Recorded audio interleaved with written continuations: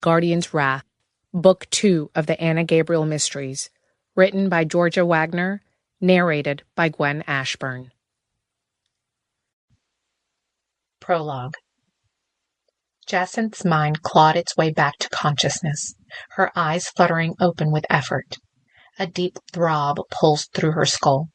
She tried to lift her hand to the epicenter of pain, only to hear the clink of metal against stone.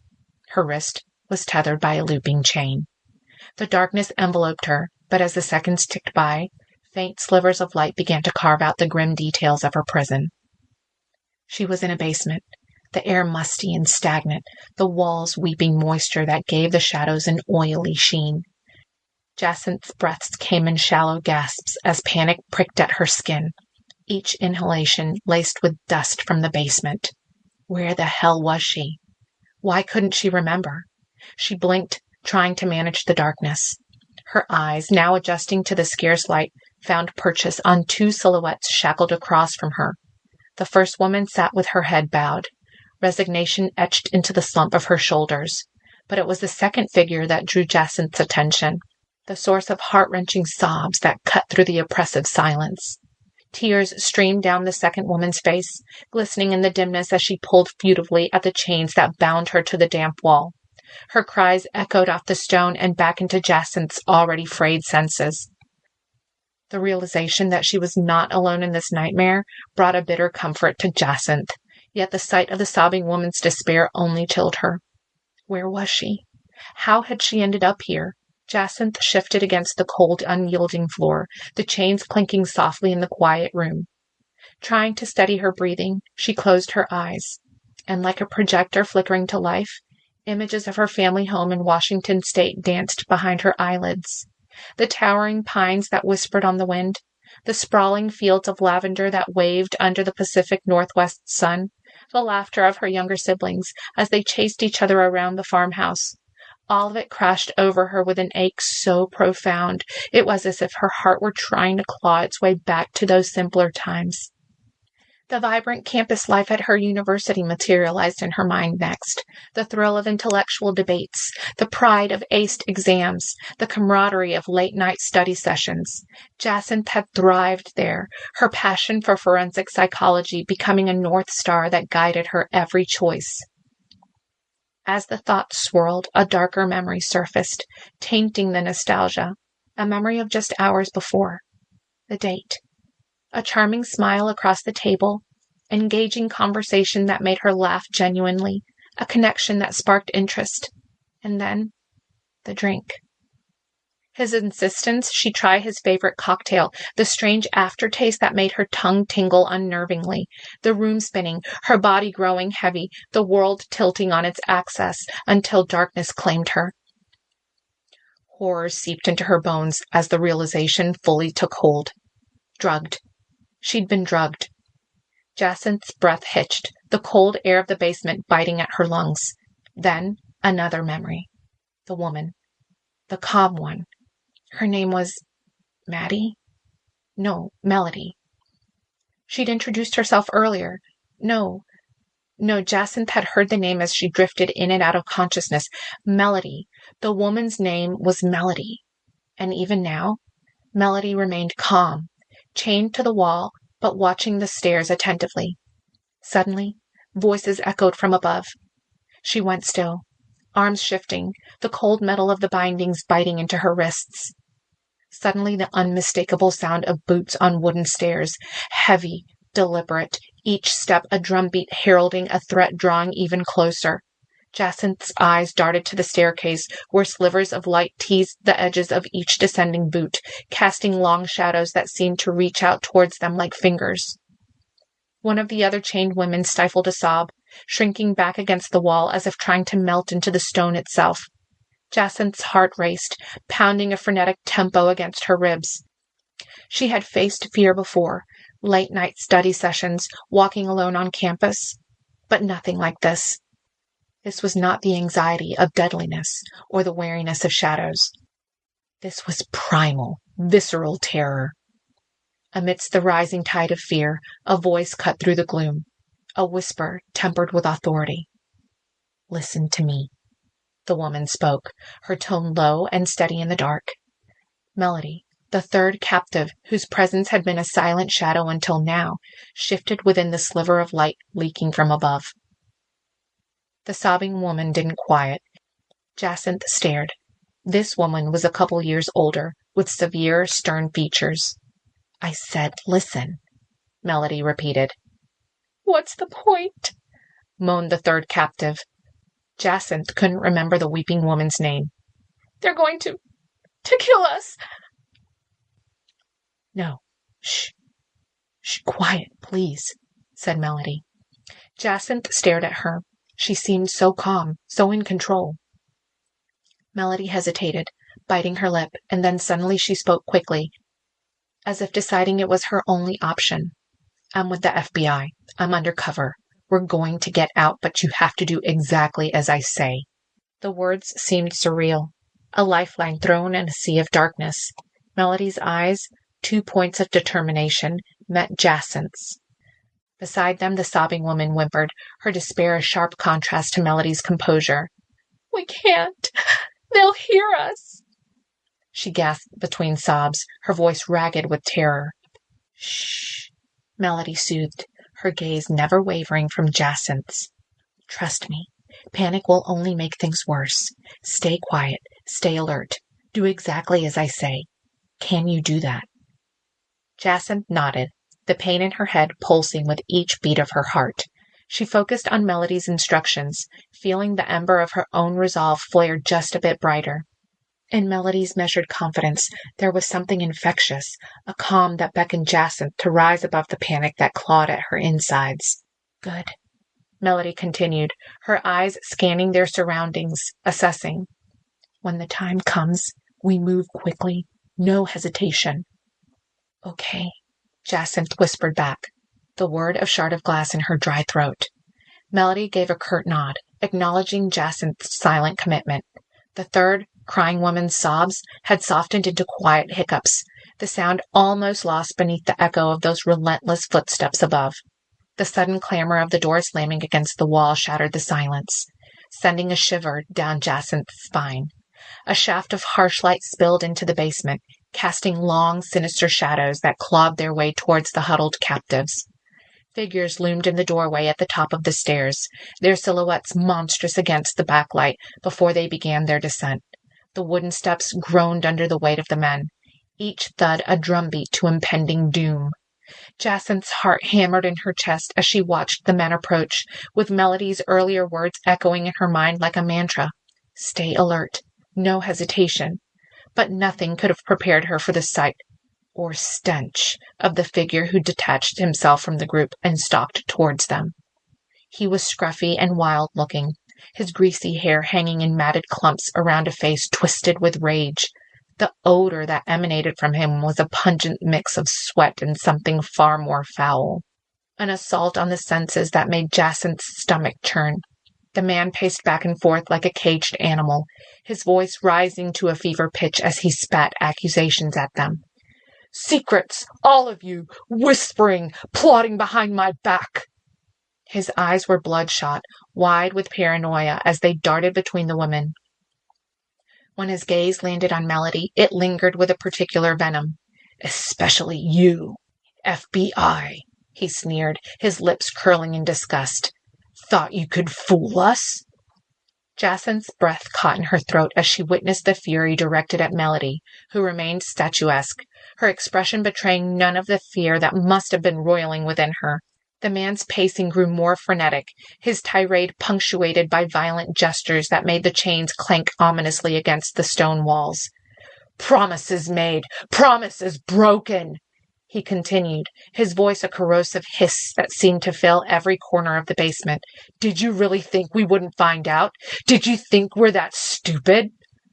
The other women recoiled, but Melody held his gaze unflinchingly, her jaw set in a line of defiance that seemed to infuriate the man even further. He leaned in close to her, his breath a hot gust of malice. Melody's muscles coiled, a spring wound tight with pent-up energy. Her eyes, hard as flint, tracked the man pacing before them. The rancid air in the basement quivered with tension, every breath a prelude to chaos. Jacinth's pulse hammered in her ears, a drumbeat of impending action. In a blur of motion, Melody twisted her wrists, the faintest glimmer of metal reflecting in the dim light, revealing a concealed metal wire. With a practiced flick, her chains fell away, clattering against the cold concrete floor. Before the echo of rattling metal could die down, she was on her feet and lunging toward the nearest captor. The man, caught off guard by the sudden assault, stumbled backward, his hands instinctively reaching for the weapon holstered at his side. But Melody was faster. Her hand shot out, fingers wrapping around his wrist with vice-like precision, wrenching his arm upwards. His grunt of surprise was cut short as Melody's elbow slammed into his face, a crunch of cartilage breaking the heavy silence. Jacinth watched, wide-eyed and frozen, as Melody wrestled the gun from the man's limp grip. A desperate scuffle broke out, a tangled dance of limbs and survival instinct. Melody maneuvered with a fluidity that betrayed her training, her movements sharp and decisive.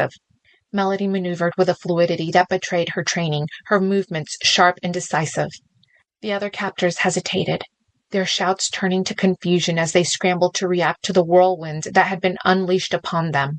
The basement erupted into pandemonium, but at its eyes stood Melody, now armed and exuding a dangerous calm.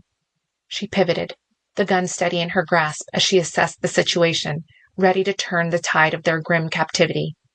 For a moment, the balance of power teetered, precariously tilting in favor of the women whose fates had been so uncertain mere seconds before.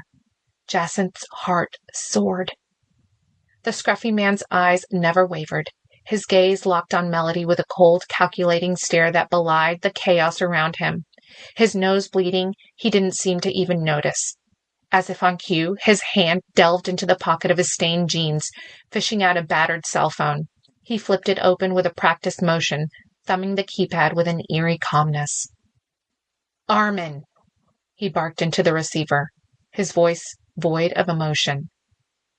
"Tell me," the scruffy man said, his tone dangerously low. "How much do you think your partner's life is worth, Agent?" Melody's posture faltered for a split second, the gun lowering just a fraction as her face contorted with horror. It was a moment's hesitation, but it spoke volumes. "Talk to him," the scruffy man demanded, extending the phone towards Melody, a cruel smirk tugging at the corners of his lips. "He doesn't sound too comfortable."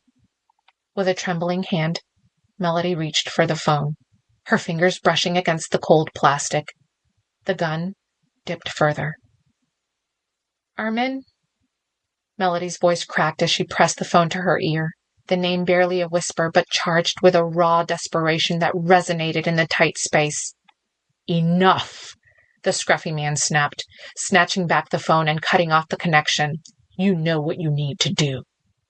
Jacinth watched as Melody's resolve crumbled, the gun finally dropping to her side in a gesture of defeat. Jacinth's heart pounded as the men seized Melody by the arms. The basement air, already thick with despair, seemed to constrict further, squeezing the hope from Jacinth's lungs with each labored breath. "Let me go!" Melody's voice was a strangled mix of outrage and resignation, her body thrashing against the men's unyielding hold. But her strength, so palpable moments before, was no match for their brutish force. The sobbing woman across from Jacinth let out a choked whimper, her eyes wide and shimmering with tears that reflected the scant light trickling down from the stairwell. She tugged futilely at her chains, the metal clinking.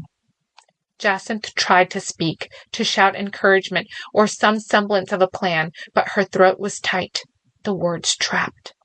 The group retreated up the wooden stairs as Jacinth watched in horror. The sound of her scuffling and the men's gruff commands faded, leaving behind a hollow echo. Silence crashed down upon the basement like a verdict, punctuated only by the other woman's quiet sobs and the distant thud of a door slamming shut. Chapter 1. "Again!" Anna snapped. She watched as her younger sister flung a combination of punches at the man in the ring. He blocked most of them, absorbed one on his chin, and retaliated with an uppercut of his own. Beth's head snapped back, her blonde hair whipping across her pale features. She stumbled, gasped and tried to block in anticipation of a return punch. Beth's opponent hesitated, shooting Anna a quick glance. His head was shaved, and he now boasted a thick beard, giving him the look of a bouncer at a nightclub. The tattoos up and down his muscular arms only further added to the intimidating effect, but he had kind eyes, and his posture was one of reluctance. Casper, her old SEAL buddy, wore thick 12-ounce gloves. He was also pulling his punches. He didn't want to hurt Beth. But this misplaced compassion was costing Anna's sister in the long run. Anna hadn't wanted to train her baby sister. For 2 months she'd flat out refused, but Beth had been persuasive, and Anna had given her word. "Damn it!" Anna shouted. "Again!" Casper sighed, shifting in the ring. These constant training sessions had helped the ex-SEAL shed some of the puppy weight he'd taken on after his retirement. 3 months ago, he'd been round of belly and ruddy of cheek. Now, he looked lean again, and the work with free weights was evident in his physique. Anna brushed the single lock of white hair behind her ear, one scarred hand tensed at her side. She stood just outside the makeshift boxing ring in the abandoned industrial complex where they'd set up shop. Anna's green eyes surveyed the scene, her expression impassive, as she often kept her emotions like cards close to the chest. If not for the tattoo on her forearm, some might have mistaken her for a good church girl, minimal makeup, a simple ponytail, pleasant features. But 3 tours on 2 continents, working as a government assassin, undermined the apparent image. Plus, she was now instructing her old friend to beat up her baby sister. That last part troubled Anna most of all. But as the old saying went, no pain, no gain. Beth was bleeding from her nose, her lip. She trembled, shaking her head, staring at the ground, her hands at her side. "Beth, again," Anna said. "It's not done." Beth just stood there, shaking and staring at the ground. "Beth!" Casper glanced at her, fist cocked. Anna nodded once, but Casper shook his head. Anna scowled. "Do it! Round's not over!" But Casper stepped back, crossing his arms and glaring at her. "This is bullshit, Anna." Beth looked up now, her face tense, her voice shaking. "I didn't pay you to stop." The stay-at-home mother of 2 had a fierce look in her eyes. She glared from Casper to Anna, and back again. "I can take it. I can." "There's a difference between training and punishing yourself," Casper muttered. Beth looked at him, tense. Her features were like those of a cheerleader, and Anna had often felt her sister was the prettier of the 2. Anna's own features were passably attractive, with sea-green eyes and an upturned nose, sharp cheekbones, and a shock of white through raven black hair. But the tattoos of the bone frog carrying the trident on her forearm placed her firmly outside the vector of good girls world round. Beth, on the other hand, had been the prototypical good girl. She graduated summa cum laude from university, had married young, often volunteered at church groups, and raised her kids with a loving husband. But all of that had been stripped away. Anna pictured the flash of orange, the explosion of the helicopter. All 3 of Beth's family members had been purported to be on that helicopter, but Beth held out hope that they were still alive. Anna wasn't so sure. She'd played through that faithful night again and again in her mind, and each time she reached the same conclusion. Beth's family, as tragic as it was, had died. But she didn't have the heart to rip away this small sliver of hope, and so when Beth had insisted Anna train her, teach her, Anna hadn't been able to refuse. In Beth's mind, if she could learn the same skills Anna had, then she could help find and rescue her family. Anna and Casper had already been scouring their network of sources. No one had spotted the albino, the man who'd kidnapped Beth. No one had heard of Tom, Sarah, or Tony being alive anywhere. Anna let out a faint sigh, shaking her head. "That's enough for today," she said wearily, rubbing a hand across her brow. Casper was still standing in the ring, arms crossed. "No," Beth insisted. She pointed at Casper. "I paid you the insurance money from our home. You can't stop. Not now. A deal is a deal." Casper winced, his kind eyes bunching up.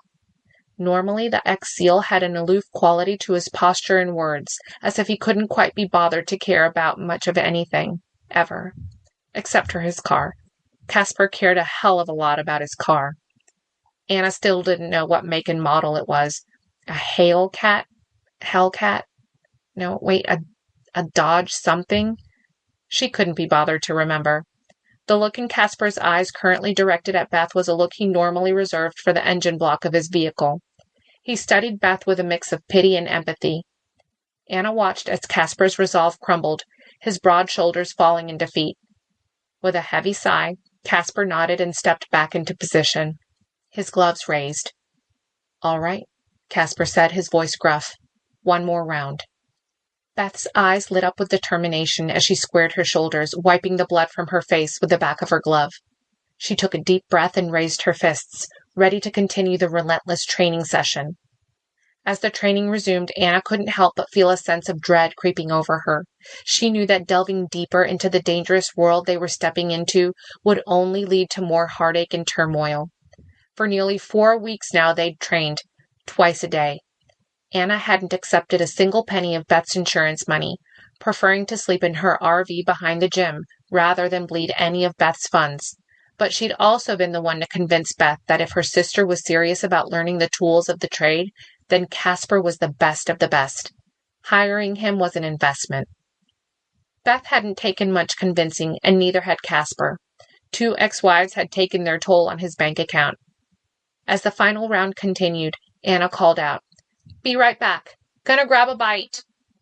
She didn't wait to see if either of them had heard.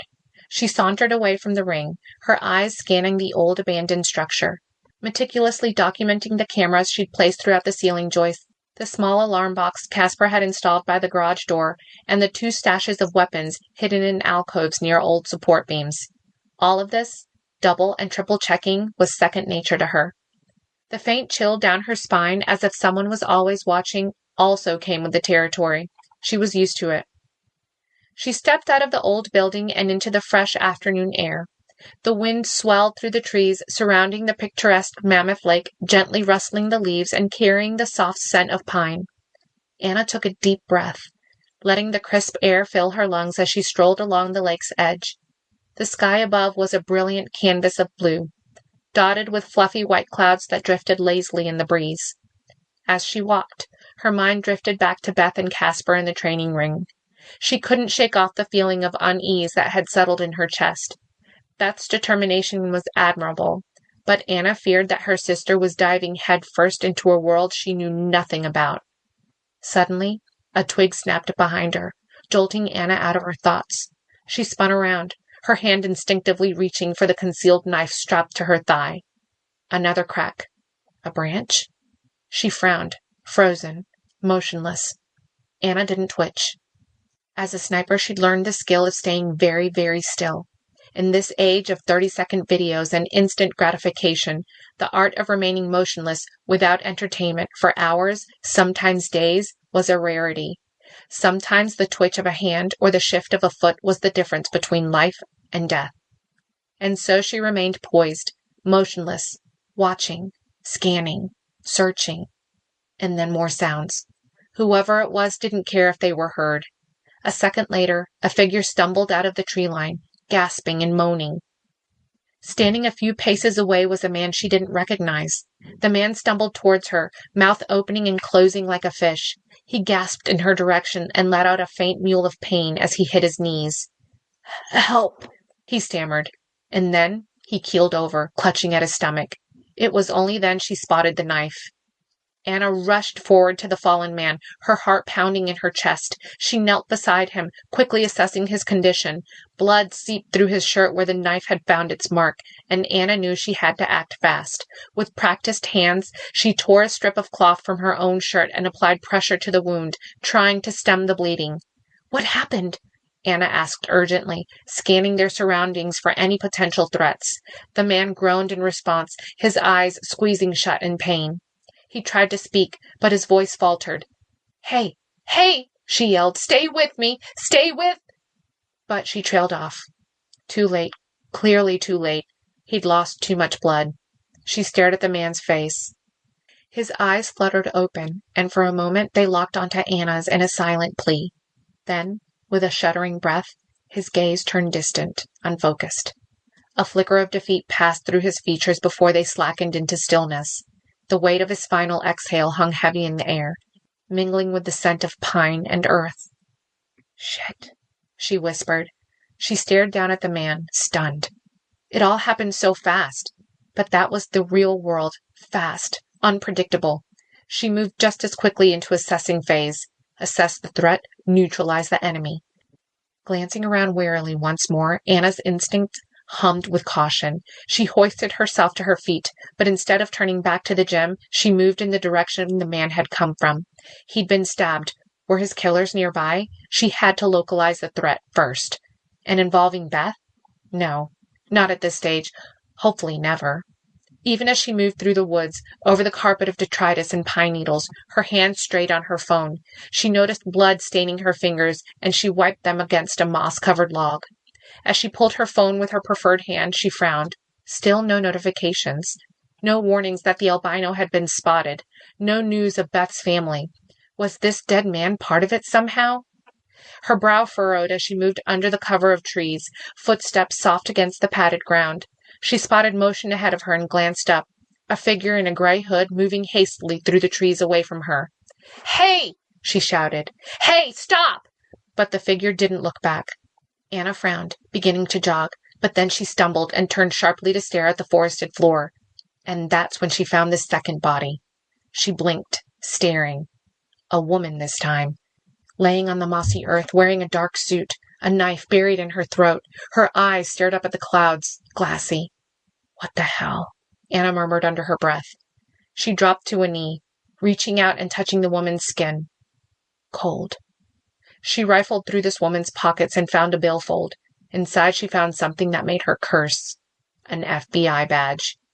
"Shit," she whispered, dropping the item and stumbling back.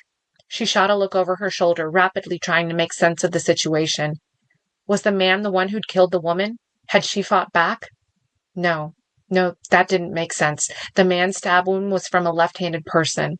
This woman was clearly right-handed, judging by the calluses on her fingers and the hand she'd gripped at the knife in her throat with. All of this information flooded her brain on instinct and training alone. A left-handed killer. Shit. Double shit. She glanced at her own hand and suddenly realized she needed to leave now. She cursed, turning on her heel, but before she could move, a voice called out, "Hands up! Get your goddamn hands up!" She froze in place, glancing back. A man was emerging from the tree line, gun in hand, pointing at her head. 2 more men flanked him. All of them wore black suits. All of them carried dark scowls. "Get on the ground!" one of them shouted. She tensed, assessing the situation. They were drawing close. The trees could provide cover if she decided to make a move. She didn't speak yet. Were these the killers? But before this thought had even completed its circuit through her synapses, one of the other figures let out a howl. Not a man after all. The shaved head had thrown her for a loop, but the figure was distinctively feminine. This woman surged towards the fallen form on the ground. "Melody!" she yelled, her voice full of pain. "You killed Melody!" The man holding the gun on her scowled. The safety clicked off. "Where's Armin?" he demanded. "Where is he? Tell us now. Did you kill him too?" Anna blinked, swallowed faintly, and glanced over her shoulder. The trail of blood would be easy enough to follow. At least she now had the names of the 2 murder victims. But by the looks of things, these 3 suited folk were FBI. And by the sound of things, they had their primary suspect in the murders. "On the ground! I said get on the ground, damn it!" Reluctantly, she lowered slowly. "I didn't do this." "Shut up! Get down!" She let out a faint, frustrated sigh, lowering herself to the ground. Her face pressed against pine needles, inhaling the scent of earth. A shout from behind her indicated the second body had been found. And though she lay on moss and leaves, she felt as if she'd just gotten herself into a giant pile of crap. And though she lay on moss and leaves, she felt as if she'd just gotten herself into a giant pile of crap. Chapter 2. "I didn't kill them," Anna said, her voice cold as her eyes darted around the dark van. Her hands were cuffed behind her back, as she calmly surveyed the FBI agents across from her. The man who'd pulled the gun was there, along with the bald woman. Both of them stared at her, sitting in plastic chairs across from the picnic table between them in this mobile interrogation unit. A sprinter van, judging by the wheel wells, not wide enough to be a ProMaster. Anna cataloged this information. It wasn't a conscious effort, but rather the results of her subconscious processing any small piece of information that might give her an advantage. Her wrists chafed against the cuffs, and her eyes flicked between her two captors. How many times had she been on the other side of the table? How many times had she been involved during CIA's advanced interrogation techniques? She'd been hunting bad guys. That's how she'd always seen it. Anna didn't believe in living under the shadow of regret. The past haunted only those who willingly exhumed the bones of bad decisions, but her mind flitted back to Yemen. She pictured a Middle Eastern man with a thick brown beard. He'd stared at her with the same intensity as the FBI agents. He'd cursed at her in Arabic. At first, she thought he was innocent, but then she'd spotted the scar. The same scar as the bomber in the bazaar. The same scar as the gunman who'd opened fire on her teammates. She shivered, closing her eyes, weathering the storm of the unbidden memory. PTSD, some called it. She could hear the echo of gunshots, the loud blast, the screaming women, the crying children, the shouting men. Hellfire had rained down on that bazaar, and the hunt for the perpetrators had eventually led her being dishonorably discharged. It's never a good sign when the government tells a would-be assassin to pack their bags, but the CO she'd punched had leverage, and she'd been shown the door. And now, here she sat, facing two suits wearing similar expressions of cold anger. Clearly, they knew the victims. "I didn't kill them," she repeated. "I just found them." "Right," said the man with the handlebar mustache, "because you were boxing in that old building, Like I told you. You said 2 others would be there. They're not." Anna nodded, mildly impressed. Casper was good. He'd likely seen the suits on the security cameras and snuck out the back with Beth. She felt a flicker of relief knowing Casper was with her little sister. There were few people she'd trust with Beth's life. In fact, only one other, and that person was currently cuffed in the back of a moving van. She surveyed the 2 FBI agents. The man with the handlebar mustache looked to be middle-aged, with salt and pepper hair, along with a no-nonsense attitude. He reminded her of a stern substitute teacher. His suit looked more like a uniform, and his posture suggested a military background. Army. Definitely not Navy. She knew her own kind, and this one wasn't it. The female partner was frowning at Anna, and there was something far more personal in her glare, as if she wanted to lunge across the table and rip Anna to pieces. This woman would have been beautiful if she'd spent 10 seconds tending to her appearance, but clearly she had different priorities. No makeup. Lumpy ear on the left side suggested she had a combat sport background. Head shaved completely. Suit unbuttoned at the top, but no jewelry. Her dark skin was flawless. No tattoos, no markings, no scars of any kind. Save the knuckles.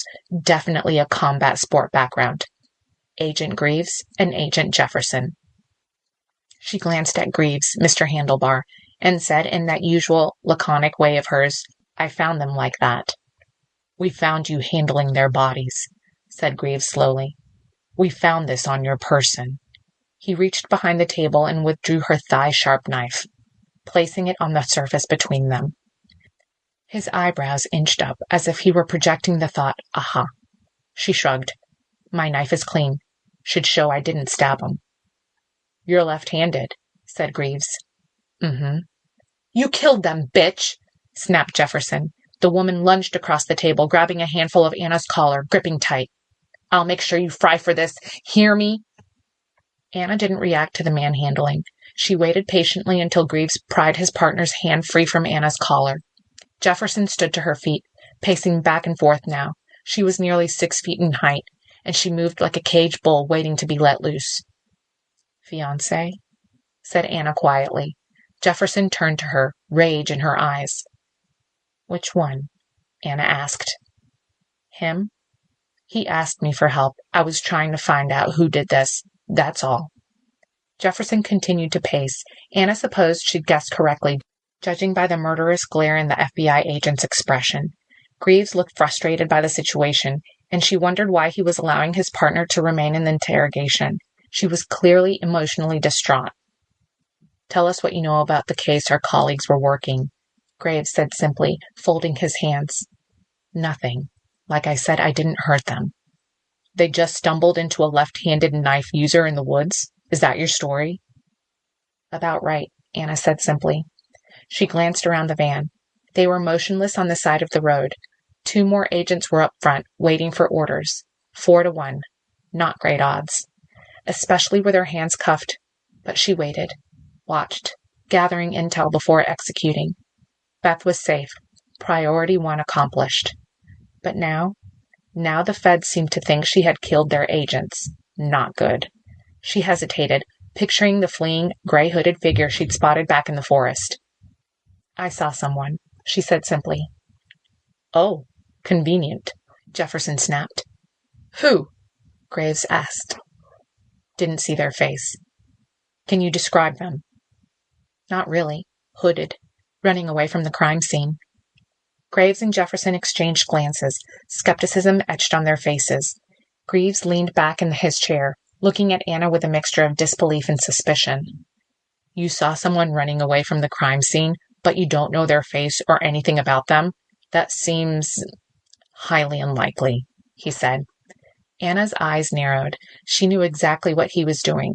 He was trying to make her feel small, to break her down, but she wasn't about to let that happen. "Is that all you're going to say?"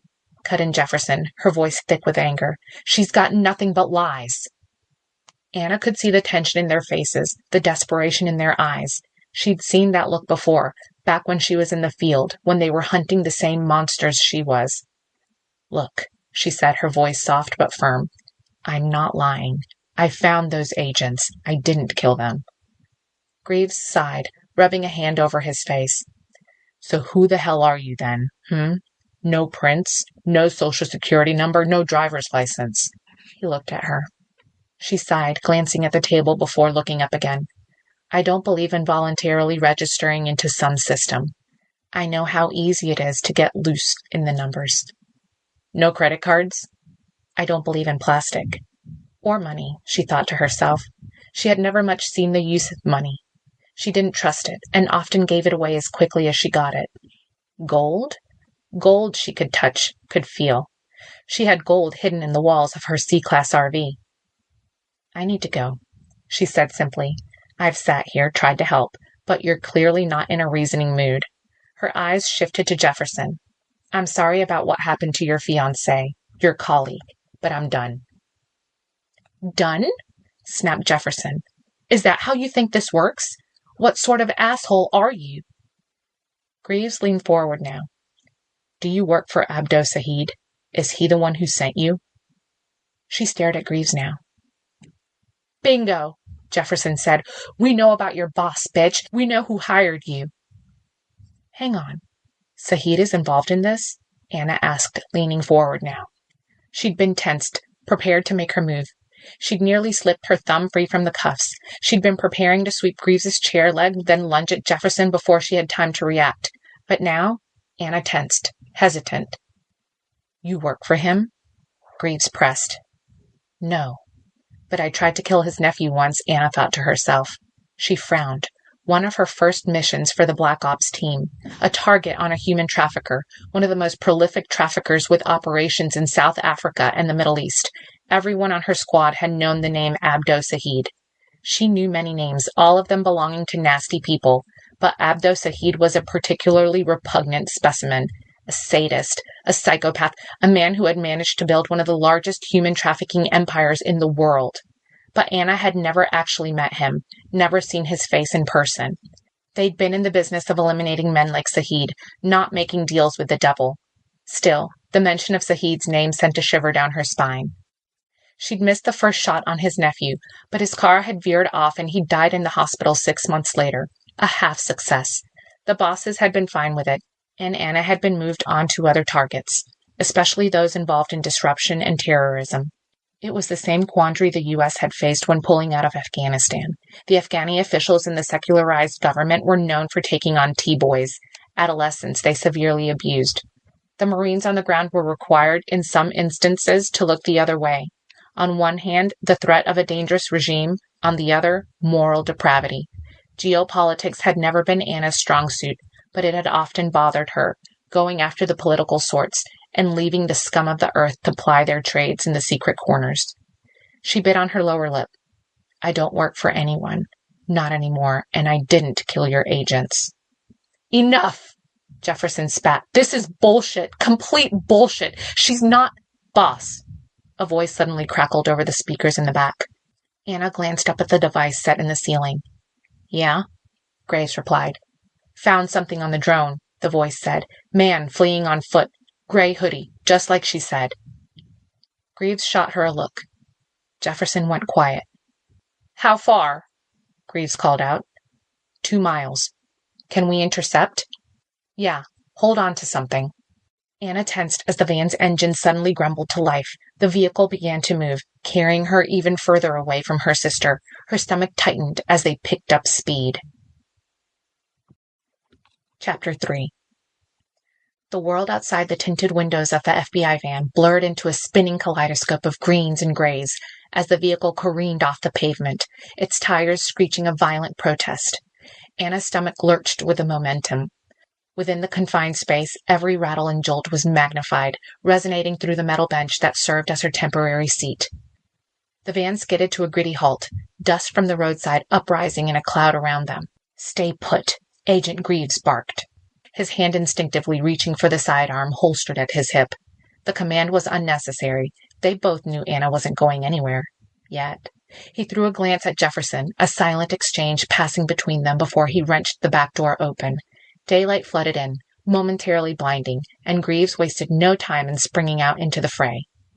Anna listened to the gravel crunch under his boot as he took off in the hunt for the man in the gray hoodie. Jefferson moved to follow her partner, but paused, shooting a glare back at Anna. She reached towards her belt. The metallic clink of the handcuffs echoed in the tight space as Jefferson, her bald head glistening under the van's dull interior light, loomed over Anna. Without a word, she yanked Anna's ankles together, the cuffs snapping shut. Anna met Jefferson's eyes, noting the hard set of her jaw and the slight flare of her nostrils, silent tells of disdain. Despite the animosity emanating from the agent, Anna remained composed. As Jefferson bent to secure the cuffs to the chair's base, Anna, under the guise of shifting uncomfortably, flexed her calves, muscles tautening like coiled springs. The cuffs strained against her unexpected resistance, the rigid metal grazing along her skin as they slid upwards, inch by imperceptible inch. Anna masked the maneuver with a grimace, feigning discomfort. Jefferson, absorbed in the task, failed to notice. "Jefferson! I see him!" a voice shouted from further out. The female agent glanced sharply at the door, exhaling sharply. "Keep still," Jefferson muttered, her attention momentarily diverted by the commotion outside. With no more than a curt glare toward Anna, Jefferson pivoted on her. The back of the van gaped open like a dark maw as she took off in pursuit of Greaves, her footsteps spraying gravel which tinged off the metal of the car. A distinct set of heavier slams resonated through the vehicle's frame, the front doors. She envisioned the drivers, previously unseen but now an integral part of the chase. The forest outside erupted into a frenzy of sound, piercing the previously held silence with the intensity of a siren. Shouting voices melded into one another, each cry laced with an urgency. The unmistakable crack of gunshots split the air, quick and sharp, punctuated by the duller thuds of boots pounding against the earth. With the chaos providing a cover, Anna seized her moment. She exhaled slowly, a deliberate act to calm the adrenaline surging through her veins. Her muscles, tense from anticipation, now relaxed in calculated measure. She shifted subtly, angling her legs downward, feeling the cuffs that had been biting into her skin loosen their grip. The metallic constraints slid along the contour of her calves, down, down until they encircled her ankles with deceptive ease. The clink of chain against a floorboard was almost lost amidst the external clamor, but to Anna it was as significant as the final click of a lock disengaging. With this small victory, she found herself unshackled. Anna's eyes narrowed as she surveyed the interior of the van, each breath a quiet calculation. There was no room for panic.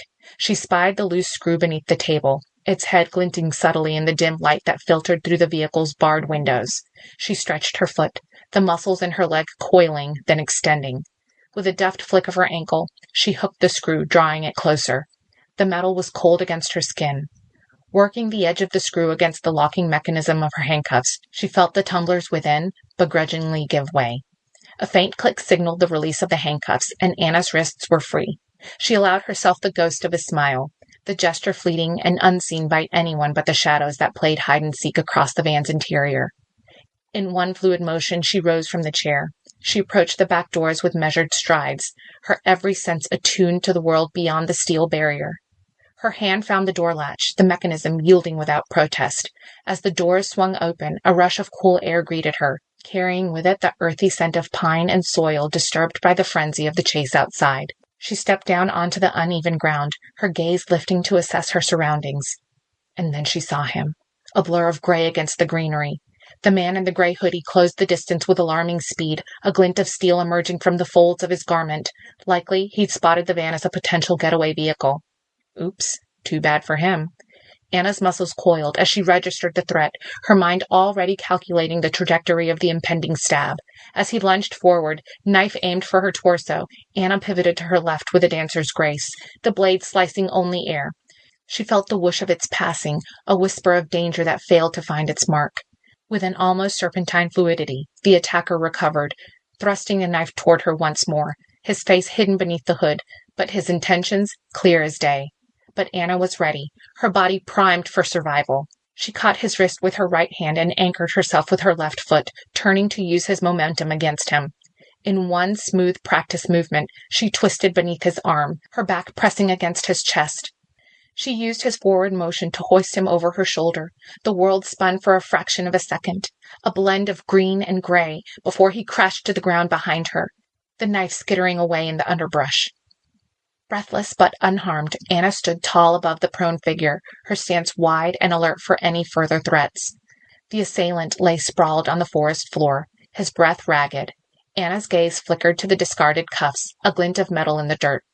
Lunging forward, she snatched them up, her fingers working with practice efficiency. In one fluid motion, she straddled the man's back, pinning him with her knees. The click of the cuffs closing around his wrist was satisfyingly final. "Stay down," she murmured. The sounds of the chase that had unfolded beyond the tree line returned as heavy footsteps signaled an approach. Greaves burst through the underbrush first, gun raised and ready, only to skid to a halt at the sight. Jefferson followed close behind, weapon drawn. "What the hell?" Greaves managed, his voice a mixture of bewilderment and winded disbelief.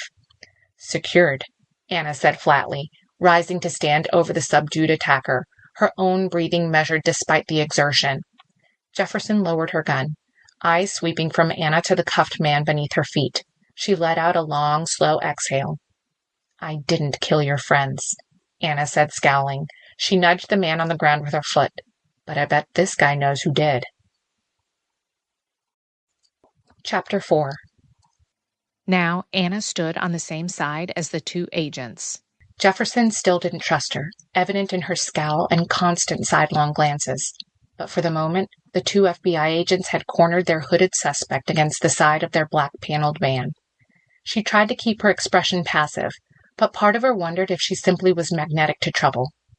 She spotted a small droplet of blood on her sleeve, which she kept trying to wipe away with a twitching trigger finger. Thankfully, Agent Jefferson hadn't noticed. Anna stood just to the right of Greaves, watching as the mustachioed Fed stepped closer to their suspect. The hooded man had wide, froggy eyes set a bit too far apart. His lip was twisted into a perpetual sneer, on account of the scar running from his lower lip to his ear. He spat at Greaves, a wild glint in his eyes as he lunged forward. But Jefferson was faster. Her arm shot out like a viper, catching the man's throat in a vice grip. The man struggled, clawing at her with elongated nails that gleamed in the sunlight filtering through the trees. Anna observed the scene with a detached air, her mind already moving on to what lay beyond this moment. Jefferson forced the suspect to his knees, his struggles weakening under her unyielding grip. Greaves took a step forward, his gaze flickering between Anna and the man on the ground. The forest seemed to hold its breath, the only sound the rustle of leaves in the gentle breeze. "Who sent you?" Jefferson's voice was low, a dangerous edge cutting through the stillness of the woods. The man's eyes darted between the agents and Anna. his chest heaving as he tried to speak through Jefferson's iron hold. "Talk," Jefferson demanded, tightening her grip even further. Anna cleared her own throat. "So, can I go now?"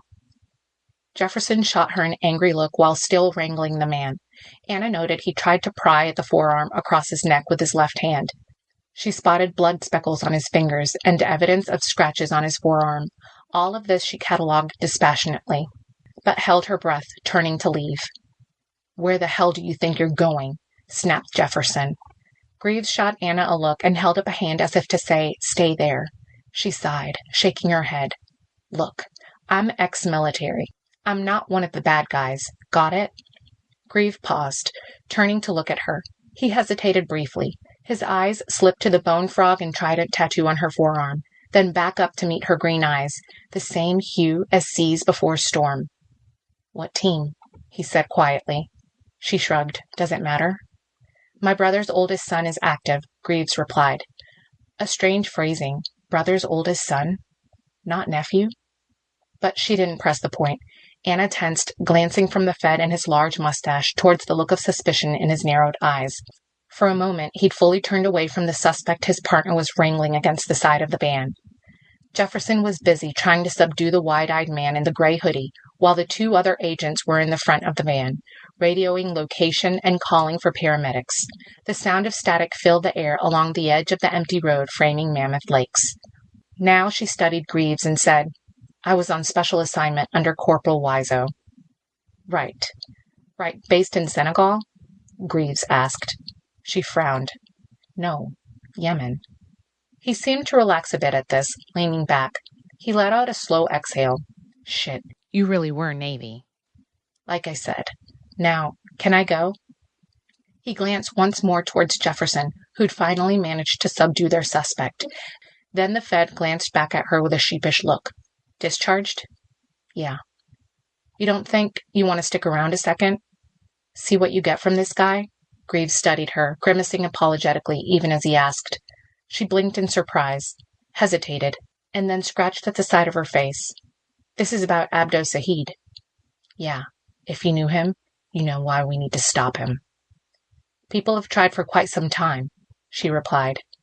"Yeah," Greaves said, "but we have reason to believe he's coming here." "What, to the U.S.? As she said it, Anna's posture tensed. She felt a flicker of anger flash through her. She remembered all the young women and men whose lives had been ripped apart by Sahid's sex trade. She pictured a scene from memory.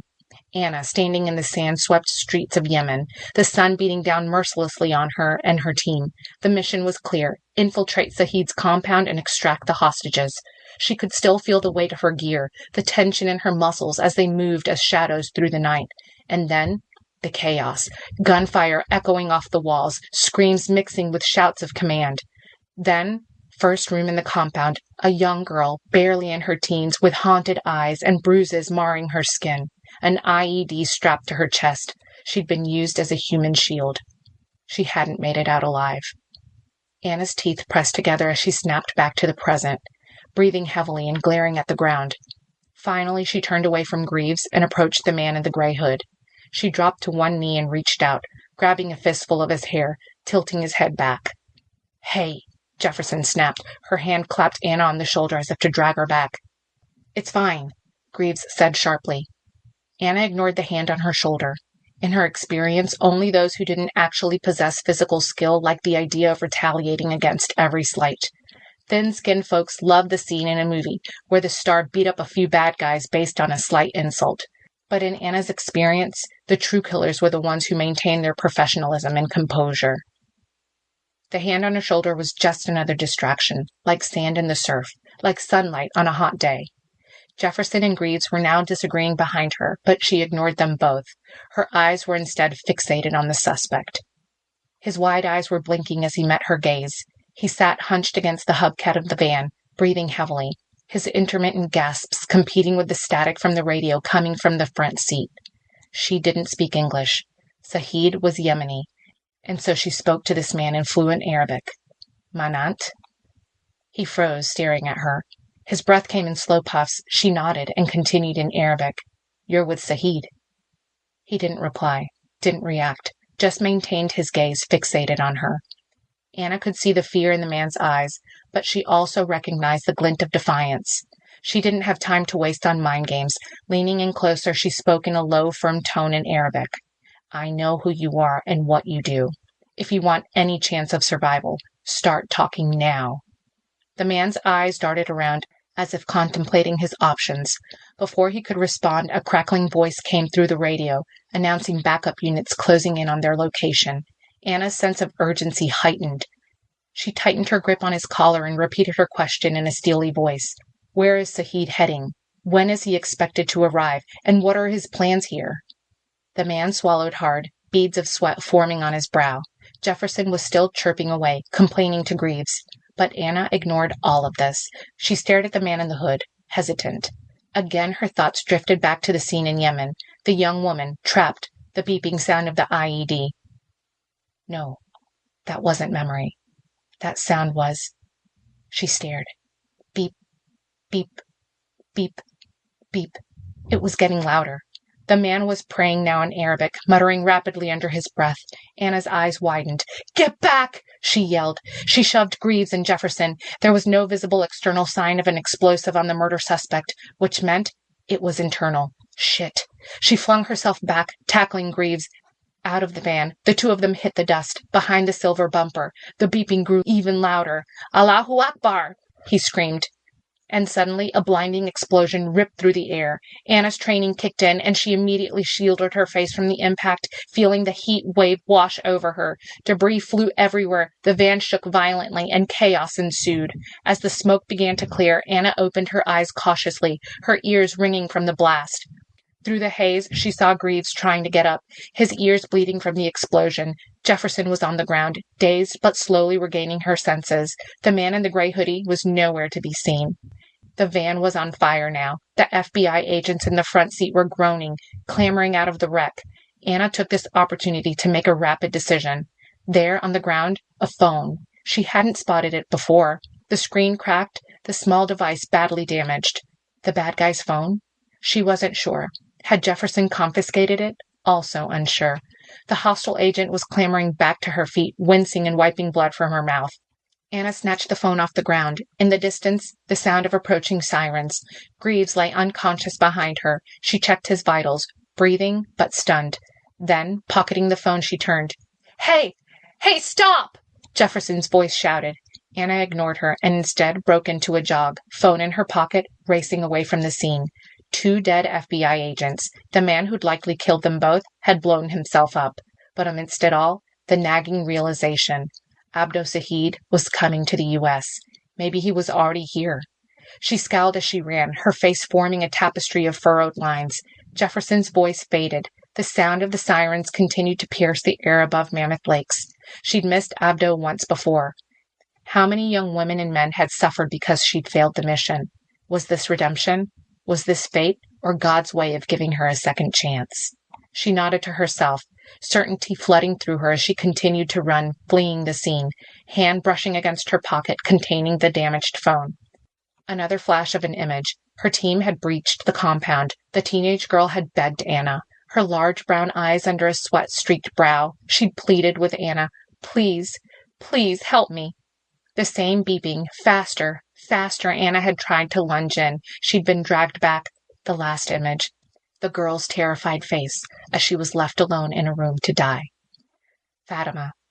Anna had found out the girl's name only afterwards. A schoolgirl, kidnapped from her village by Sahid's men.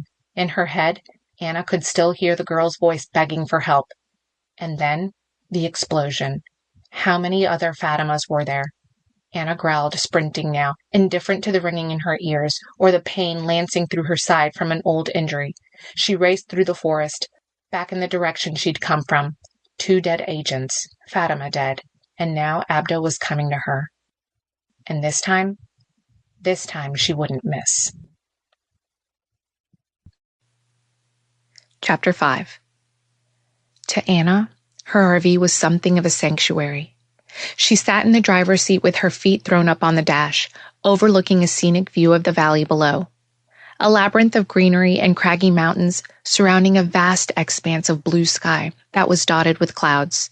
Her RV was built as a home, but could manage speed as well, thanks to the engine taken from a decommissioned tank, specifically a Bradley fighting vehicle. The chassis was reinforced with layers of Kevlar, and the interior was equipped with a state-of-the-art surveillance system. It was the perfect hiding place for someone like Anna. And now, on the FBI's radar, they would likely be breathing down her neck. She glanced at the broken phone in her hand, stolen from the suicide bomber, a malformed lump of plastic and metal that looked like it could have been anything, but it was important, and she knew it. She tightened her grip on the phone, feeling the rough edges dig into her palm. Her attention shifted to the laptop resting on her thighs. She lowered the phone, placing it on the seat next to her. "All right then," she whispered to herself. Anna's fingers flew over the laptop keyboard, the clattering sounding tinny in the cramped space of her RV. The screen glared back at her, pages flicking past as she searched tirelessly for any trace of Fatima in Yemen. She tried Fatima, every conceivable variant that might lead to the news report of a woman's death from 7 years ago. But the digital abyss returned nothing. A scowl etched deeper into Anna's features. It wasn't just disappointment gnawing at her. There was a sharp worry that sliced through the fog of her exasperation. The FBI, with their relentless tendrils, were no doubt closing in on her. They'd want information, anything she knew about the man in the gray hood, and Anna had the sinking feeling they wouldn't ask nicely this time. She clicked out of the browser and leaned back in her chair, rubbing at temples that throbbed with the beginning of a headache. The silence of the RV hummed with tension, punctuated by the occasional distant car passing by outside. The cursor blinked on Anna's laptop screen, a silent metronome, marking the passing seconds as she sat motionless. Her gaze locked on the broken phone that lay beside her. The arrival of Abdo Sahid to American soil was no longer a distant threat. It was an impending reality. Her fingers twitched involuntarily towards the device, its shattered screen a mosaic of possibilities. She reached for it, the cracked plastic feeling cold and slightly jagged against her skin. Memories of the man in the gray hood flashed through her mind, the swift, merciless way he had wielded his blade against the unfortunate agents. Why had he been sent to kill the FBI? Or why had they been sent to catch him? If so, he'd taken a permanent way out. Each fragment of glass from the phone screen seemed to reflect a piece of the enigma that was Sahid. Violence as a message, she mused aloud, rolling the damaged phone between her palms. It was unlike Sahid to leave such a bloody trail. The man preferred shadows to daylight, manipulation over brute force. But this was personal, visceral. A shift in the modus operandi that hinted at something more sinister. Or something bigger. Where money was involved, Sahid would go to any lengths. He'd once killed his own father over a deal gone wrong. Her thumb grazed over the exposed circuitry of the phone, where bits of metal and wire peeked out like the innards of some small woodland critter. If Sahid was escalating his methods to include a public display of violence, what did that say about his plans? What larger scheme could be worth exposing himself? "Damn it," she whispered, frustration coiling in her chest. The sharp rap of knuckles against metal jerked Anna from her thoughts. Her head snapped towards the door of the RV. She rose, muscles tensed, as another round of knocking hammered through the small space. Anna, it's me." A muffled voice called from outside, one she recognized instantly. She exhaled slowly, grounding herself before pulling open the door to reveal the weathered face of Casper. His jaw set in that familiar stoic line. The corners of his eyes were crinkled, not from a smile, but from days of strain and nights without proper rest. He wore sunglasses, like usual, his shaved head now topped with a baseball cap, the brim's shadow cast over his face. He was handsome again, as she remembered him from back in the day. He'd shed some of the retirement pudge over the last couple of months, and now she noted his masculine jawline, his strong shoulders. But there was no time to indulge in memories, not when the FBI and a dangerous man like Abdo Sahid were breathing down their necks. "Casper," Anna greeted him, stepping aside to allow him into the RV. "Managed to give the feds the slip. he said, stepping inside without waiting for an invitation. Beth's holed up in a motel, catching some Z's. You shouldn't be here, Cass, Anna warned, closing the door but unable to mask the relief in her voice. She studied him in the dim light, noting the way his hands never quite stilled. A soldier's habit. Feds are looking for me.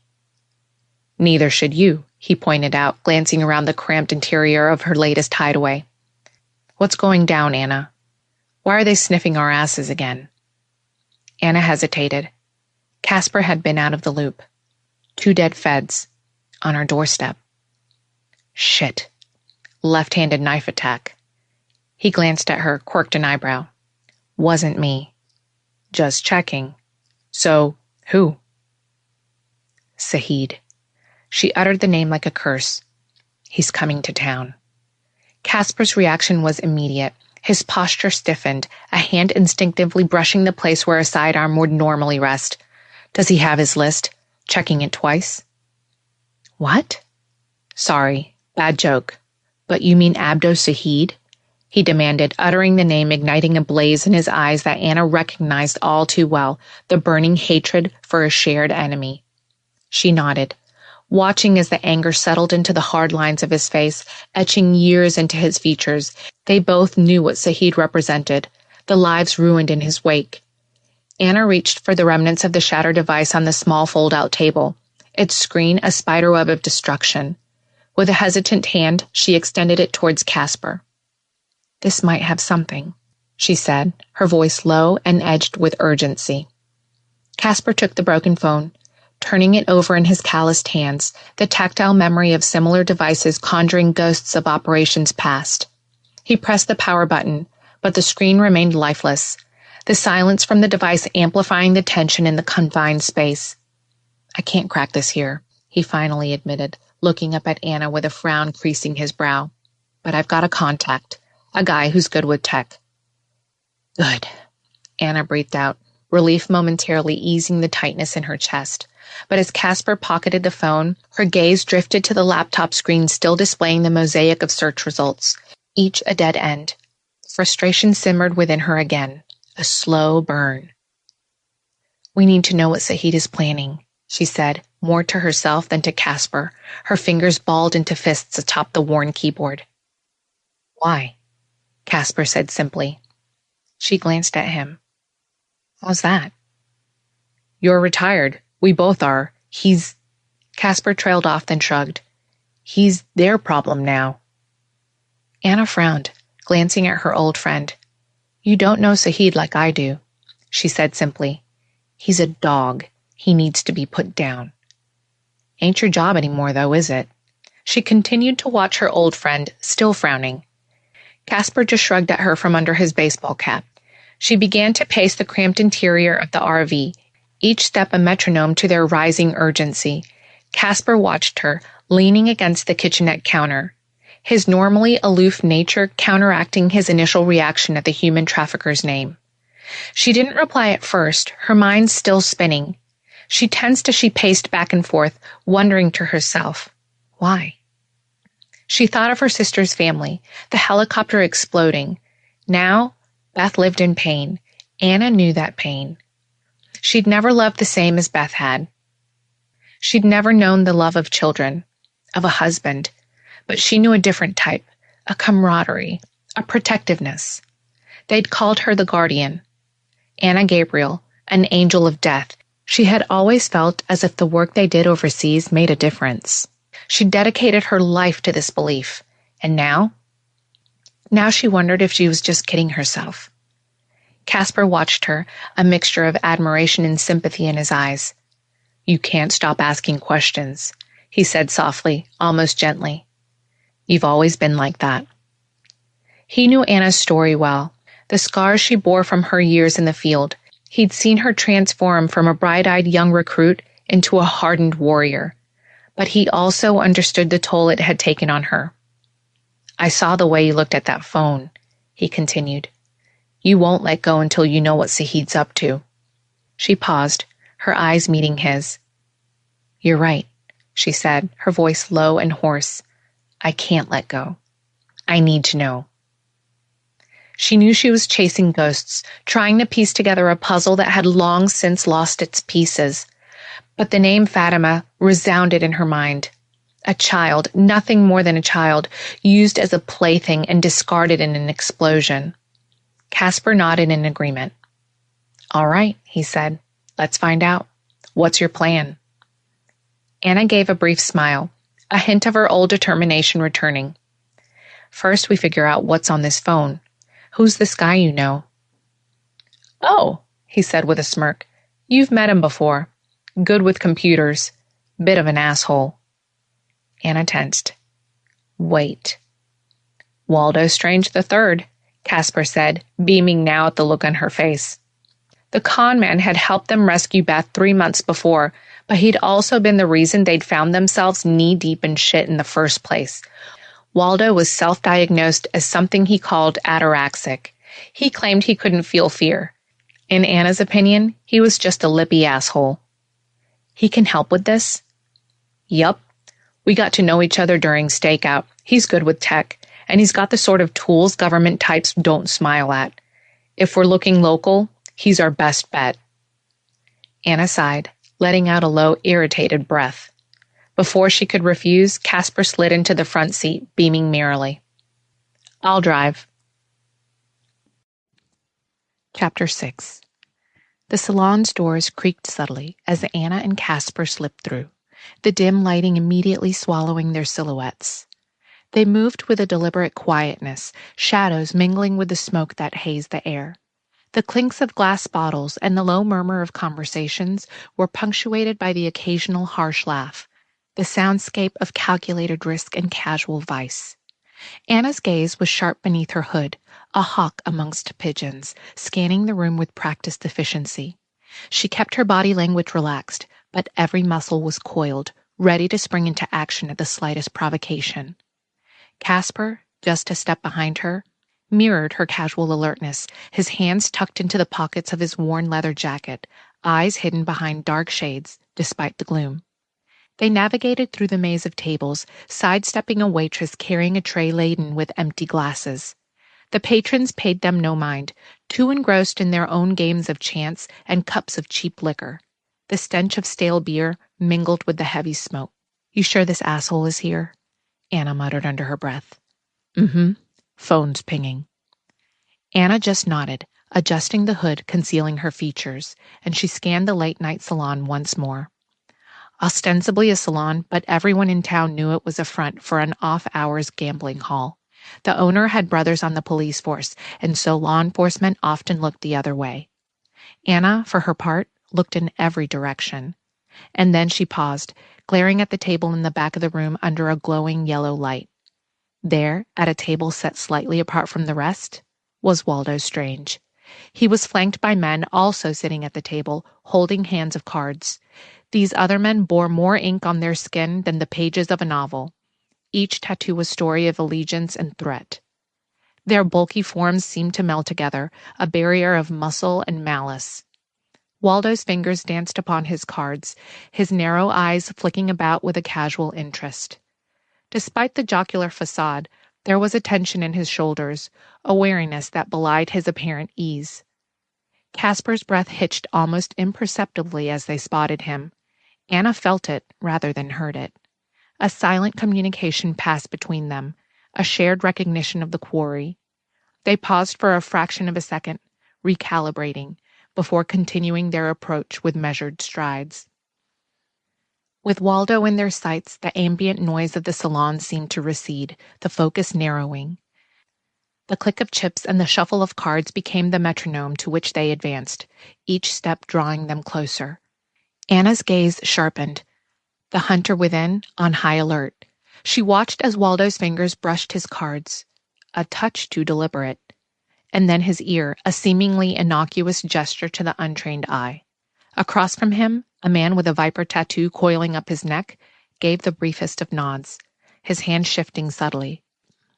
Waldo's poker face was impenetrable, a mask of calm concentration. He was a seasoned player, well-versed in the art of deception, but Anna had seen it all before.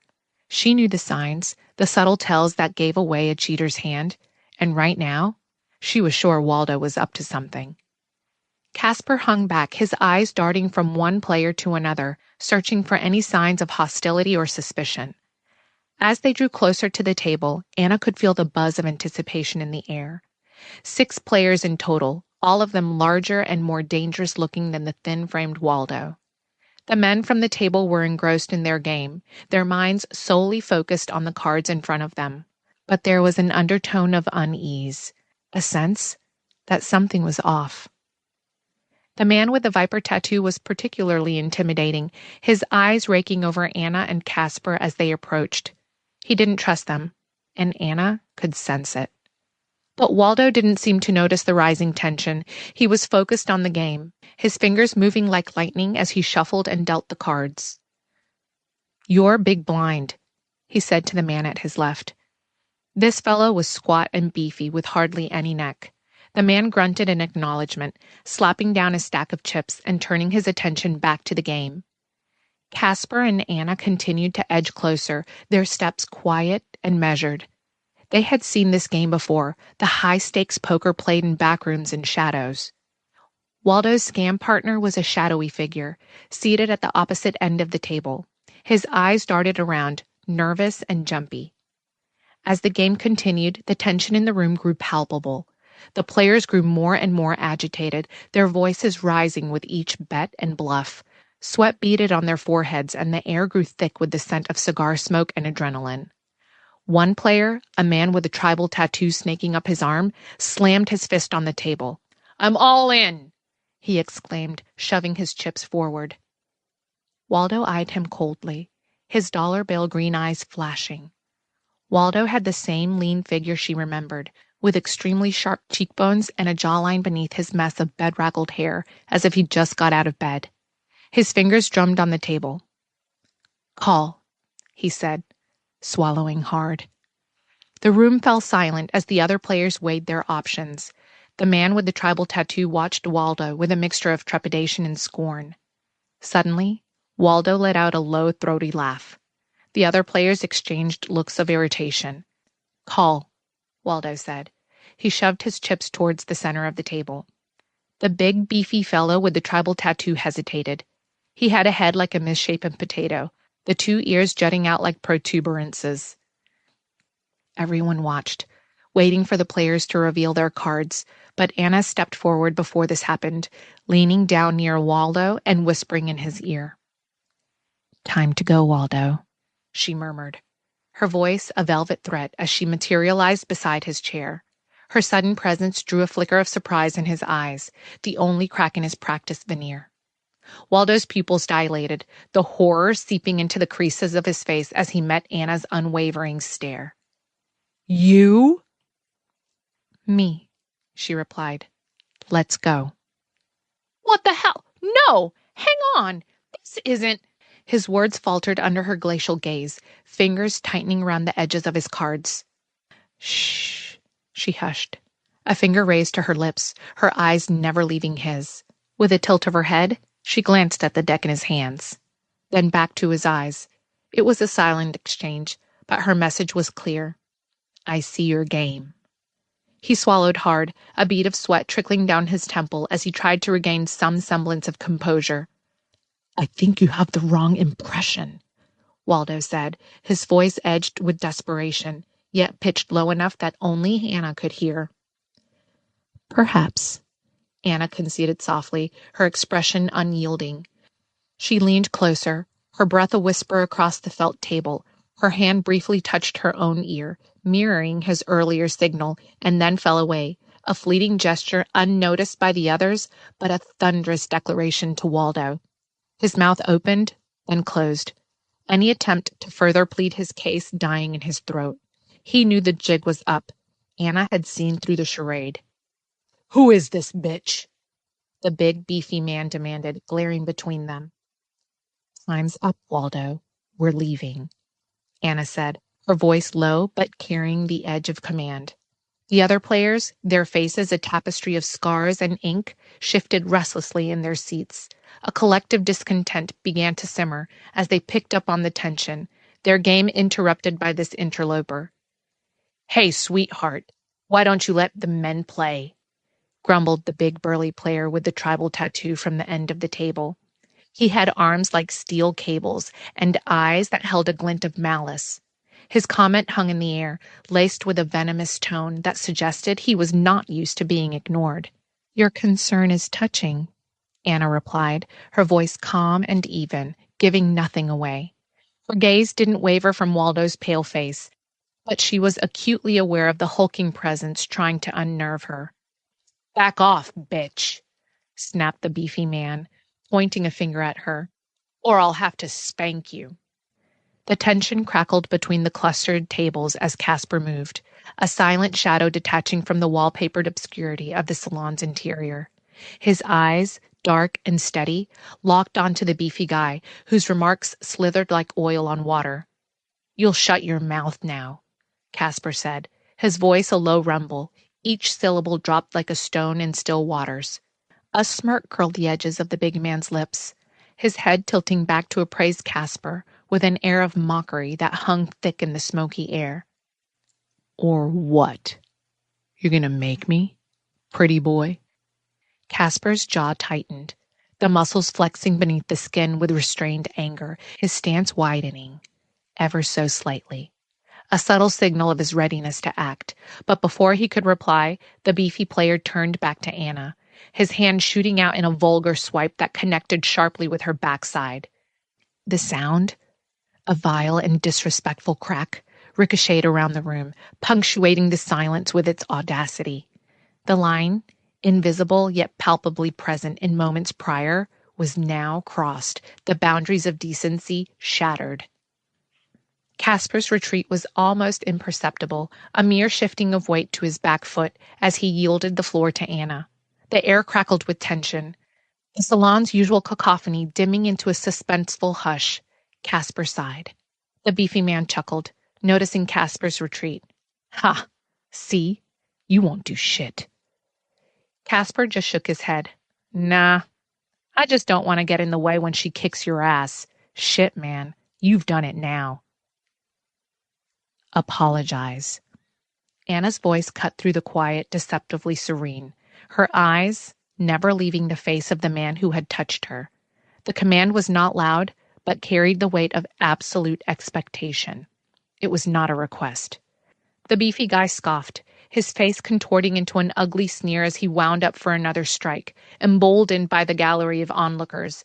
But as his hand arced through the air towards Anna, time seemed to dilate. She sidestepped with the fluid grace of a dancer, her expression unchanging, her gaze cold and sharp. As his palm neared its intended target, Anna's hand shot out, a blur of motion, seizing his wrist in an ironclad grip. The snap of bone was crisp, definitive, reverberating through the room like a gunshot. His scowl sliced the silence, a pained animal noise that had him crumpling to his knees. The salon erupted into murmurs and gasps, patrons recoiling from the display of swift retribution. Anna stood above the groaning man, her poise unshaken. The sudden chorus of curses heralded new challengers. Two goons, muscles rippling under ink-stained skin, detached themselves from the shadowy corner at the back of the room. Anna's posture was relaxed, but her mind raced, calculating distances and trajectories. Her eyes flickered between the advancing threats, taking stock of their reach and momentum. The first one, larger and presumably slower, raised a ham-sized fist, telegraphing his intent. The second, wiry and snarling, moved to flank her. But Anna was an avalanche waiting to happen. She pivoted on the ball of her foot, meeting the larger man's attack with an economy of motion. Her palm struck the inside of his elbow, redirecting the energy of his punch into empty space. With her other hand, she delivered a sharp jab to his throat, causing instant spasms as airways constricted, a temporary but debilitating setback. The wiry one lunged, thinking to catch her off balance, but Anna was already shifting her stance. She dropped low, her legs sweeping out in a wide arc, catching his ankles and sending him crashing into the poker table, which groaned and splintered under his weight. Rising fluidly, Anna didn't pause to admire her handiwork. Instead, she stepped towards the larger goon, who was still gasping for breath, clutching at his throat. A precise chop to the side of his neck, targeting the bundle of nerves she knew would be there, sent him tumbling down like a felled tree. In moments, both men lay incapacitated on the floor. The threat they posed, neutralized. The chilling click of hammers being cocked sliced through the thick tension in the air. Anna pivoted on her heel, her gaze locking onto two more poker players as they pushed back their chairs in rows. The metallic glint of their guns was unmistakable, even in the dimly lit room. Anna's body reacted faster than thought. She lunged forward, closing the gap between them with startling speed. The first gunman barely had time to level his weapon before Anna was upon him. She twisted his arm upward, redirecting the barrel towards the ceiling just as it expelled a thunderous shot that rained plaster down upon them. The second man's finger twitched towards its trigger, but Anna was already in motion. A swift kick to the wrist sent the gun skittering across the floor. She followed up with a knee to his abdomen, forcing the air from his lungs in a pained grunt. As he doubled over, she grabbed the back of his head, slamming it onto the edge of the table with a crack that echoed the finality of a judge's gavel. Both threats were neutralized, the guns now nothing more than expensive paperweights on the grimy floor. Casper was leaning against the back wall, sipping a beer that had been left by one of the gunmen. Anna rolled her eyes and flashed him the middle finger. He smirked. The cacophony of the brawl had faded into a ringing silence, punctuated only by the ragged breaths of the fallen. Anna's gaze landed on Waldo Strange, his wiry frame hunched over the table as if in prayer. But piety wasn't at play here. His hands were a blur, rifling through the scattered bills with the desperation of a starving man at a feast. The chaos had become his smokescreen, a chance to pocket the illicit earnings under the guise of confusion. Really, Waldo? Anna's voice sliced through the quiet. He flinched, his head snapping up to meet her eyes. Across the room, the door crashed open against the wall with a violent thud. Waldo's scam partner, a twitchy fellow with an eye always on the exit, had bolted. His chair toppled backward, clattering to the floor as he made a mad dash, his silhouette a fleeting shadow against the dim light from the street outside. Panic lent wings to his feet. Anna watched him flee. She didn't move to chase. She was the spider now, and Waldo was caught in her web.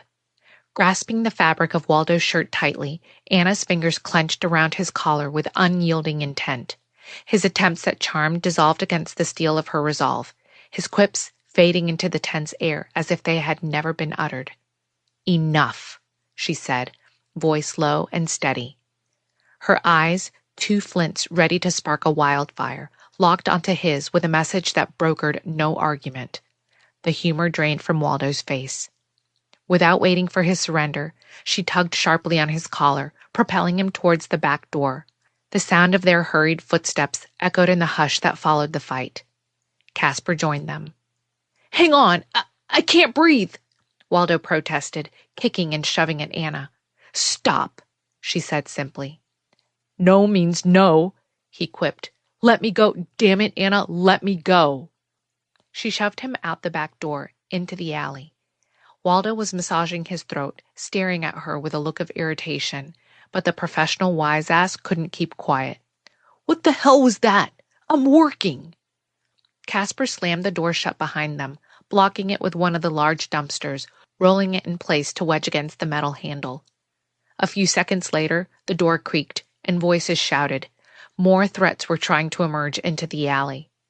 Anna quickly glanced around the cramped space, and she nodded towards a ladder in the back. Casper hoisted Waldo on one side, while Anna grabbed his other. "Really, I'm flattered," Waldo said, "but I'm not into threesomes, unless you got another pretty friend. How's your sister doing, Anna?" he squawked as she shoved him towards the ladder. "Climb, asshole." He sighed, but then, at the sound of voices shouting around the front of the establishment now, he took this as his cue to hasten up onto the roof. Anna and Casper hastily followed. Once they reached the roof, they all took a moment to catch their breath. The twitchy scam partner was nowhere in sight, having managed to escape through an unguarded alleyway. Waldo rubbed his neck and glowered at Anna, his face a mask of frustration. "So," she said, crossing her arms, "I take it you weren't planning on sharing your winnings with your partner there." Waldo smirked nervously. "You always had a way with words." Casper looked between them, calmly appraising the situation. "Well, looks like you didn't learn your lessons before, and I quote, I swear I'll live an honest life from now on. I didn't know it was going to turn into a full-blown shootout, Waldo defended. Anna rolled her eyes. Oh, please. Waldo sighed, rubbing his eyes. Okay, so let's say I didn't fully anticipate the fireworks, but they were just a few of my regulars, and they're always eager to play. I never intended to cheat them out of their money. It was just a bit of harmless fun. Anna looked at him skeptically. Move. She gave him another shove, and the three of them hastened toward a stairwell centering the roof. They took the stairs two at a time and emerged in a side street where they'd parked. What's this about? Waldo demanded. I paid my debt. Shit, stop shoving me. We need your help, Casper said simply. Hell of a way to ask a fellow. Ever tried please and thank you? Please?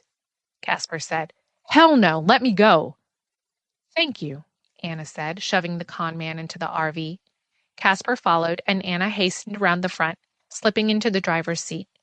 Waldo, busy trying to climb out the bathroom window, yelped as Casper dragged him back into the RV. Sit, Casper commanded. Please, he added, and then he tripped Waldo, sending him clattering to the floor. Anna backed the RV out of the parking lot, her eyes darting between the rearview mirror and the main road. Casper helped Waldo to his feet, and the two men exchanged tense glances. You know, you're not making this easy, Strange, Casper said, his voice low and threatening. I was having a grand old time back there. Literally, you owe me $1,000. Anna snorted, her fingers tightening around the steering wheel. You owe us, she said simply. I paid that debt, he declared.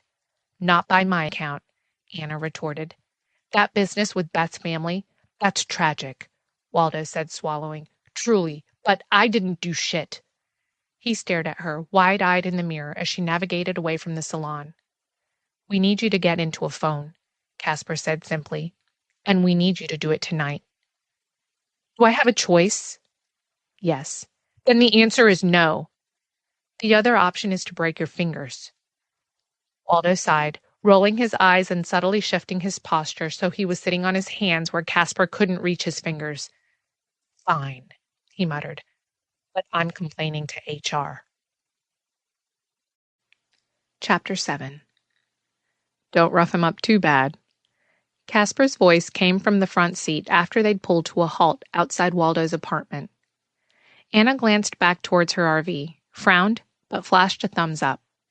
Then she followed after their reluctant associate. Waldo hastened up a set of metal stairs towards the second floor of a duplex.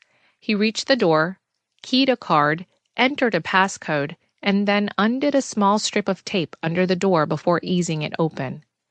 Mi casa is mi casa, he called over his shoulder. Not sure that's how the expression goes, she muttered. I know what I said. She followed up the stairs and reached the door. Waldo looked like he was considering if he ought to slam it in her face. In the end, he must have spotted the look in her eye, because he decided against it.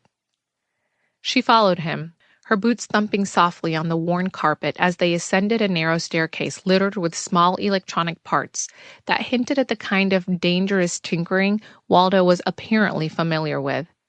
The steps creaked under their weight, each grown a testament of the countless times Waldo must have run up and down in bouts of frenzied inspiration or paranoia. The top of the stairs opened into a chaotic living space where disorder was clearly the norm. Amongst the clutter, expensive gadgets and devices lay carelessly across a large wooden table that served as the centerpiece of Waldo's apartment. Loose wires formed a nest around a soldering iron, while high-end camera lenses sat adjacent to what looked suspiciously like rare antique coins. It was a cornucopia of valuables that no ordinary salary could account for, each item a silent accusation of Waldo's extracurricular activities. Sorry about the mess, he said with a nonchalant wave of his hand, not seeming sorry at all. I've been busy with projects. It's fine, Anna muttered, though she couldn't help but raise an eyebrow at the opulent disarray. She knew better than to question him outright. Waldo's business was his own, as long as he delivered on hers. She spotted a pile of pearl necklaces by the window, and an old painting that looked suspiciously like an original. "Let's get to work then," Waldo said, his tone shifting to one of reluctant resignation as he motioned for her to follow deeper into his lair. Anna's shadow trailed behind her as she stepped into the back room, a cramped space that smelled of solder and burnt circuits. Waldo flicked on a desk lamp, its harsh light cutting through the dimness to spotlight an organized chaos of tools laid out with precision on a worn table. His fingers danced over the array of screwdrivers, tweezers, and magnifying glasses before selecting a tiny Torx bit. She leaned against the doorframe, arms folded, watching as Waldo cradled the charred remains of the phone like a surgeon preparing for a delicate procedure. With deft fingers, he coaxed the screws from their melted housing, setting them aside with a soft clink on the metal tray. The back cover came off with a gentle pry, revealing the guts of the phone, its internal components warped by heat. "Seen better days," Waldo muttered, more to himself than to Anna. "Same could be said for you, you know," he added, glancing up at her. "Wouldn't kill you to make an effort, would it?" "I don't take fashion advice from a con man," she replied. "No, looks like you take it from a hobo. Just kidding," he added with a yelp as she took a step towards him, but she was simply moving closer to examine the device. "Get on with it," she said. He nodded and reached for a pair of angled tweezers and a small, flat tool designed to navigate the circuitry without causing further damage. With each component he disconnected, Anna's anticipation grew. She observed how his brow furrowed, his tongue peeking out in concentration as he delicately separated the hard drive from its plastic tomb. "Almost there," he said, finally breaking the silence. The hard drive, though battered, sat unscathed in Waldo's palm. Waldo's hands, steady as a surgeon's, ushered the hard drive into the waiting card reader with a gentle click. The device was nondescript, a mere conduit to the charred silicon. He connected it to his computer, the LED light blinking to life, a heartbeat in the dimly lit back room. Anna leaned closer, her breath held in quiet suspense, eyes locked on the screen as it flickered, acknowledging the new connection. Every whir and hum from Waldo's machine punctuated the silence that stretched between them, thick with expectation. Her fingers curled into the fabric of her jeans, knuckles white, as the usual startup chime of the computer seemed to announce the precipice of discovery. The desktop came alive, an array of icons and shortcuts scattered across the digital landscape. Waldo navigated through them with practiced ease. A window popped open, revealing file directories in stark monochrome text. Most were corrupted, their names now gibberish, casualties of the fire that had ravaged the phone. "Come on," Waldo whispered. His cursor hovered. Files opened and closed in rapid succession, a blur of images and broken code before Anna's eyes until, "Here," Waldo said, his voice a low growl of triumph. A single uncorrupted message materialized on the screen, its contents dark against the white background. An address. No more than a string of numbers and a name, but it was enough to send a jolt through Anna's veins. Waldo entered the address in the web search engine, and an image appeared instantly, along with a 5-star review bar. "Well, well," Waldo murmured. "Chateau Royale." Anna stared at the image of a large casino in Las Vegas, its facade notorious, even in the pixelated image accompanying the text. A breadcrumb on a trail that led to the heart of the neon desert. Anna leaned closer to the monitor, the facade of the casino burning into her retinas. Who owns this casino? Waldo's fingers paused their dance over the keyboard, and he glanced up at Anna. A glimmer of, was it envy? Flashing across his eyes. "No one good," he said, the corners of his mouth tilting upwards ever so slightly. "That much is a given in this industry. You've never heard of Chateau Royale?" "No." "Damn. Don't teach you killing machines any culture, do they?" "Waldo, what is this place?"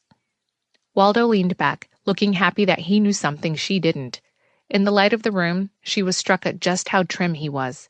His features were gaunt, and his cheekbones stood out against his skin.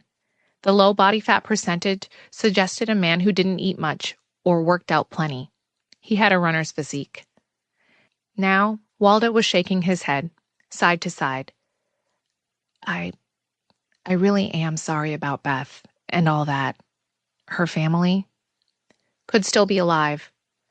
Oh, you heard something? Nothing. You? No, he said hastily, wagging a finger over his heart. I swear, nothing.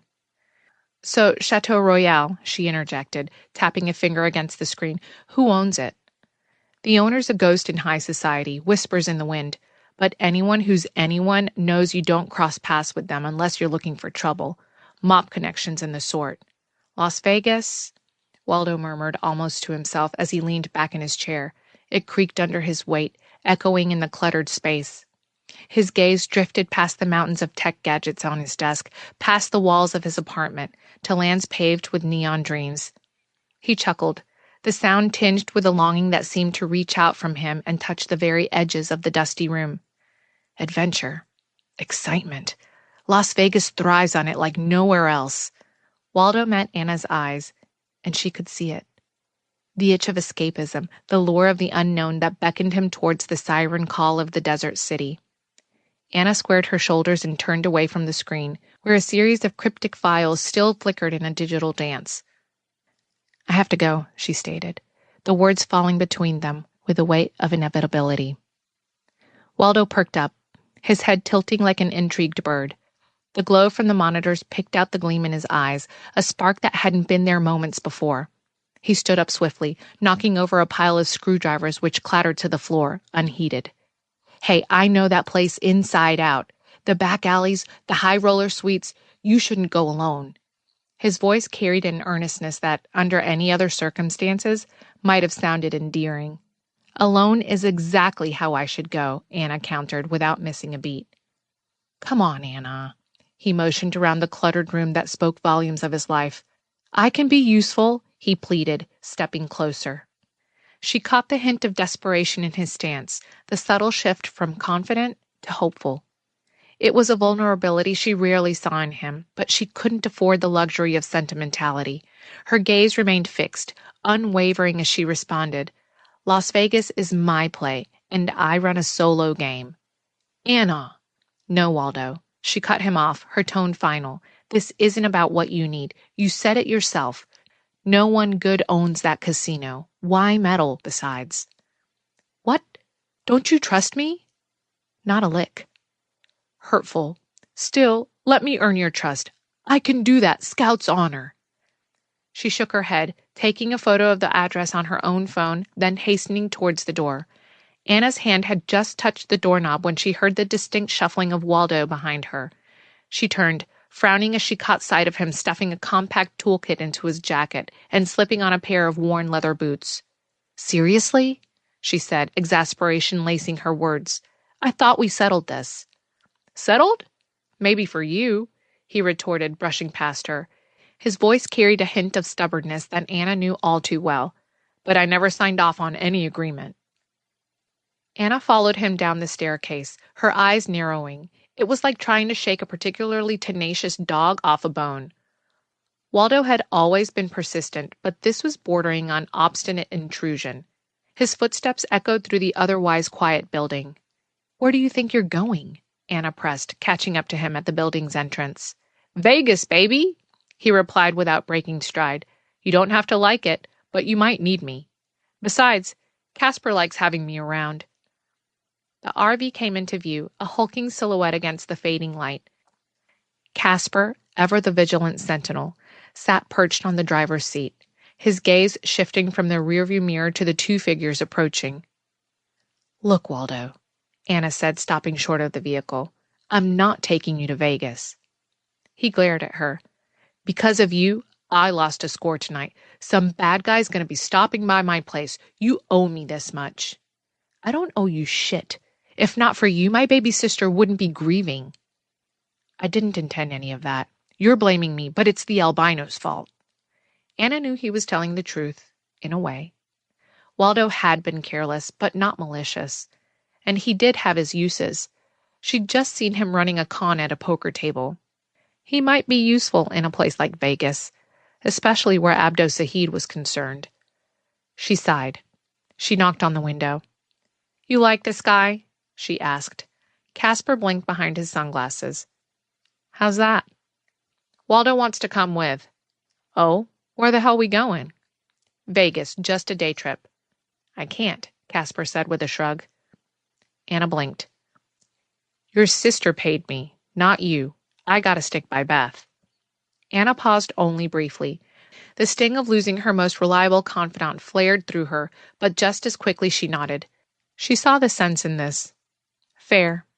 Besides, she liked the idea of Casper keeping an eye on Beth. But, yeah, I like him. He's annoying, but he's amusing.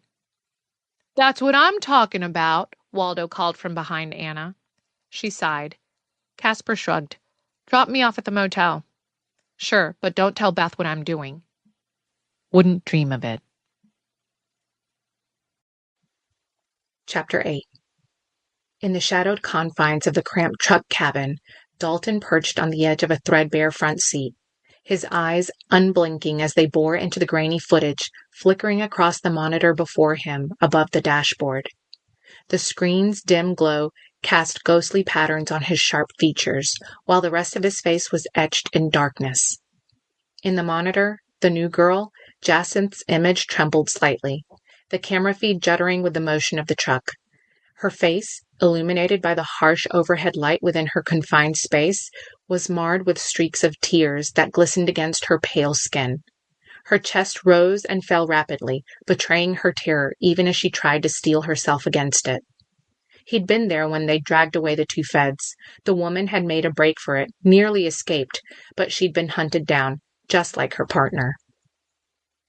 Dalton felt a strange twinge in his chest, an unexpected blend of pity and something darker, more primal. It stirred within him as he took in the delicate curve of her jaw, the way her hair clung to her damp forehead. He knew to keep his emotions barricaded when it came to the merchandise. Empathy was a luxury he couldn't afford in this line of work, but Jacinth's vulnerability chipped away at his resolve. Damn it, he muttered under his breath, chastising himself for the unwelcome surge of protectiveness that accompanied his begrudging admiration. He shouldn't be affected by her beauty or her plight. She was just another job. Yet as her eyes, wide and pleading, seemed to look right through the camera lens and into his soul, Dalton felt the weight of a silent plea that he couldn't ignore. The truck shuddered to a halt, its heavy brakes groaning against the strain. As Dalton peered through the front windshield, his gaze was momentarily ensnared by the spectacle that unfurled before him. Las Vegas loomed in the distance like a mirage made of phosphorescence and steel, its luminescent glow pulsating against the dark curtain of night. The city buzzed with an electric frenzy, each flickering sign and streaming headlight a testament to life lived out loud. He glanced back at the mirror, where Jacinth's image flickered in bleak contrast. Where the city promised indulgence, the back of the truck offered nothing but shadows and despair. Maybe just a few words, Dalton found himself thinking, the idea sneaking into his consciousness despite his better judgment, just to let her know she's not alone. He sought justification in the thought, a flimsy excuse to sate the gnawing guilt that clawed at him. His fingers twitched involuntarily, betraying his urge to comfort her. Damn it, Dalton, he scolded himself silently. She's cargo, not a damsel in distress. Yet her tear-streaked face haunted him, challenging his steadfast detachment. But what harm could it do? Maybe it'll even calm her down, make her more compliant. Maybe she'd reward him. Maybe he could sample the goods. He wrestled with the notion, his mind a battleground of duty and arousal. The rules were clear, etched into his role like commandments. Do not engage. Keep it professional. No personal involvement. And yet, as he watched her desperate eyes scour the confines of her prison, Dalton's resolve began to waver. He rationalized further, his thoughts spiraling. It's not like I'm breaking her or anything. Just human connection. That's all. On the monitor, Jacinth shifted uncomfortably, her chains clinking softly in the silence. Despite everything, despite the cold facade he'd built over years in this grim trade, Dalton felt himself itching towards a decision he knew could unravel with the slightest tug, a decision driven not by protocol, but by something much more dangerous. As he came to a full halt in the truck stop, Dalton's hand pressed against the cold metal of the door. a hollow clunk reverberating as he pushed it open. The night air rushed in to fill the void left by the truck's stagnant interior, carrying it with it the distant pulse of Las Vegas life. The tension hung palpable in the desert chill, a silent observer to the turmoil brewing within Dalton. Each stride carried him closer to the truck's rear, his shadow stretching long and distorted across the ground, a dark companion to his troubled thoughts. Just a few words, he murmured to himself, the sound swallowed by the vastness around him. Reaching the back of the truck, Dalton's hands met resistance as they groped for the handle, his fingers wrapping around the cold, unyielding latch. He tugged, expecting compliance. But the door remained steadfast. His brow furrowed, frustration flaring like a match strike in the dark. "Come on," he growled under his breath, muscles tensing as he exerted more force. The door held firm, mocking his efforts with its stubborn silence. Dalton's heart pounded against his rib cage, each throb echoing the growing urgency that knotted his stomach. "Damn thing!" he muttered, yanking harder, the veins in his forearms standing out in stark relief against his skin. With one final desperate pull, Dalton threw his entire weight into the effort, his face set in grim determination. The door burst open. It struck him with force, sending him staggering backward into the gritty asphalt stage of the truck's shadow. His breath hitched, a sharp gasp painting the night air white as his back collided with the unforgiving ground. Pain radiated from his shoulder where the metal edge had hit. Dazed, Dalton blinked against the glaring overhead lights that now seemed to mock his disorientation. "Jacinth!" he groaned, the name coming out as a pained whisper, more accusation than call. The sight within the truck horrified him. The chains dangled empty, their ends swaying slightly. Dalton's heart lurched, pounding a frenetic rhythm against his chest as his gaze darted around the vacant space. "How?" The word fell flat. And then a blur of movement as she jumped past him, hurtling from inside the dark truck out onto the street. He lunged. Missed. She scampered past. Regaining his balance, Dalton's gaze snapped toward the open expanse beyond the truck. There, Jacinth's silhouette flickered in the stark light of a distant street lamp. Her figure was a blur of desperation as she seized her fleeting chance at freedom. "Stop!" His voice rang out, the command sharp and instinctive, but it was swallowed by the void between them. Dalton watched in horror. With each pound of her feet against the unforgiving pavement, the gap widened, and Dalton felt the vice of panic tighten around his chest. She was getting away, and with her, his reputation, his security, everything he'd worked for was sprinting into the night. Without conscious thought, his hand flew to the sidearm, holstered at his hip. Fingers that had caressed the grip countless times now fumbled with the clasp, his movements erratic and clumsy. The metallic click of the release seemed unnaturally loud, echoing ominously in the tense silence. Dalton drew the weapon, his arm extending with a tremor. Sweat beaded on his brow, despite the chill in the air, and his breath came in short gasps, fogging the air before him. He squinted, aiming down the barrel, trying to steady his aim despite the cocktail of adrenaline coursing through him. His finger hovered over the trigger. "Damn it," he whispered to the fleeing figure. "Just stop." The night held its breath, waiting for the crack of gunfire to shatter the stillness. Dalton's eyes widened in disbelief as Jacinth's silhouette darted between the blinding headlights of oncoming traffic. The screech of tires and horns filled the air as she narrowly dodged a sedan that swerved violently to avoid her, its driver laying on the horn. "Damn it!" Dalton spat out the words as she vaulted a metal barrier. The guard's muscles ached to sprint, to give chase, but his feet betrayed him, rooted to the gravel-strewn ground as if cast in concrete. What if a witness spotted him? Las Vegas had cops, a lot of them. His pulse hammered in his ears, a rhythmic reminder of the stakes at play. A surge of heat flushed his face at the thought of facing his superiors empty-handed. The humiliation of failure was a bitter pill, more toxic than any reprimand. Back up. The word lingered on his tongue, a lifeline beckoning with the promise of reinforcement. "Control?" His voice crackled over the radio. "I need—" The transmission cut short, the rest of his plea swallowed by the lump forming in his throat. Dalton's fingers lingered on the call button, a silent acknowledgement of his own dread. No. No, if he told them what had happened, it was his skin on the line. He ended the call. With a swift movement, he tucked his weapon into the back of his waistband, hidden beneath the hem of his jacket. He rounded the corner, eyes scanning the darkened alleyways for any sign of movement. A clang echoed down the street. A trash can overturned in haste, perhaps? He veered towards the sound, each stride fueled by a potent cocktail of desperation and terror. His breath came in ragged gasps, the cool night air searing his lungs. He had to find her, and fast. Chapter 9. The desert sun cast a golden hue over the strip as the RV rumbled into Las Vegas, the city's neon beginning to flicker against the twilight.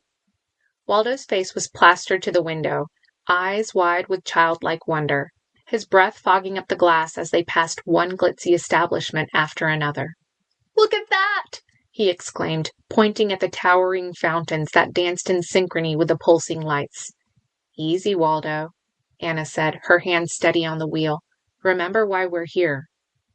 Waldo turned toward her, the buzz of excitement still evident in his lean frame as he bounced lightly in his seat. Sure, but it's Vegas!" Anna pulled into a quieter side street and parked the RV with practiced ease. She turned off the engine and swiveled in her chair to face Waldo, her expression serious and commanding. "Listen," she started, holding his gaze to ensure she had his full attention. "We can't afford any slip-ups." He nodded, but his eyes were glued to the building ahead of them. The Chateau Royal rose from the desert like a mirage, its gilded facade reflecting the dying sunlight in a spectacle of opulence that rivaled the setting sun. Towering fountains danced at the entrance, choreographed jets of water sparkling against the darkening sky. Marble statues peered down from their lofty perches, silent sentinels to the secrets held within the casino's cavernous halls. "Wow," Waldo breathed out, his face pressed against the RV's passenger window, eyes wide with awe. "Keep it together, Waldo," Anna murmured absently, her gaze fixed on the grand scene. She couldn't afford to get lost in the splendor. Every glimmering light was a potential hiding spot for danger. Every polished surface a mirror that could reveal too much. She unhooked the walkie-talkie from her belt and handed it to him, her movements precise and deliberate. "Waldo, I need you here." His excitement was replaced by a flicker of confusion. "Here?" "Exactly here, in the RV," she clarified, her tone leaving no room for debate. "You're my eyes and ears on the outside. If anyone so much as looks at this vehicle, I want to know about it immediately."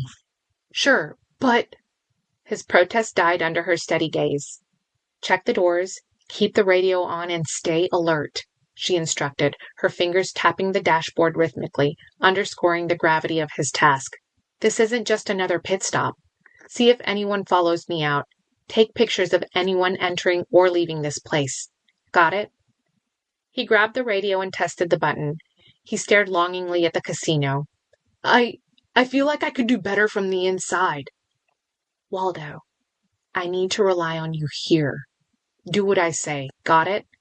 Before he could protest further, Anna stepped out of the RV into the balmy evening air, the scent of desert flowers tempting her to relax, but her body remained tense. As the door shut behind her, sealing Waldo inside their makeshift command center, Anna allowed herself a moment to take in the grandeur of Chateau Royal once more. But rather than indulging in its beauty, she assessed its weaknesses, its potential threats. Her mission was clear, and in the depths of Las Vegas's glittering jewel, she would find what she came for. Abdo Sahid's hitman had kept this address in his phone. The only question was why. The casino loomed before her, a titan of temptation, but her stride was unwavering as she moved past rows of vehicles that gleamed under the canopy lights. Luxury cars, Bentleys, Lamborghinis, even a rare Aston Martin, lined the VIP section, their polished chrome and sleek lines declaring the wealth that flowed as freely as the drinks inside. Valets in crisp uniforms scurried between them, escorting guests from shiny doorsteps to the sheltered opulence of Chateau Royal's main entrance. Anna took note of each face, every movement, her senses heightened. She passed a couple laughing, the woman's diamonds catching the light with a sparkle. Infiltrate, observe, expose. The mantra that beat in time with her footsteps as she approached the grand doors of the casino. The sweep of violins and the gentle harp cascaded through the grand foyer as Anna crossed the threshold into Chateau Royale's cavernous embrace. Above her, crystal chandeliers poured golden light over marble floors that gleamed like still waters at dawn. The walls were adorned with tapestries and paintings that could have been plucked from the halls of European palaces. She inhaled deeply, the scent of money and perfume mingling with the subtle undertones of aged wood. This casino wasn't like any other she'd heard of. More country lodge than neon spectacle, though both facets existed in tandem the closer she looked. She moved with a calm assertiveness, her eyes drinking in every detail, the plush velvet ropes cordoning off private areas, the discreetly placed security cameras, and the soft clinking of chips that punctuated the music's lilt. It was all designed to seduce and disarm, but Anna's mind worked, cataloging vulnerabilities, memorizing escape routes. "Welcome to Chateau Royale," a voice cut through the orchestrated hum. A young woman in a red suit, crisp and impeccably tailored, approached with a practiced smile. Her badge read, "Claire." "Good evening. Do you have a reservation with us?" Claire's tone was polite, yet it carried an undercurrent of scrutiny. She appraised Anna with a glance that seemed to take in every inch of her appearance, searching for telltale signs of status. Anna met her gaze evenly. She wore a simple leather jacket and running slacks, hardly the same getup as the rest of the clientele. "Not yet," she replied smoothly. Claire's smile didn't waver, but her eyes narrowed just a fraction, a silent acknowledgement of the dance they were both performing. "Very well," she said. "If you'll follow me, I can assist you with your accommodations." Her heels clicked against the marble, echoing the rhythm of the classical masterpiece that swirled around them, as she led Anna deeper into the heart of Chateau Royale. "How many nights would you like to stay?" Claire's poised fingers hovered above the polished surface of her tablet, awaiting Anna's response. "Actually, I'm looking for someone who might already be staying here," Anna said, feigning a relaxed smile as she leaned against the mahogany concierge desk. "Abdo Sahid?" The name seemed to snag in the air between them, and Claire's professional facade faltered for a split second before she regained her composure. Her eyes, sharp as cut diamonds, flicked up to Anna's, searching for intent. "Do you have a room number?" she asked, her voice betraying a hint of caution, the words deliberately slow. "No," Anna replied, shaking her head subtly as she watched Claire's expression, a poker face honed by countless similar inquiries. "I was hoping you could help me locate him." Claire tapped at her tablet, her brows knitting together ever so slightly. "One moment, please." She turned slightly away, affording Anna the opportunity she needed.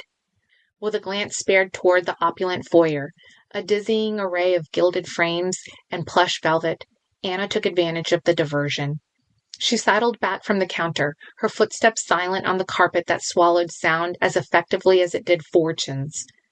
As Claire's attention remained fixed on the screen, Anna melded into the throng of guests, a shadow among the light and laughter.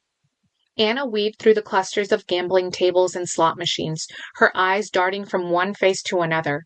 The clinking of chips and the melodic chimes of the slots called to unwitting victims. She scrutinized the throngs of people, a predator hunting amidst the bright lights. Couples laughed with feigned nonchalance. Businessmen in tailored suits nursed drinks with a calculated air of indifference, and waitresses floated between them, offering poison in crystal flutes. But none of these held Anna's interest. Her attention snagged on a trio near the bar, where the dim lighting cast long shadows over the patrons. Two women leaned into a man whose laughter boomed louder than the ambient music. His suit was expensive, his tie loose, his demeanor that of a man drowning in spirits and the illusion of luck. But it was the women who drew Anna's focus. Their dresses were tight and short, cut to advertise the flesh beneath, and their smiles, too wide, too fixed, were telltale masks of feigned affection. One woman tossed her hair, dyed a brassy blonde, her arm snaking around the man's shoulder. Her movements were practiced, sensual, yet devoid of genuine interest. The other, with raven black tresses, laughed at something inaudible, her hand resting possessively on the man's thigh. Their posture, their painted faces, Their eyes, scanning the room even as they fawned over the drunkard, all spoke of an unspoken transaction, a trade older than the casino itself. Anna felt a hard knot form in the pit of her stomach. This was the facade of luxury that masked the grim reality of exploitation, and somewhere within this gilded cage, Sahid played puppeteer to these marionettes. She had to find him, had to expose the strings. If anyone could locate the human trafficker, it was someone involved in the trade. She moved closer to the trio, her senses alert for any sign of danger, any indication that she had been spotted. Before she could weave through the crowd to approach them, a human wall materialized before her. The man was an imposing figure. His broad shoulders and jutting chest seemed to stretch his suit to its limits. The seam on his left shoulder had been stressed to the point of snapping. She spotted small threads jutting out like loose hairs on a pubescent upper lip. "Excuse me." Anna's voice was a calm she did not feel, attempting to sidestep the obstacle. "Name and room number." His voice was a deep rumble, echoing the bass of the background music, and his eyes were unyielding, scanning her with professional skepticism. "I was just—" "Name and room number," he repeated, his stance unmovable, arms folded across his chest like iron girders reinforcing his presence. From the corner of her eye, Anna caught sight of the young woman in the red suit with the tablet. Her expression transformed from polite hospitality to a creased brow of concern. She stood stiffly behind the counter, hands gripping its edge. Her attention darted between Anna and the looming security guard challenging her legitimacy. Anna's heart pounded in her chest, a stark contrast to the serene expression she painted on her face. The large man's shadow enveloped her as if he were a storm cloud ready to burst. "Look," she began, her voice smooth. "I'm waiting for someone. He should be here any moment." Her eyes didn't meet his. Instead, they flickered past his broad shoulder, feigning the arrival of an imaginary companion. "Names," he insisted, the word falling like a hammer, demanding compliance.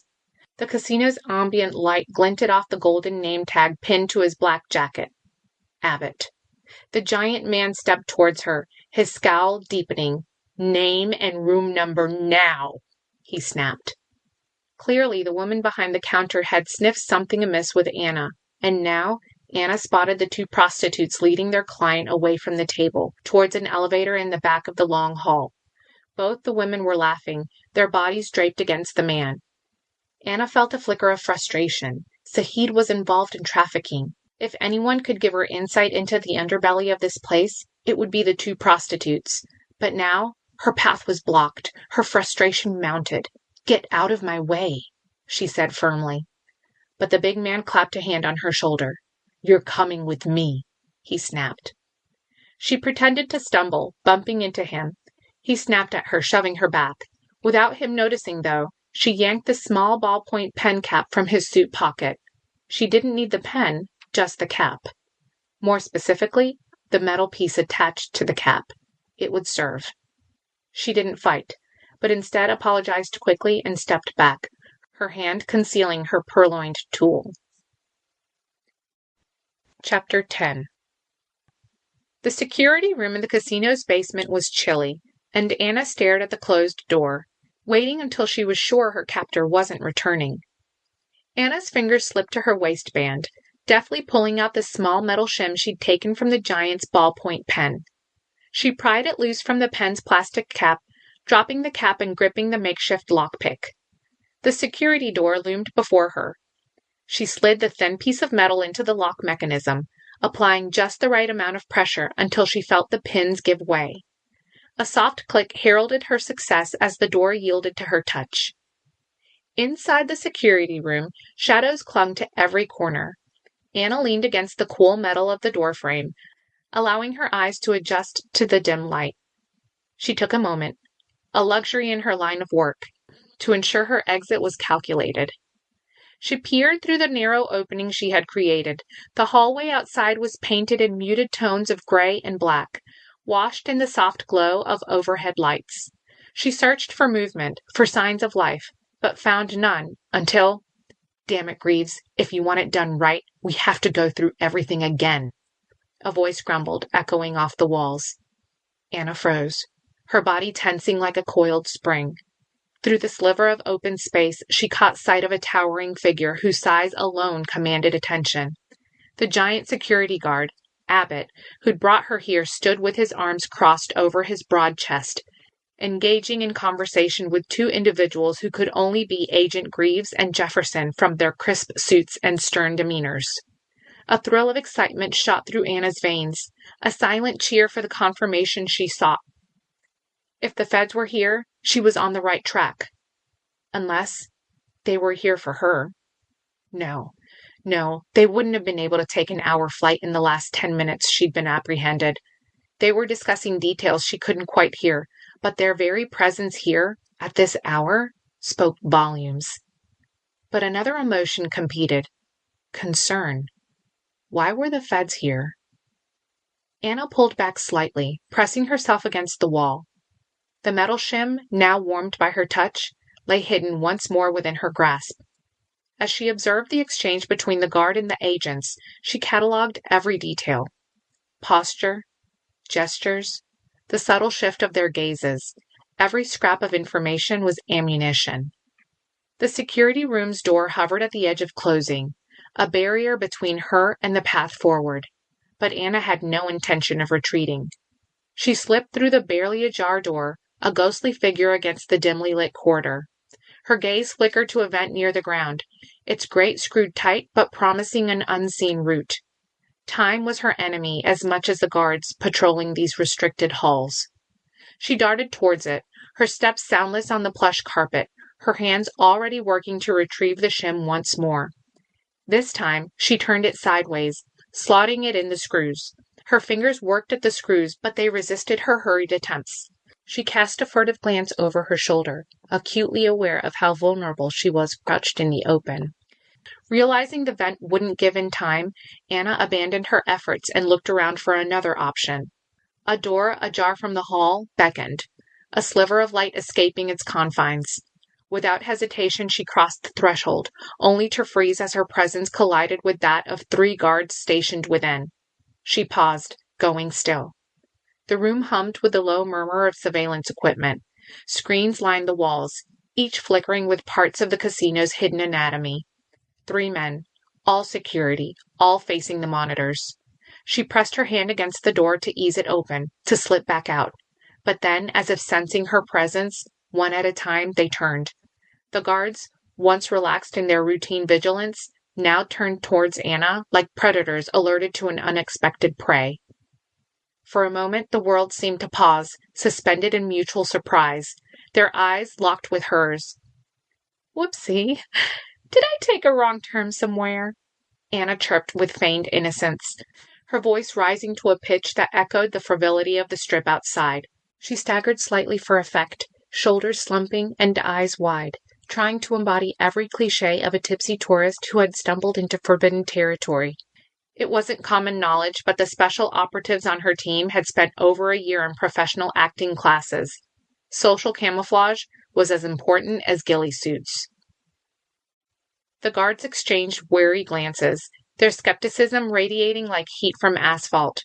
This was no place for a lost partygoer, and the incongruity of her presence against the backdrop of blinking monitors and coiled wires was glaringly obvious.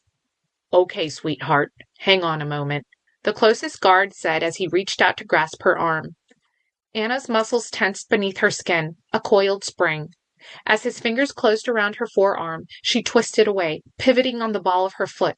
Her other hand shot out, striking the base of his wrist. The sharp snap of tendons preceded his yelp of pain as he recoiled, releasing. In the space of a heartbeat, the room erupted into chaotic motion. The second guard lunged towards her, a baton raised high. She ducked under its arc, driving her elbow into his gut, forcing the air from his lungs in a single violent gust, and sending him clattering back into the monitors of the security system. His chair toppled, and she kept it between her and the man. He doubled over, gasping, his weapon clattering to the floor.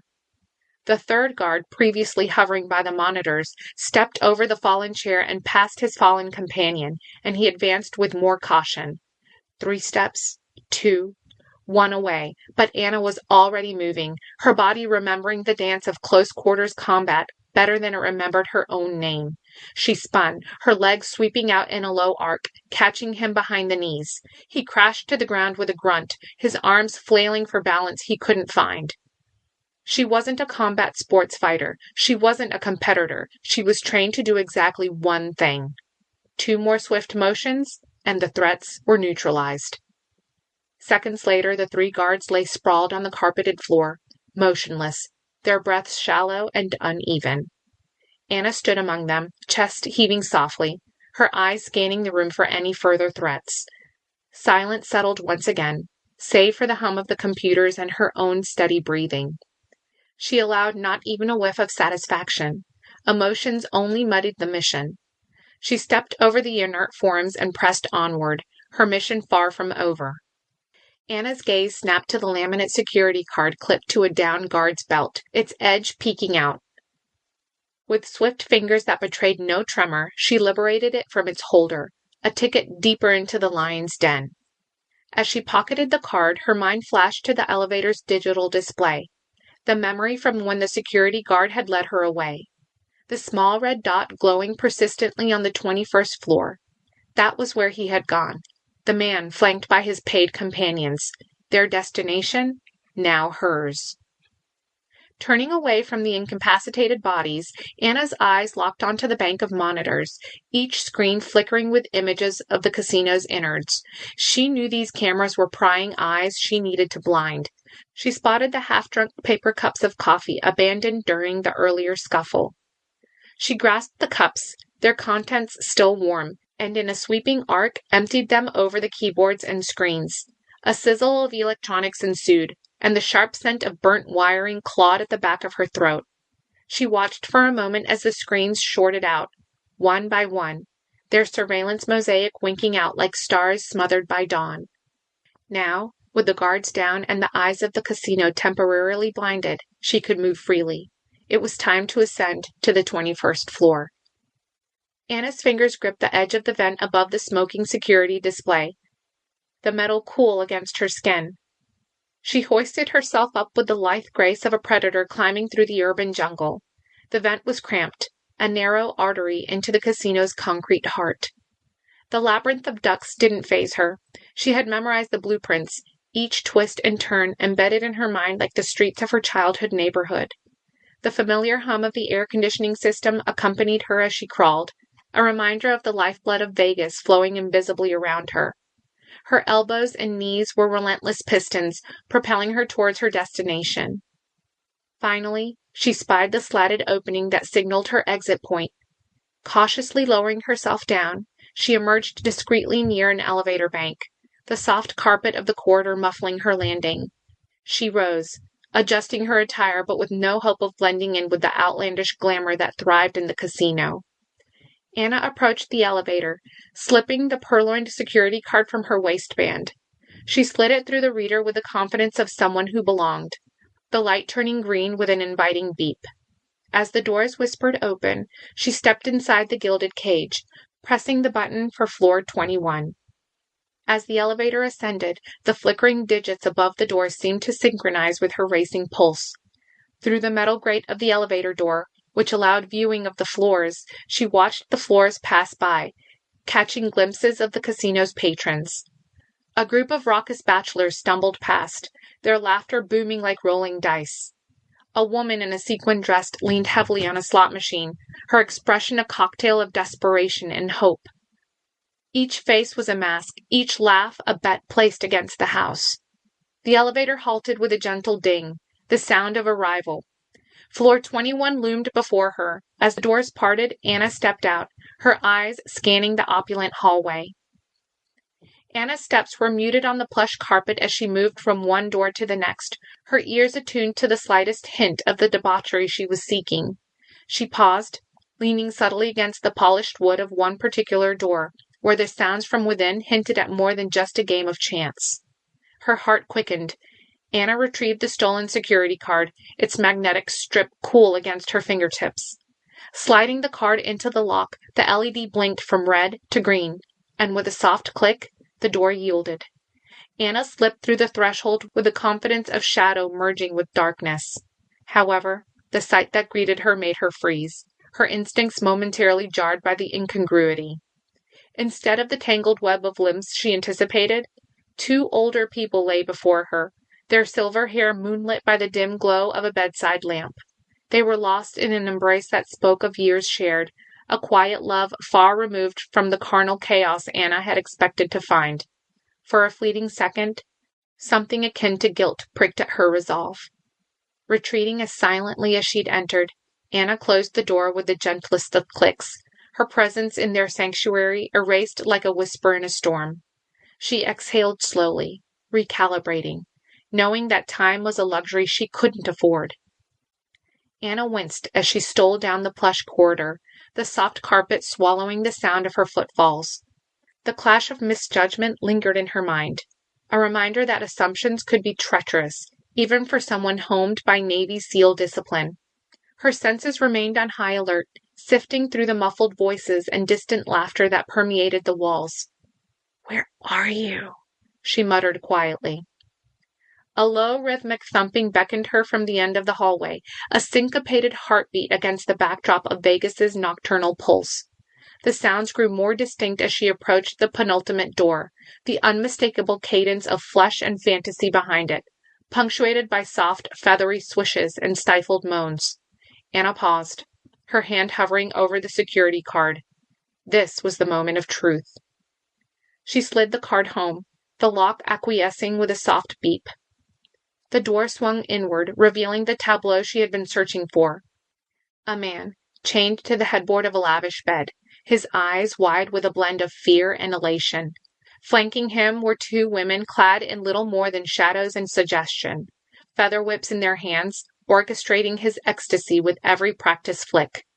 Anna stepped inside, allowing the door to close behind her with a click.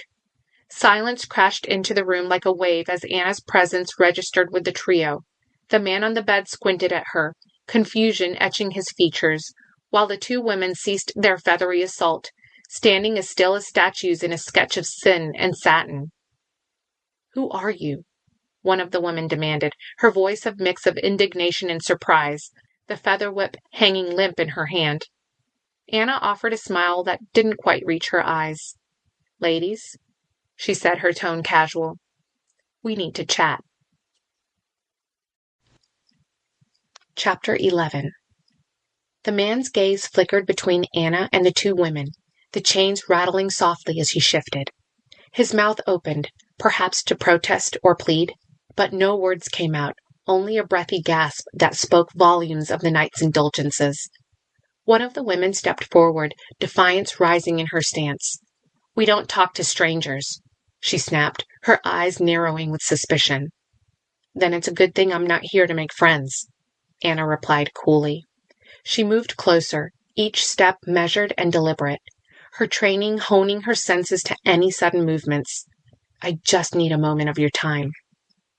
The women exchanged a glance, a silent communication passing between them. It was clear they were weighing their options, deciding whether to scream for help or deal with this unexpected interloper themselves. "Time is something you might be running out of," Anna added, letting the implication hang heavy in the air. The two women, scantily clad, were in the midst of dressing now, throwing on their clothes. The garish neon from the strip spilled through the half-open curtains, casting an unforgiving glow on their hasty movements. Anna's hand shot out, clutching a crumpled wad of bills. She thrust it toward the women. "A Benjamin," she said, her voice taut with urgency. "Just tell me what you know about Abdo Sahid." The women both stiffened at the name, as if she'd uttered an expletive. They cast quick glances towards one another. The nearest prostitute, hair tumbling in a golden cascade over her scantily clad shoulders, let out a derisive snort as she eyed the money. "Honey, we make that tenfold in an hour. On a slow night," she said, her lips curling into a sneer. Her companion, still pulling on her thigh-high boots, gave a sharp nod of agreement, her gaze never leaving Anna's. "Please." Anna's plea sliced through the tension, and she stepped back to press her frame against the door, effectively sealing their only exit. More flies were caught with honey, and these two women weren't the sort of threat she could deal with the usual way. "It's not just about the money." This is important." The desperation in her voice was raw, unmasked. It was the sound of someone who had too much at stake to walk away empty-handed. Anna watched them, saw the weariness flicker in their eyes. The name, Abdo Sahid, was a shackle they all wore, whether they liked it or not. Anna's jaw clenched, the muscle flexing with the effort to keep her composure.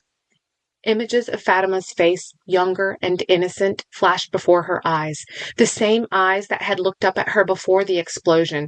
The ache of loss twisted inside her like a knife, but she pushed it down, deep into the pit of her stomach, where all her darkest memories lay. All the people she'd failed, all the souls she'd taken. "Look," Anna started again, voice stealing as she watched the two women sidle toward the exit. Their movements a delicate dance of fear and determination. "I understand you're scared, but if Sahid is here, I need to know where he is." Her words hung heavy in the air, but the prostitutes seemed unswayed. The golden-haired one reached for the door handle, fingers brushing against the cool metal, but Anna moved faster. In one fluid motion, she slid her wallet from her back pocket and fished out another $100 bill, the last vestiges of her cash reserves. 200, she said, extending the crinkled notes towards them. "It's all I have on me. But it's yours if you just give me something, anything." Even as she said it, standing there, Casper's question resounded in her mind. Why? A haunting question. Why? But Anna felt like a shark. She couldn't stop moving or she'd sink. She'd known this forever, and as much as she loved Beth and wanted to be near her sister, Anna's home had wheels. She lived in an RV. She'd never married, never dated anyone seriously, not counting high school flings. But why? Her sister was still back home. Her mother still lived alone after what had happened to their father. Anna scowled. She tried not to think about her family. She'd often told herself that she lived on the road so that others could sleep safe and sound at night. But a part of her wondered if her restless soul was something more than simple altruism. Sometimes she feared what might arise if she went still, if she allowed herself to sink to the bottom of the ocean, to where the dark and dingy secrets festered. A flash of images through her mind. A knife in the dark of a Turkish bath. A bullet on the wind towards an unexpecting diplomat. Poison in an East Asian businessman's cup of tea. How many secrets lay buried deep, deep down? She shivered. She scorned the question why. Why not? Who the hell was going to stop a bastard like Sahid? No governments, no agencies, no one. So why not her? She suppressed the rising tide of thoughts and instead kept her money extended towards the two women. The man on the bed was still trying to get free, his hands bound above him. "Well," she insisted, shifting side to side, still moving, a shark that refused to sink. That was the damn reason why. The silence between them stretched, a taut wire ready to snap under the weight of Anna's insistence. Just as the brunette's lips parted, perhaps to spill the secrets Anna so desperately needed, the shrill chirp of Anna's phone sliced through the tension. Without looking away from the women, she fished the device from her jacket pocket and glanced at the screen. "Get out now. Feds en route to 21st floor." The message from Waldo blazed in stark white against the black background, its urgency undeniable. Blood roared in Anna's ears, a primal drumbeat urging her to flee. She clenched her jaw, a bitter taste spreading across her tongue. "Damn it, Waldo," she muttered under her breath, frustration simmering below the surface. How did he know? The possibility that he had disregarded her explicit instructions and infiltrated the hotel despite the risks involved sent a flare of anger through her. They had been clear. No unnecessary moves, no risk that could compromise the mission. But there was no time to dwell on Waldo's insubordination or the potential fallout it might entail. The ticking clock had just accelerated, and staying meant courting danger, for herself and for the information she still hoped to coax from the prostitute's reluctant lips. She refocused on the two women before her, tossing a wad of bills onto the stained motel carpet. Their eyes darted to the money and back up to Anna's steely gaze. "Talk," Anna demanded. Her voice was low, an undercurrent of urgency betraying the calm she projected. One of the women hesitated, then crouched to pick up the cash, tucking it securely into the band of her skirt. She glanced at her companion, who remained silent, a tacit agreement passing between them. "We don't know no Abdo Sahid," she confessed in a husky voice, wariness etching her features. "But there's this one guy. Middle Eastern, yeah. Showed up some months back." Anna leaned in, her attention sharpening. "Go on," she prodded, the weight of every second pressing upon her. "2 girls went missing," the woman continued, her eyes shifting as if expecting shadows to spring to life. "Dead, they say. And this casino?" She paused, a shudder rippling through her. "It's just like he slid in and took the reins. People are scared, talking under their breaths, you know?" The other woman just nodded. "They're saying someone's trying to buy this casino. A lot of money comes through this place, but that's above our pay grade." Anna tensed. Some casinos pulled as much as $10 billion a year. If someone like Sahid had that sort of money, she shivered at the thought of what he might do with it. Whose pocket that money might line, back in Yemen. What could he fund with $10 billion? What projects might he involve himself in? She felt a cold shiver along her spine. "Scared of what?" Anna pressed, her hand inching toward the door in preparation for a swift exit. A bitter laugh escaped the prostitute's lips. "Calls himself a businessman. But there's nothing legit about him. He's evil, honey. Dangerous in ways that make your skin crawl." Anna absorbed the words, each one adding weight to the dread pooling in her gut. This man, whether Abdo Sahid or not, was a threat she needed to follow. Abdo Sahid might very well have used an alias. He wasn't stupid. Taking a deep breath, Anna steadied her voice. "Where can I find him?" The urgency knotted in her chest, but she held the prostitute's gaze with unwavering intensity. The woman hesitated, her eyes darting to the half-open window, then back to Anna's face, as if measuring the risk of every syllable about to escape her lips. With a nervous twitch, she leaned closer. "Look," she whispered, the word barely audible. "He's got ties, okay? Ties to some sheriff's office, some tiny speck of a town outside Vegas." "Where?" Anna urged, her pulse thrumming in her ears.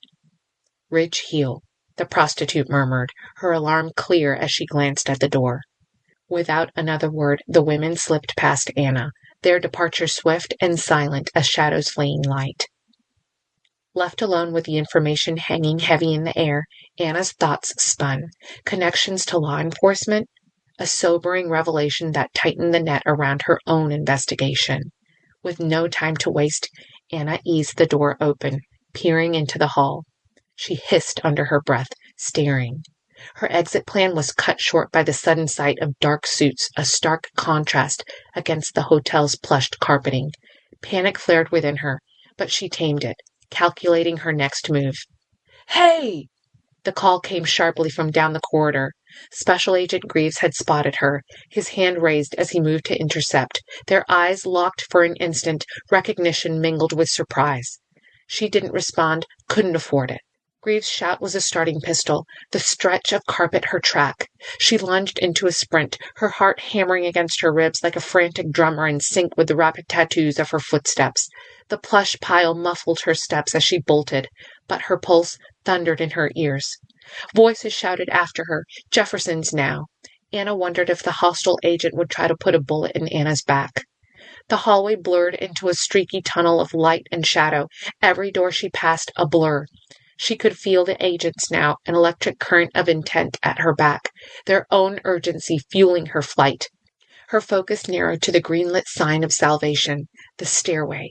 It loomed ahead, a portal to anonymity, to the gritty underbelly of Vegas where she could slip away, become a nameless face in the crowd once more.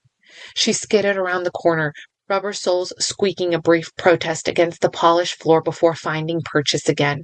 She hit the stairwell door with the force of a fugitive's hope, bursting through it and descending the concrete steps 2 at a time.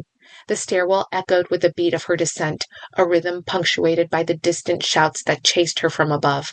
"Stop!" Greaves' voice lost its edge to the distance. his authority diluted by the echo chamber of the stairs and steel. But Anna wasn't the woman who stopped. Not for fear, not for federal badges. Each downward leap took her further from capture, closer to the thin lead on Sahid. Her mind played the information on loop. The small town, the sheriff's office. She burst out of the emergency exit at the ground level, the alarm shrieking at her passage. But Anna was already gone, a shadow swallowed by neon. Chapter 12. The desert night was a black canvas stretched tight over the world, and Anna's grip on the steering wheel matched the rigidity of her jaw. "Waldo, what were you thinking?" she snapped, without taking her eyes off the road. The RV rumbled beneath them, an unwieldy beast barreling toward the small town of Ridge Heel, just outside Vegas's opulent reach. Waldo shifted in his seat, his silhouette slouching against the dim dashboard lights. "Anna, I just needed some air, you know?" His voice had the lilt of a man walking a verbal tightrope, balancing between apology and his innate penchant for taking nothing seriously. "I popped in for a couple of minutes, that's all." "Air?" Anna echoed flatly, her voice edged with sarcasm. "The one thing we have plenty of out here, and you had to leave the RV at the most critical time?" "If I hadn't, you wouldn't have known about the feds, right?" Her eyes shifted to the briefcase at his feet. When he'd returned to the RV 2 hours ago, she'd heard the clinking sound of what sounded suspiciously like poker chips. She supposed bringing Waldo to Las Vegas was like leading a puppy to a pack of sausages, and then leaving it unattended. She frowned, refocusing. The desert night lay thick around them as the RV's headlights cut a swath through the darkness, illuminating the road that led to the sheriff's office of the sleepy town.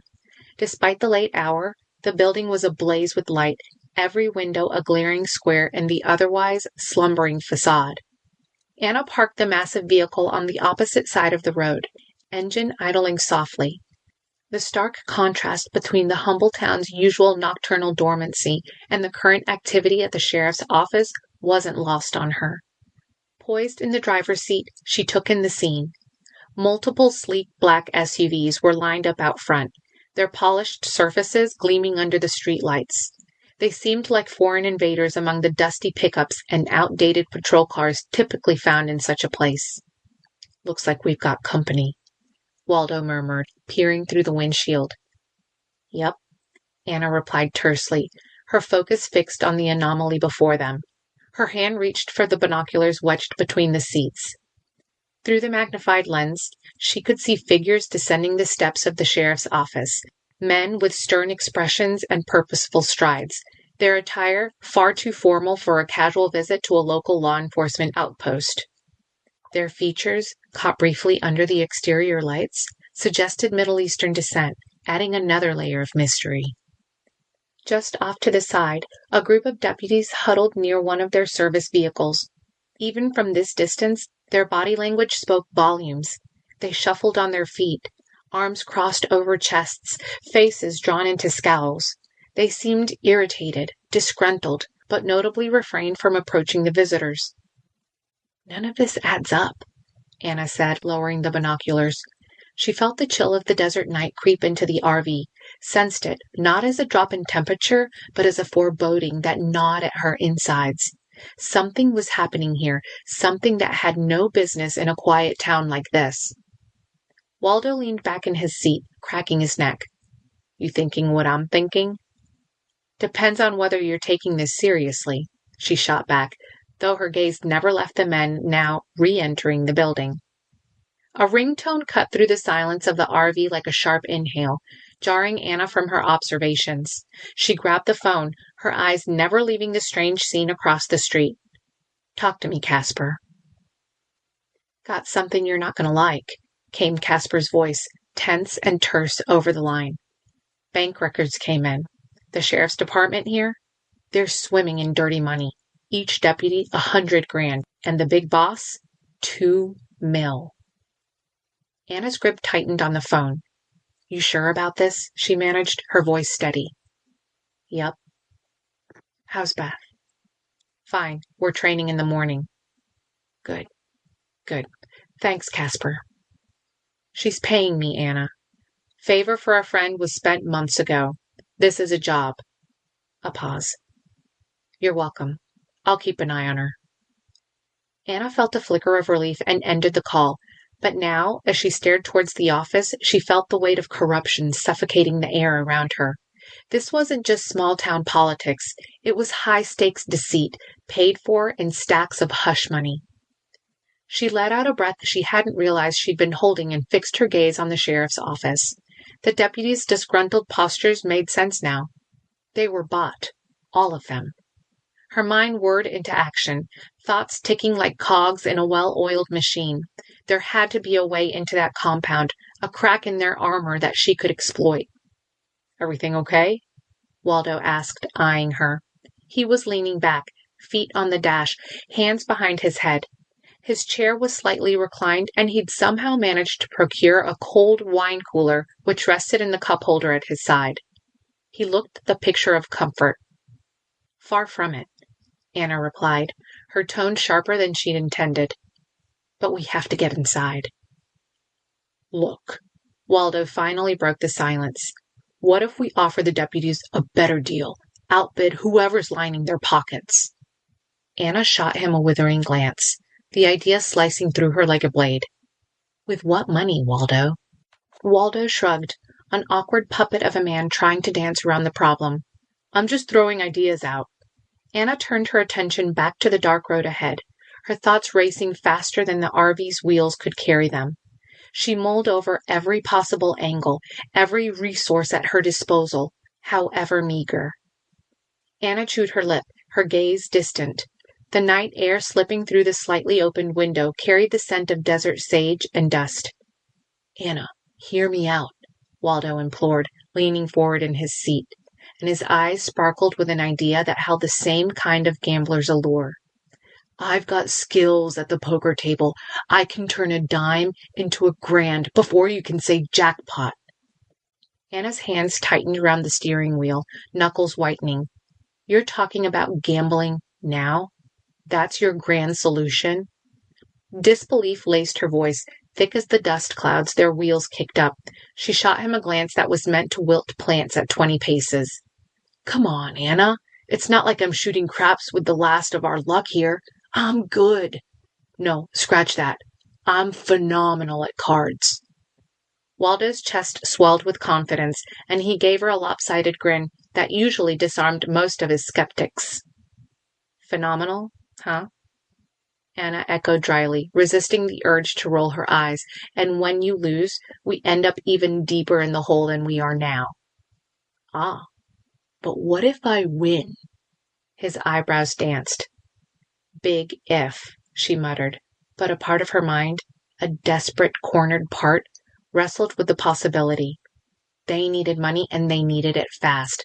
Could she really afford to dismiss any option, no matter how outlandish? Look, Anna, it's this simple. You keep watch while I play. We'll set a limit. I lose more than $1,000, and we walk away. But if Lady Luck kisses my cheek tonight... He trailed off, leaving the tantalizing thought of success hanging between them. Or slaps you for being too fresh? Anna retorted, but the hard line of her mouth softened just a fraction. She hated to admit it, even to herself, but Waldo had a point. Their options were as barren as the desert landscape around them. She couldn't take on a deputy station without some inside help. And if they were bought off, she needed another way.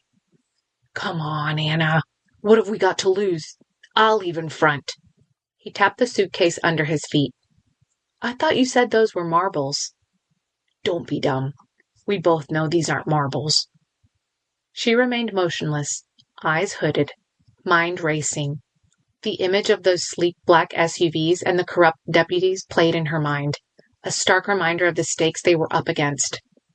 Maybe we can gain enough to tilt the playing field back in our favor, Waldo countered, his tone earnest now, stripped of its usual sarcasm.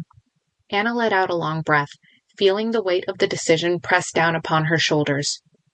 Fine, she conceded, the word tasting like defeat and hope all mixed together. But the moment things go south, We're out of there. Agreed? Agreed. Waldo nodded solemnly, though his eyes danced with the thrill of the challenge. Then let's find the nearest place where you can work your so-called magic. Chapter 13. The lights of the casino flashed in synchronized chaos, attempting to lull its patrons into the belief that time wasn't passing. There were no clocks on the walls, nor windows to view the city beyond. The glow from the warm bulbs above shone, bathing Anna and Waldo's faces in a dance of reds and blues as they stepped through the sliding glass doors from the greeting atrium to the main floor. Waldo, with his square jaw set in determination, clasped the briefcase of poker chips.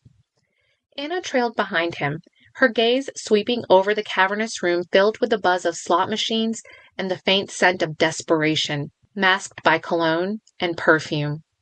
She noted every exit, every face that seemed to linger too long on them, every security camera that panned in their direction. Her hands, hidden in the pockets of her leather jacket, clenched and unclenched rhythmically, mirroring the pounding of her heart.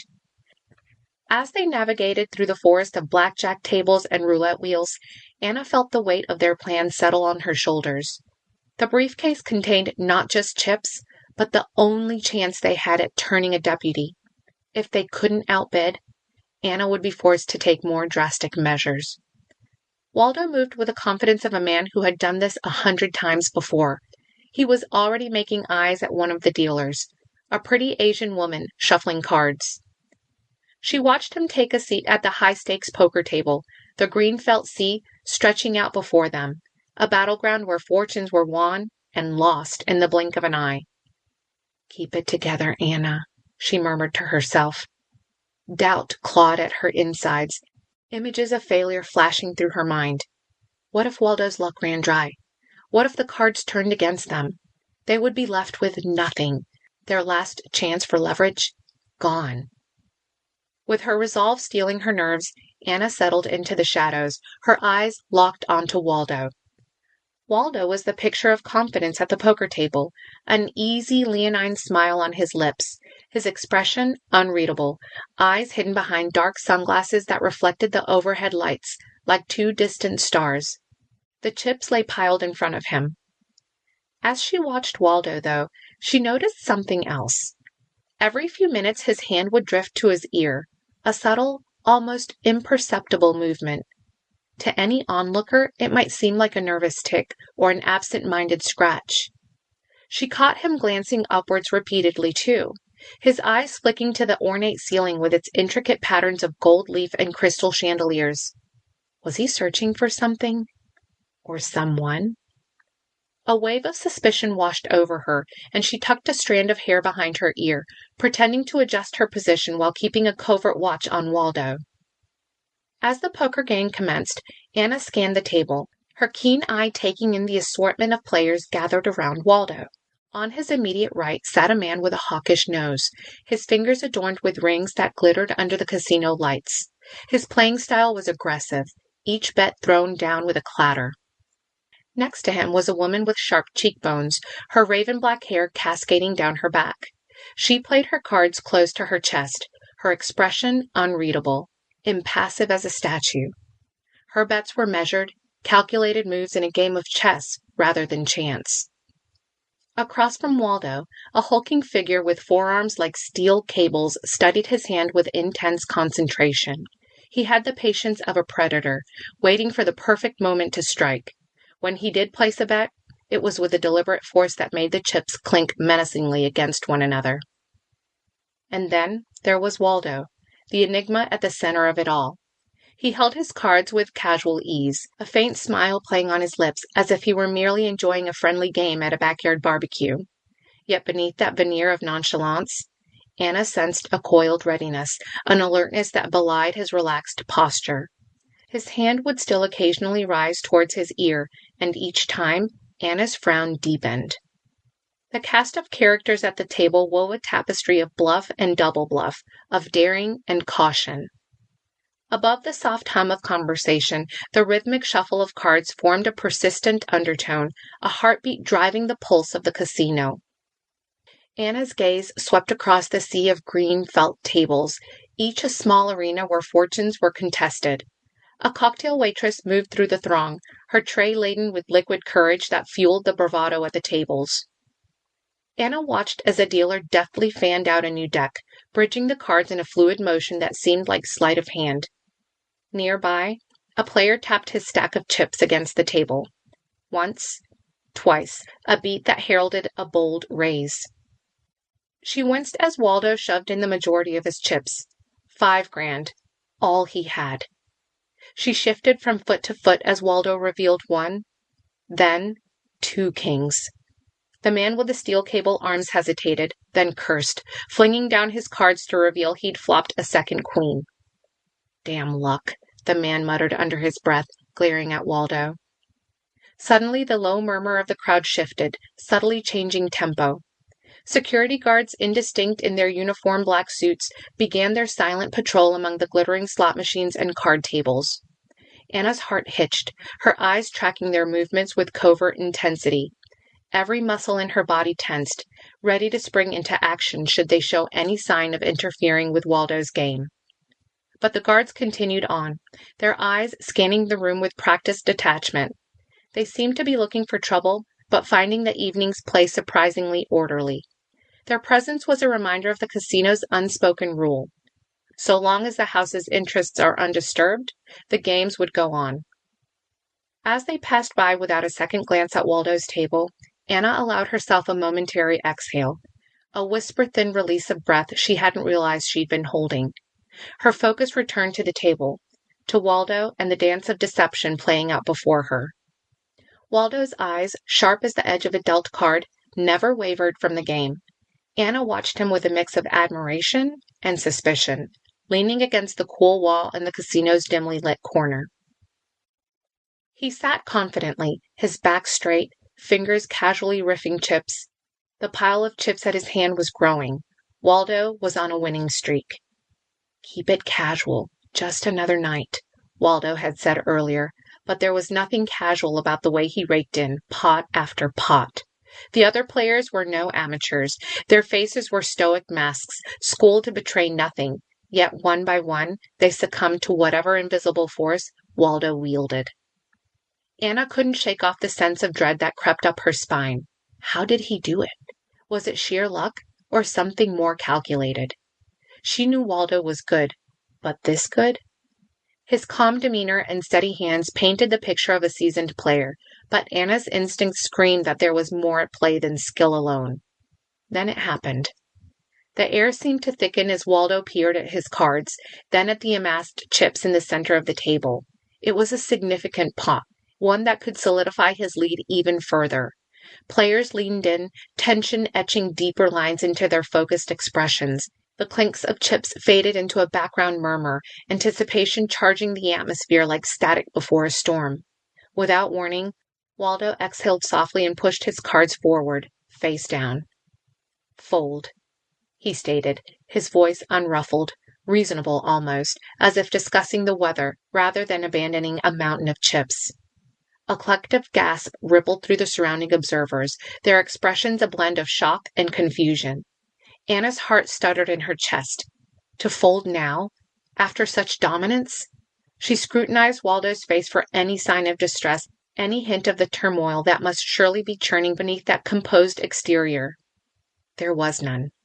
Only the placid, unreadable mask that gave nothing away. With the fold complete, the tension broke like a snapped string, conversation and the clatter of chips swelling once more to fill the void left by the unresolved mystery of Waldo's play. Anna's gaze sharpened as she observed Waldo, the subtle yet deliberate gestures he made. A hand brushing an earlobe, a quick tap at his temple. She frowned, her suspicion unfurling like a dark cloud over her thoughts. Each motion seemed too rehearsed, too intentional to be dismissed as mere nervous tics. There was a pattern to it, a coded language of touch that Waldo seemed to be speaking silently. "Who are you talking to?" she muttered under her breath, her eyes tracing the path of his fingers as they ghosted once more to his ear.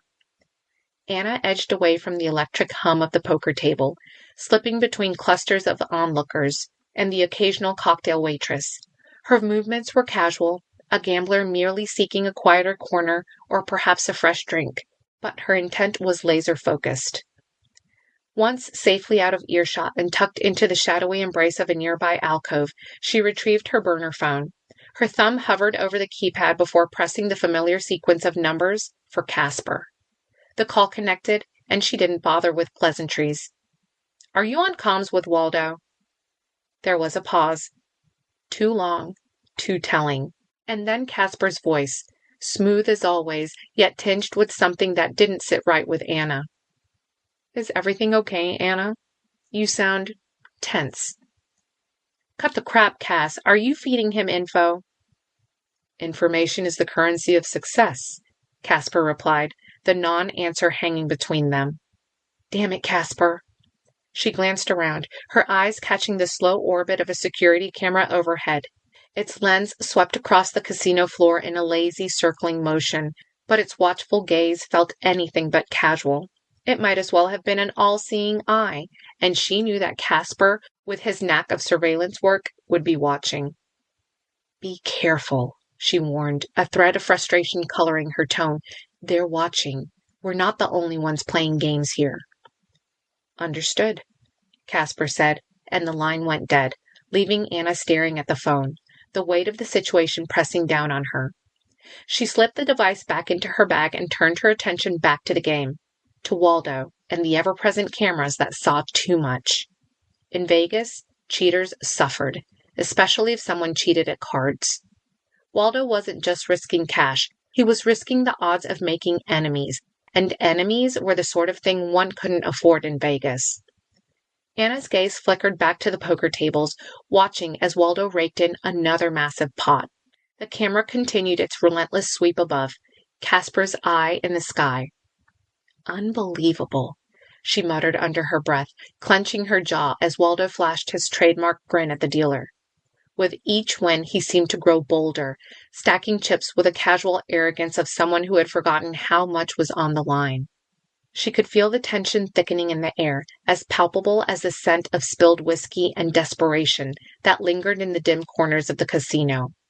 Anna kept her arms crossed, a defensive posture that countered the anxiety clawing at her insides. She knew they were deep into dangerous waters. Waldo's streak of luck was a beacon, drawing unwanted scrutiny. "Keep it together, Waldo," she breathed, though she knew he couldn't hear her silent plea. As if on cue, a pair of security guards paused nearby, their eyes sharp and assessing. One tapped his earpiece, nodding as though receiving some silent instruction before they continued their patrol. She inched closer to the table, trying to appear nonchalant. Waldo's fingers danced across his chips with the finesse of a seasoned magician. Every chip he stacked higher made her pulse race faster. Too much attention, Waldo, she thought fiercely. They needed the money, yes, but not at the cost of getting caught. But Waldo was in his element, surrounded by the felt and the flicker of cards. Every move was a statement, every bet a declaration that he was untouchable, and Anna knew then, with a sinking feeling, that pulling him away from the table would be like coaxing a gambler away from his addiction, with great difficulty and even greater risk. Anna's resolve crystallized as she watched another hand play out. The stakes were rising, and with it, so did the risk of lingering under the casino's watchful eyes. She leaned into Waldo, her breath a hushed urgency against his earlobe. "We need to leave. Now." Security was watching them closely now. 3 men, staring directly at Waldo. Shit. She'd spotted the 2 backup guards too late. Behind them, coming through the row between slot machines. "We need to go," she said more firmly. Waldo's jaw set stubbornly as he shuffled his chips, the sound crisp in the tense silence. "One more hand," he murmured back, the words almost lost amidst the symphony of the casino's nightlife. She felt the coiled tension in his body, a spring wound too tight. Her fingers found his wrist and clamped down, nails pressing into skin. A silent counter-argument meant to convey the danger they couldn't afford to ignore. The guards were beginning to move now, frowning suspiciously. For a moment, he seemed to consider her unspoken warning. Then, with a sigh that held the weight of regret, he stacked his final chips and pushed them away from him, folding the hand he had wanted to play. They both stood, and Waldo began to collect their winnings, his movements suddenly brisk, efficient. The security guards sidled closer, their eyes sharp beneath the brims of their hats. They tracked every motion of Waldo and Anna. The pair could feel the surveillance like a physical touch, cold and calculating. "Let's go," Anna whispered again, urgency lacing her tone. Waldo gathered his chips into the same briefcase he'd brought them in. "It's been fun, pals," he said airily. "Thanks for the ride." "Going so soon?" said the angry man with the thick forearms. "You know how it is. Nagging wench needs me," he said with a nudge at Anna. She resisted the urge to crack his elbow. Waldo muttered under his breath as Anna finally managed to extricate him and lead him away. "Why you gotta ruin the fun?" "Your fun is attracting too much attention," she retorted. "Don't look at them." The security guards didn't stop them, but just watched, frowning. Together, they navigated through the forest of slot machines and gaming tables, a stream cutting through bedrock, towards the cashier. Waldo placed the mountain of chips on the counter, and the cashier eyed them. Her hands a blur as she counted and recounted. When she finally pushed the stacks of bills across the marble surface, they totaled nearly $300,000. "Congratulations," the cashier said, with a professional smile that didn't reach her eyes. "Today's our lucky day," Waldo replied, his voice like a child's in a candy store. With the bundle of cash now discreetly enclosed in Waldo's briefcase, they walked away from the cashier's window, each step measured and even. The security guard's gaze followed them until the very threshold of the casino, where the bright lights of the gaming floor gave way to the relative darkness of the night outside. Anna only released a pent-up breath when she decided the guards weren't following her. Stepping into the tepid night air, Waldo's eyes sparkled like the neon lights that blinked overhead. He clutched the unremarkable suitcase, a poor disguise for the fortune it contained. "Anna, can you believe this? We could just disappear." Anna's gaze remained fixed ahead, her jaw set in determination. "Not an option," she said curtly, pulling him to an alcove shadowed from the prying eyes of the casino. She reached into her jacket pocket. "Hey, what are you—" Waldo began, but his question was cut short as Anna snapped the cold steel of cuffs around his wrist with a decisive click, then fastened the other end around her own. "What the hell?" He tried to pull his wrist away. The cuff went taut. He glared at her. "No! I don't want to go to prom with you. No means no." "Shut up, Waldo." "Really?" "Last time I left you unattended, you snuck into a casino," she retorted. "This way, I'll keep an eye on you." He muttered darkly under his breath. Waldo's shoulders slumped in resignation, the thrill of the win dimming in his eyes. "Fine. But are these really necessary?" He jangled the chain for emphasis. "Absolutely," Anna replied, the weight of their mission pressing down on her. "We do this my way." He sighed, giving the cuff a tug, testing its hold. It didn't budge. A half-smile tugged at the corner of his mouth, part admiring, part exasperated. "You always were the cautious one." "Someone has to be," Anna countered, her eyes scanning the darkness beyond the casino's glow. She stepped forward, and Waldo followed, the metal links chiming softly between them. Together they made their way to the RV parked in the shadows, ready to face the long drive back to the small town where a deputy awaited. They had no other options. The bribe would simply have to work. Chapter 14. Anna's foot pressed hard against the accelerator, the engine of the old RV roaring in response as it tore along the deserted country road. The moon hung like a silver medallion in the night sky, barely illuminating the dense woods flanking either side of the winding asphalt. Despite the darkness, Anna's eyes remained fixed ahead, unyielding as the cuff that bit into her flesh, securing the briefcase to her wrist. She'd agreed to uncuff Waldo, but had switched his cuff to the source of his greatest desire, the case full of cash. The leather of the steering wheel creaked under Anna's white-knuckled grip, the briefcase a metal anchor reminding her of the weight of the task at hand. Every jolt of the car over the uneven road sent a shiver through the chain, a cold metallic whisper against the silence that filled the vehicle. "We've been at this for hours," Waldo moaned, where he was sulking in the passenger seat. Anna shot him a sidelong glance. "We've been driving for like 20 minutes, Wally." He bristled at the nickname. Back and forth," he muttered. "What's the point?"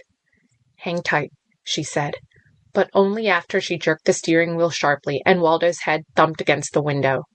"Hey!" she smirked. She floored the pedal again, the decommissioned tank's engine roaring as it carried her RV across the dusty road outside Ridge Heel. The small town was quiet in the night. Dark. The windows blacked out and buildings silent, unlike the neon city they'd left behind. Suddenly, in the rearview mirror, red and blue lights sliced through the night, painting the interior of the car with an ominous glow.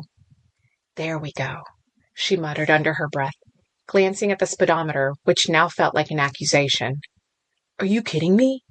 Waldo's voice cracked from the passenger seat, his body stiffening, the muscles in his jaw clenching visibly in the sporadic light. "Cops! It's always cops!" "This was the point," Anna said, shooting him a look. "You didn't realize that?" "Oh, yeah. No, sure." This was what they'd wanted, baiting a deputy. "Relax," Anna murmured, a quiet command that sliced through Waldo's spiraling fear as she eased off the accelerator and steered the car onto the gravel shoulder. Dust billowed behind them, ghostly in the cherry-red glow of the brake lights. She killed the engine, inhaling for 3 seconds, exhaling for 5, keeping herself calm. Waldo's breaths came in shallow bursts beside her, but Anna kept her gaze fixed on the rearview mirror, watching as the deputy emerged from his vehicle. He was a man caught between youth and middle age, his uniform hanging slightly loose on his frame, as if he had yet to grow into the authority it commanded. The night air, thick with the scent of pine and damp earth, seemed to weigh heavily upon his shoulders, bending his posture into a slight hunch as he approached. In the beam of his flashlight, his face was a landscape of doubt, eyes darting from the car's license plate to the occupants shrouded within. The lines around his mouth were etched with the fatigue of uncountable hours spent patrolling the sleepy byways of Ridge Heel, where the unexpected was an unwelcome guest. His hand rested near his holster, not quite touching, but close enough to suggest a readiness instilled by protocol rather than intent. "Evening," he called out, his voice betraying a tremor that the cold night alone could not justify. The beam of light danced nervously across Anna's face, then dropped quickly, as if the deputy feared the illumination might reveal too much. His Adam's apple bobbed in a swallow meant to steady nerves, made jittery by the desolation of this nocturnal encounter. Anna's response was a nod, calm and measured. The flashlight's quivering ray fell upon the metallic whisper of handcuffs, their glint stark against the leather of the briefcase and the pale of Anna's wrist. The sight snagged the deputy's attention like a barb, his eyes narrowing beneath the brim of his hat. "Ma'am, what's with the briefcase?" "Would you believe me if I said it was just paperwork?" She inhaled again, held the breath, exhaled. Calm, in control. She didn't allow nerves to intrude. The deputy's hand twitched, betraying a flicker of instinct as his fingers grazed the butt of his service revolver. His posture stiffened. "Hardly seems like paperwork requires handcuffs," he managed to say, though the tremble from earlier hadn't quite left him. "Sometimes it's not about what's inside the briefcase," Anna said, locking eyes with the unsettled man before her, "but rather what it represents. Tell me, Deputy, how much do you have in your bank account right now?" The question hung in the air, audacious and intrusive, like the piercing hoot of an owl in the stillness of the forest. His Adam's apple jumped again, a visible cue of his discomfort as his fingers settled more decidedly on the grip of his gun, the leather of the holster creaking under the strain. "You don't have to answer that," she said softly. "But let's talk hypotheticals for a second. Imagine a sum of money that could change your life. No more long nights on these empty roads." The man's eyes, previously narrowed with duty, now widened with a mix of curiosity and calculation. The night's chill seemed to seep into the car, wrapping its cold fingers around them as an unspoken proposition dangled precariously in the air. An internal investigation is a nasty business, Anna continued, her voice steady despite the adrenaline that coursed through her veins. Rumors, paperwork, your career on the line. Or you could make a choice tonight that would ensure none of that ever touches you. The deputy's stance shifted imperceptibly, his weight moving from one foot to the other in the gravel by the roadside. I don't know what the hell you're talking about. Nah, see, an innocent man would have arrested me by now. You know what I'm talking about. 100 grand, dropped in your account. Same as the others, right? I'm sure you didn't want to, but how could you say no? He stared at her, gaping. Who are you? His hand was now tensed on his trigger. She smirked, glancing down and up again, a wolfish smile on her face. She liked this part, when the predator realized he was the prey. Her mind flickered back to Fatima, to Abdo Sahid. Her smile vanished. A gift, she said simply. Double up. Why put yourself in harm's way, huh? More cash? His words were barely audible, a whisper torn away by the wind that rustled the nearby trees. He glanced back towards his patrol car, isolated in the pool of light from its headlights, then back to Anna, seeking something in her face. Anna felt her pulse in the cuff encircling her wrist, the briefcase an anchor in this high-stakes gamble. Her other hand, concealed from the deputy's view by the dark fabric of the door, rested on the cool metal of her gun. Think about it, she urged, her thumb tracing the trigger guard where it rested out of sight. It's not just about avoiding the bad. It's about embracing an opportunity, one that doesn't come around often. The deputy's jaw clenched, and his eyes darted away, scanning the darkness as though searching for an answer in the quiet wilderness. For a long moment there was only the sound of the wind and the distant call of a nocturnal bird. When he finally looked back at Anna, his expression was unreadable, but the indecision had melted into something else, something that resembled resolve. Watch. Waldo's voice was a whisper, a rustle of leaves against the hush of darkness. With a deft click, he released the clasp of the briefcase. His jaws parted slowly, like the opening scene of a play where the curtains drew back. Beneath the dome light of the car, the cash gleamed. Neat stacks of bills, bundled with precision, filled the case to the brim. The scent of fresh paper lingered in the air, mingling with the musty odor of the leather interior. It was more money than the deputy had ever seen outside of a bank vault, more than he could earn in years of honest work. Anna watched him drink in the sight, her fingers still curled on the trigger, like a cobra, coiled and ready to strike. The deputy swallowed audibly, his Adam's apple bobbing as desire warred with duty. His hand, which had hovered near the butt of his gun, trembled faintly before falling slack at his side. Moonlight spilled across his face. She's insane, you know, Waldo murmured. She really is. Trust me. You took cash once before. Save yourself and your family the trouble. Last time I saw her, he said, nodding at Anna, was in the burnt-out husk of a single-family home, 2 bodies on the ground. He nodded knowingly. The deputy swallowed. What? Her own family, Waldo said, wagging his head up and down and crossing his finger over his heart solemnly. Anna shot him a sharp glance, frowning.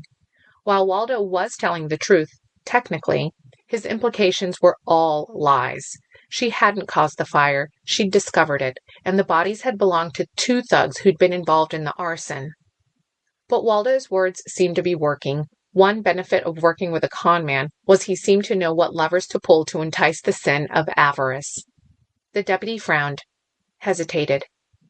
Then, the subtlest of movements, a taut nod, barely perceptible, yet monumental in its implication. Anna exhaled slowly, the tension unwinding from her shoulders. What do you need me to do? The deputy's voice was rough, like gravel kicked up by passing tires. First, Anna began, the corner of her mouth ticking up in a half-smile that didn't reach her wary eyes. We need trust. Turn off your radio, Anna instructed, her voice steady but edged with the remnants of adrenaline. She watched his face for signs of hesitation, but there were none. He stepped back and through his window reached for the console and complied, the static hiss of the radio dying abruptly. "Give me the cash." "It's yours. But first things first. Listen closely." She called out the window, her eyes scanning the shadows that hugged the edges of the cruiser's headlights. "And do everything exactly how I tell you." Chapter 15. Sweat beaded on Anna's forehead, the space around her constricted like a vice. The darkness of the deputy's trunk was absolute, a small universe where only the sound of her careful, controlled breaths seemed to exist, until the voices from outside pierced her solitary cocoon. She lay motionless, a statue, save for the white-knuckled clutch on the gun, its cold metal a grim comfort. Outside, the muffled sounds became coherent, words woven with authority and demand sliced through the air. Anna's jaw clenched, her ears straining to dissect the conversation, to predict what would come next. Could she trust the deputy, driving the Trojan horse? The interior of the trunk smelled of old fast food, and she had shoved a couple of fries away from her face after first acclimating to the dark, cramped space. But she'd been in worse situations before, and now she listened intently. "Everything okay here, Deputy?" The inquiry was sharp, edged with suspicion. Yes, just routine," stammered the deputy, his voice quivering slightly, a crack in his facade that did not go unnoticed by Anna. She visualized his face, the way his eyes darted too quickly, how his Adam's apple bobbed with tension. The deputy had seemed sincere when he'd accepted the bribe, but fear was a powerful adversary. Through the narrow slit of visibility between the trunk's lid and frame, Anna caught sight of the men in dark suits. They stood like sentinels, their silhouettes rigid against the amber glow of a nearby street lamp. The faintest glint of light danced off something metallic in the hand of one. A watch, perhaps, or something far more sinister. The night air carried their cologne, a mix of musk and menace that crept through the car's seams and into Anna's cramped haven. She imagined them as predators, circling, their eyes coldly calculating. Her fingers caressed the cool metal of the gun.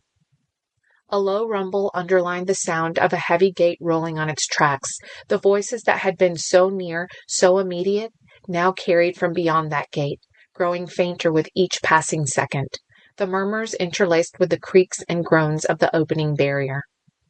They were moving through the gate.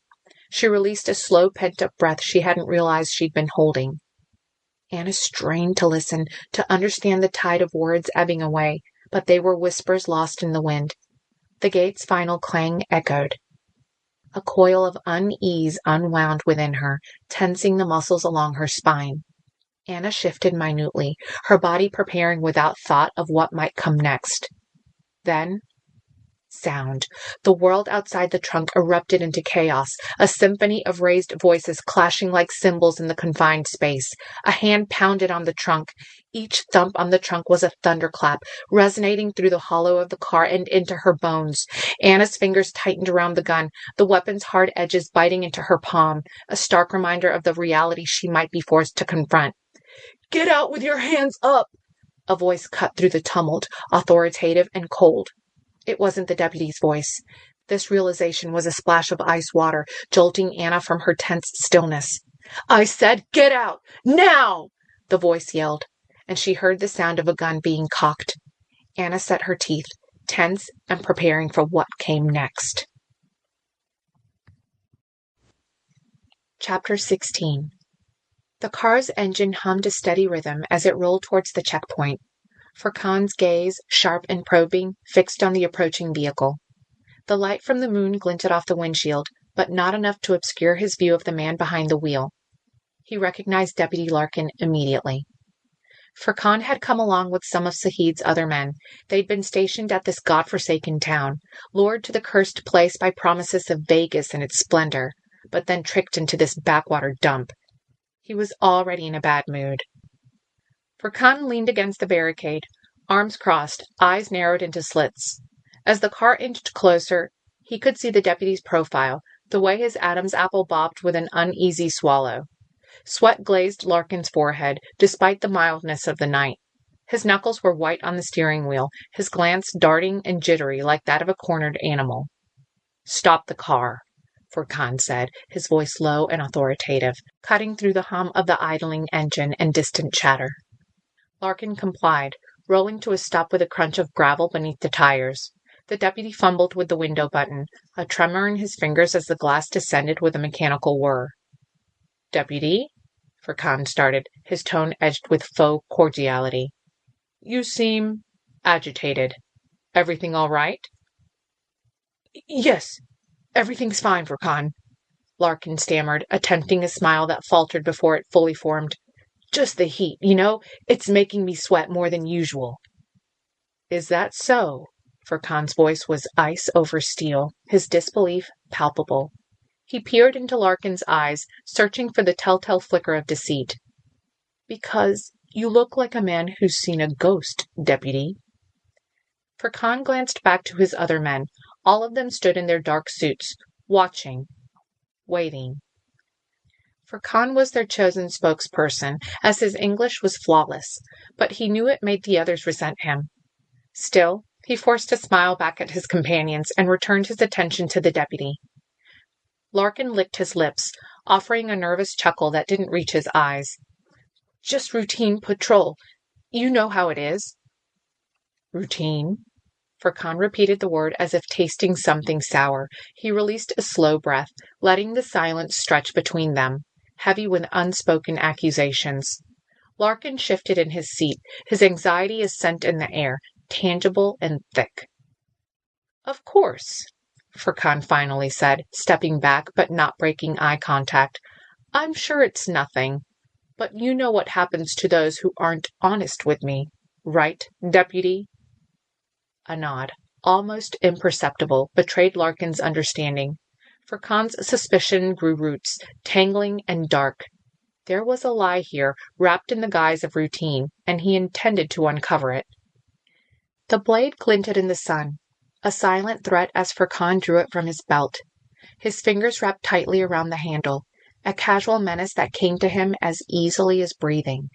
He leaned forward, the tip of the knife playing a dangerous rhythm against the metal windowsill, a sharp counterpoint to Larkin's ragged breaths. "Maybe you need a little reminder," Furkan murmured, his eyes never leaving Larkin's face. "A nudge towards the truth?" Larkin's gaze flickered from the blade to Furkan's unyielding stare, and then, with a subtle twitch of his jaw, he nodded jerkily towards the back of the vehicle, his Adam's apple bobbing with swallowed fear. Furkan paused, the tap-tap of the knife ceasing as he processed the deputy's silent admission. His mind raced, recalling a chilling memory, a scene stained with blood and punctuated by screams. The merchandise, a term so cold for something alive, had slipped through their grasp earlier today, and the guard, poor foolish Dalton, had paid the price. They'd recovered the merchandise. Jacinth, was that her name? Now at the racetrack, he'd handled the issue, but if something else happened? Something else on his watch? He shivered. Sahid wouldn't be happy. Furkan wrinkled his nose, staring at the trunk. He glanced at the deputy, flashed a crocodile smile, and held a finger to his lips. Furkan's shadow loomed large as he advanced on the back of the car, his silhouette etched sharply against the stark glow of the checkpoint's floodlights. A crisp gesture from his hand cut through the tension-thick air, summoning two stone-faced men from the fold of his waiting entourage.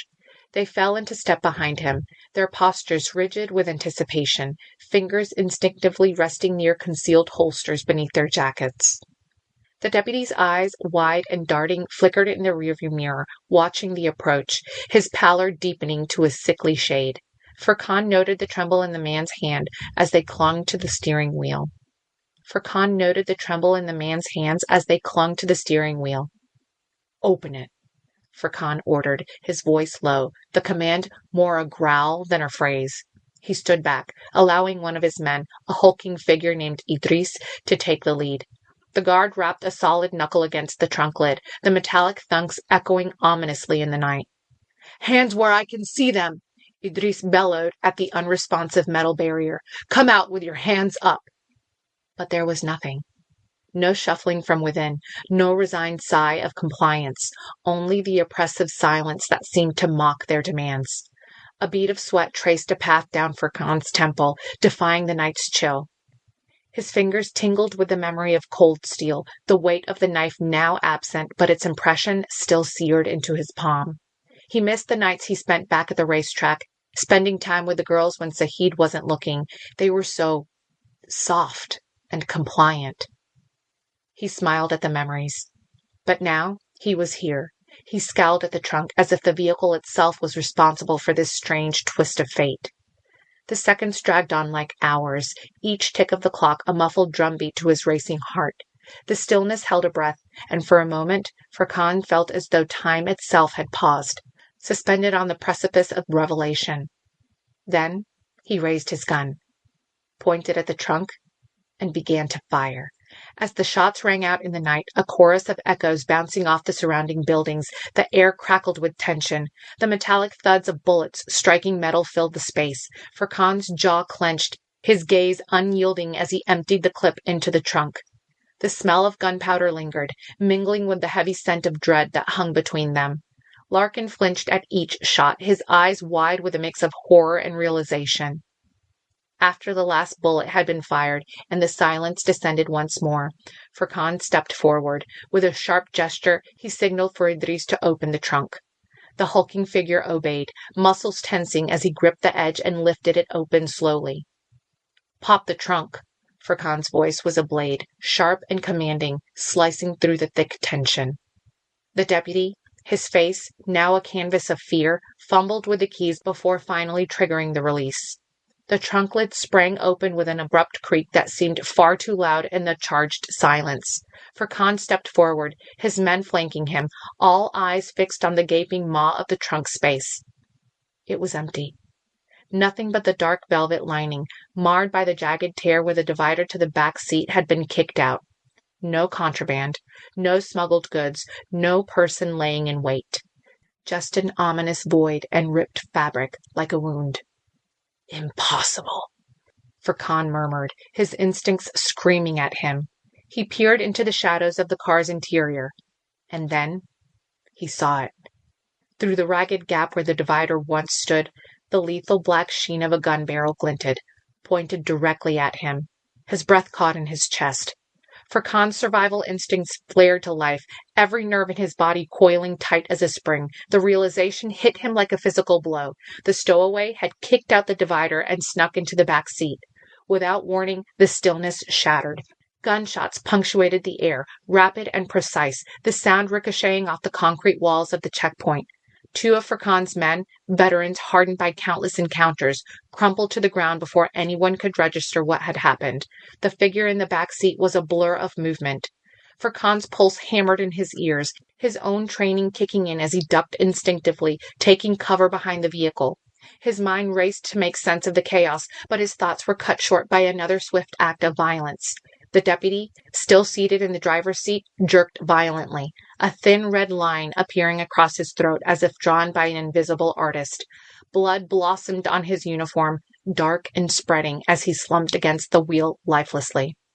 The woman, the assassin concealed within the car's shadow, moved with lethal intent. She didn't hesitate, didn't pause to survey her handiwork. Instead, she leaned over the deputy's body, her hands already finding the gear shift amidst the crimson. The engine roared to life, growling as she threw the vehicle into motion. 3 of Furkan's men had been stationed on the stairs, weapons ready, their eyes locked on the unfolding horror. They braced themselves, ready to intercept, but they were mere obstacles in her path. The car lunged forward, slamming into the trio with bone-jarring force. Bodies were flung aside, cries of pain lost in the screeching of tires against pavement. Furkan rose from his crouch, disbelief etched on his features as he witnessed the carnage. And as the dust settled, the realization sank into Furkan's bones. They were not hunting her. She was hunting them. Furkan's finger tensed on the trigger, his aim locked onto the car as it careened towards the station. His men, dazed and struggling to rise, were scattered obstacles in the car's wake. He squeezed the trigger. Bullets punctured the evening air, metallic bites seeking flesh. But his target was not where he had aimed. She was a specter of movements, a blur of lethal grace. The car skidded, avoiding the first salvo, then stopped. A second later, the woman unfolded from the shattered window, contorting her body with the fluidity of smoke escaping a bottle. She emerged onto the car's roof. Two more of Furkan's men advanced, their weapons upraised, their faces masks of determination. They didn't stand a chance. She moved amongst them like a tempest, her hands instruments of precise violence. A swift kick sent one sprawling, his gun skittering across the concrete. An elbow found the second man's throat, collapsing his windpipe with an efficiency that was almost surgical.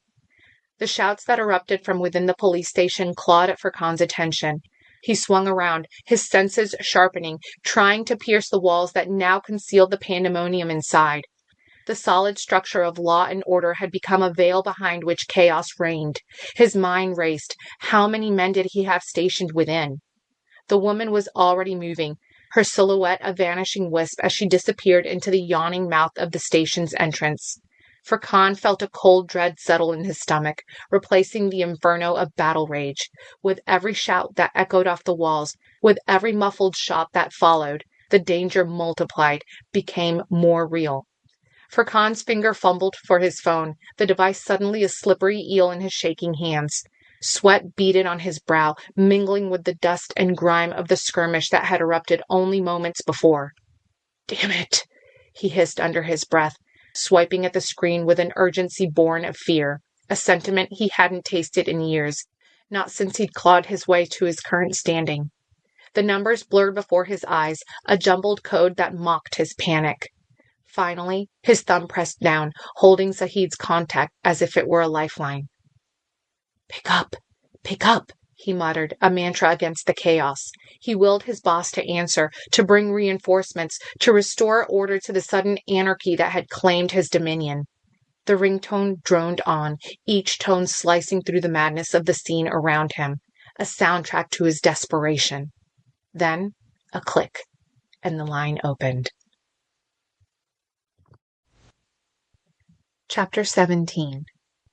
Anna's boots patted softly against the gritty tile floor of the dimly lit corridor as she walked through the police station, leaving corpses on the stairs behind her. The sliding doors couldn't shut on account of the body laying across the slick ground.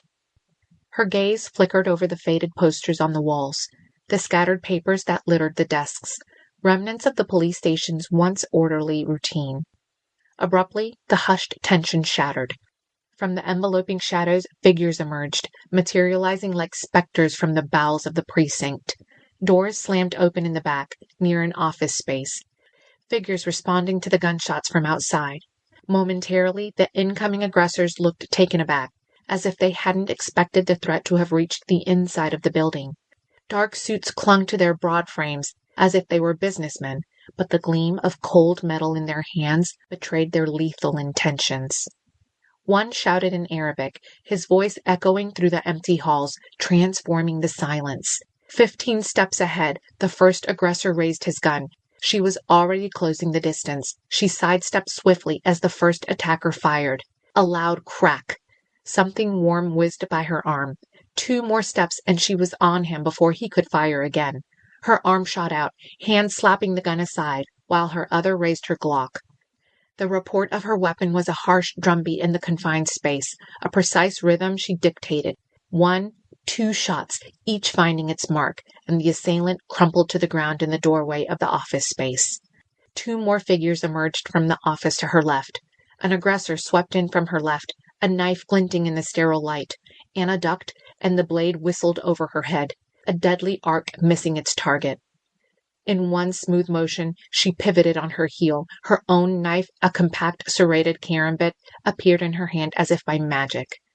Her assailant barely had time to register the shift in tactics before Anna's blade sliced through the fabric of his suit, cutting a shallow but decisive line across his thigh. His shout of pain was cut short as she used his momentary imbalance to thrust him against the wall with a calculated blow from her shoulder. Pain flared in her arm from the impact, but she didn't register it. She couldn't afford to.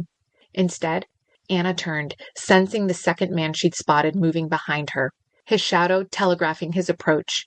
She ducked, feeling the rush of air as a fist sailed over where her head had been a split second earlier.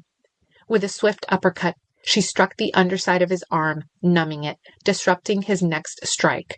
He faltered, stumbling into a wooden desk, and she capitalized on the opening, driving the palm of her hand upward into his nose with bone-crunching force. The sound lost amidst the chaos. Breath for breath, heartbeat for heartbeat, she was not just defending herself, she was dismantling their resolve, piece by piece. 2 bullets left. Another man's head appeared from outside this time. More gunmen rounding the side of the building. She fired twice. He dropped. She reached for a clip to reload. But a final attacker emerged in the doorway, gaping at her, wide-eyed, a man with matted hair and a golden tooth. Anna's eyes, sharp as flint, darted the table at her side. A letter opener rested there. She didn't hesitate. The final attacker shouted in Arabic, raised his gun. At the same time, her fingers wrapped around the cold metal of the opener. She flung it, and he fired. His bullet went wide, as her profile was now turned towards him with the motion of the throw. The opener sliced through the air and found its mark in the hand of the nearest attacker. The weapon he held clattered to the floor, his cry of pain swallowed by the sudden silence. All of this happened so quickly, she almost lost track of time, as if she'd been listening to some lulling piece of music. And then she glanced back. All the men dead or dying, motionless. All except one, the man who she'd slashed across the leg and shouldered into the wall. He was whimpering, stumbling away from her. He limped as he tried to escape. She turned, slowly, her footsteps like a judge's gavel. Thump, thump. He whimpered, panicked, trying to reach for a gun on the ground, but his fingers slick with his own blood. The gun fell. This surviving man stared at her, panic in his eyes, horror forming his mouth into a small circle. He stammered a couple of times, glancing back, then at her again. She didn't slow, didn't speak. He'd had his chance. Fatima never had a chance. The world narrowed to the harsh echo of her own breaths and the closing footsteps of her final adversary. Anna's eyes, sharp as hawks despite the onslaught, caught the glint of aged plastic in the periphery, a relic from an era before pocket-sized technology dominated. The old hardwired phone sat squat on an adjacent desk, its coiled cord spiraling like a resting serpent. He was trying to reach the phone. She lunged, reaching it first. Her fingers snaked around the receiver, the clammy press of the molded plastic grounding her fleeting senses. She whipped the cord around his neck. He tried to slam into her in a final, desperate bid. But the assailant's momentum worked against him, the sharp jerk of the makeshift garrote cutting off his windpipe. His blood-slicked hand clawed at his throat, grappling for air that wouldn't come. Anna's grip remained merciless, unwavering until the twitching ceased and the body slumped, an inert mass. Panting, every breath a blade in her side, Anna crumpled beside the fallen foe, her limbs sprawled awkwardly on the cool linoleum, her back against the unforgiving edge of a desk. The chorus of battle faded from her ears, replaced now by the rush of her pulse, a frenetic beat.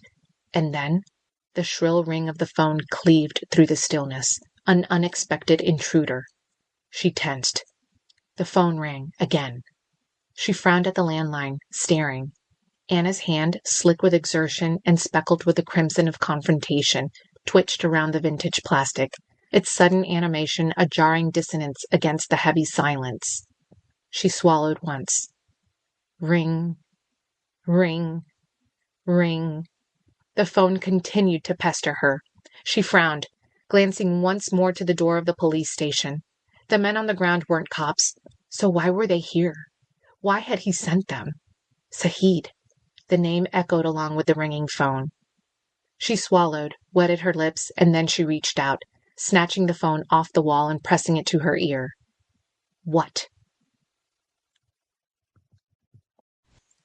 Chapter 18. The handset was slick with Anna's perspiration, pressed hard enough against her cheek that the plastic creaked. Her breath came in raw, ragged gasps, echoing slightly in the cramped space.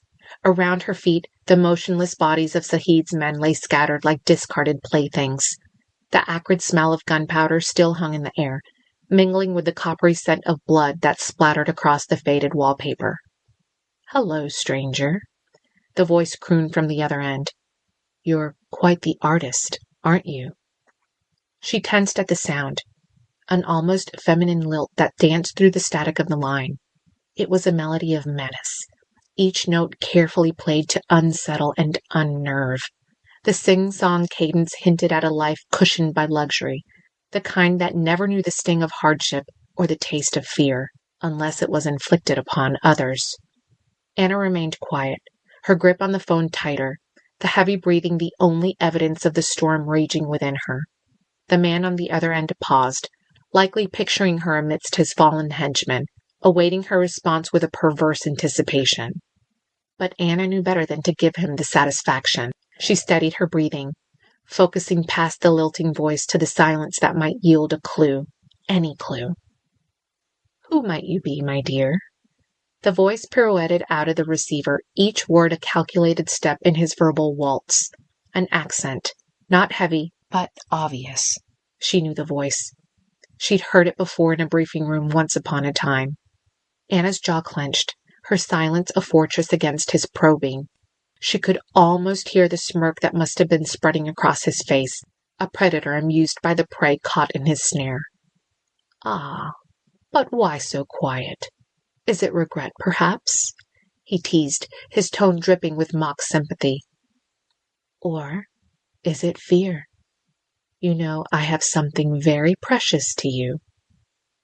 The room seemed to close in on Anna, every word from the man like a tightening vice. Her mind raced, but her features remained an impassive mask. There was little doubt that he would use whatever leverage he sought to twist the knife further. He was fishing. He didn't know her, didn't know who she was, but he was trying to find out. In the way she listened, trying to pick up on background noise, some clue. He also listened. "Your silence won't protect them," he continued, his voice now a velvet threat. "I can assure you, my dear, pain has been a guest in their company." "Where are you?" she asked, the question not so much spoken as it was carved from ice. "Such directness," the sing-song voice on the other end tittered. "But I'm curious about you. Tell me, why are you interested in my whereabouts?" "Curiosity is a human trait," Anna replied, her voice low and even, as if discussing the weather rather than negotiating with a serpent. "Why visit the U.S.? She already knew the answer. The casino. Billions of dollars funneled through, funding who knew what hellish enterprises. Her mind worked furiously behind the facade, each word measured, each pause calculated. She needed him talking, needed him unwittingly painting the picture of his hideout with every syllable he uttered. "Ah, the land of opportunity," he crooned, almost as if savoring a fine wine. "One should always explore new ventures, don't you think?" "Depends on the venture. Business or pleasure?" "Perhaps a bit of both," came the coy response. He was enjoying this, the cat to her mouse, unaware that this mouse had claws sharp enough to tear through the veil he hid behind. "Must be quite the change from back home," she pressed on, her tone casual but insistent. Anna's grip on the phone tightened, the plastic creaking under the strain. She could hear the amusement woven through his words like poison in honey. "Such a curious cat could end up in trouble, you know. Maybe even lose one of its 9 lives. Her jaw clenched, but she remained silent, her breath steady, despite the pounding of her heart. Anna knew the game. She'd played it before, and won. "Or perhaps," he continued, stretching out his vowels, "it's not curiosity that drives you. What are you willing to do to save someone you love? Is that what this is about? Have I hurt someone you love? A sister? A daughter? Not a brother, surely." Her fingers curled into a fist, the only sign of the frustration boiling within her as his voice filled the room, smooth and unyielding. Yet all she heard beyond his words was the sterile silence of a dead line. No shuffling of henchmen, no distant street noise, nothing. Actions speak louder than words. she replied calmly, her own voice betraying none of the tension that knotted her muscles. Indeed, he purred, and your actions have been quite disruptive. But we know how to break unruly mares, don't we? She ignored the bait, her senses straining against the void of sound, searching for something, anything. Her breaths came in measured puffs as she leaned closer to the mouthpiece. I know who you are, Abdo Sahid, she breathed out, the syllables of the name hanging heavy in the air. There was a palpable shift on the line, a sudden quiet that stretched into a chasm of silence. The humming of the connection became a tinnitus in Anna's ear. Anna waited, patient as a spider in the center of its web, feeling the vibrations of the thread she'd plucked. Then, softly at first, like a secret being whispered through the ages, the sound came. A distant whinny sliced through the stillness, a sharp contrast to the man's earlier silky tones. It was brief, almost lost beneath the layers of hissing static, but it was there, unmistakable. Her eyes narrowed, a hunter catching the scent of its quarry. She recalled with vivid clarity the metaphor he had used before about breaking women, as if they were wild mares to be tamed. It couldn't be coincidence, not with Sahid. He was deliberate. The realization struck a chord in her, resonating with the adrenaline that began to surge through her veins. Horses. She was sure of it now. He was near them. Her mind worked furiously, mapping out places, stables, farms, anywhere that could house such animals with his sphere of influence. Anna's pulse quickened, her grip on the receiver tightening as if it were a lifeline. She could almost smell the fresh hay and leather through the phone.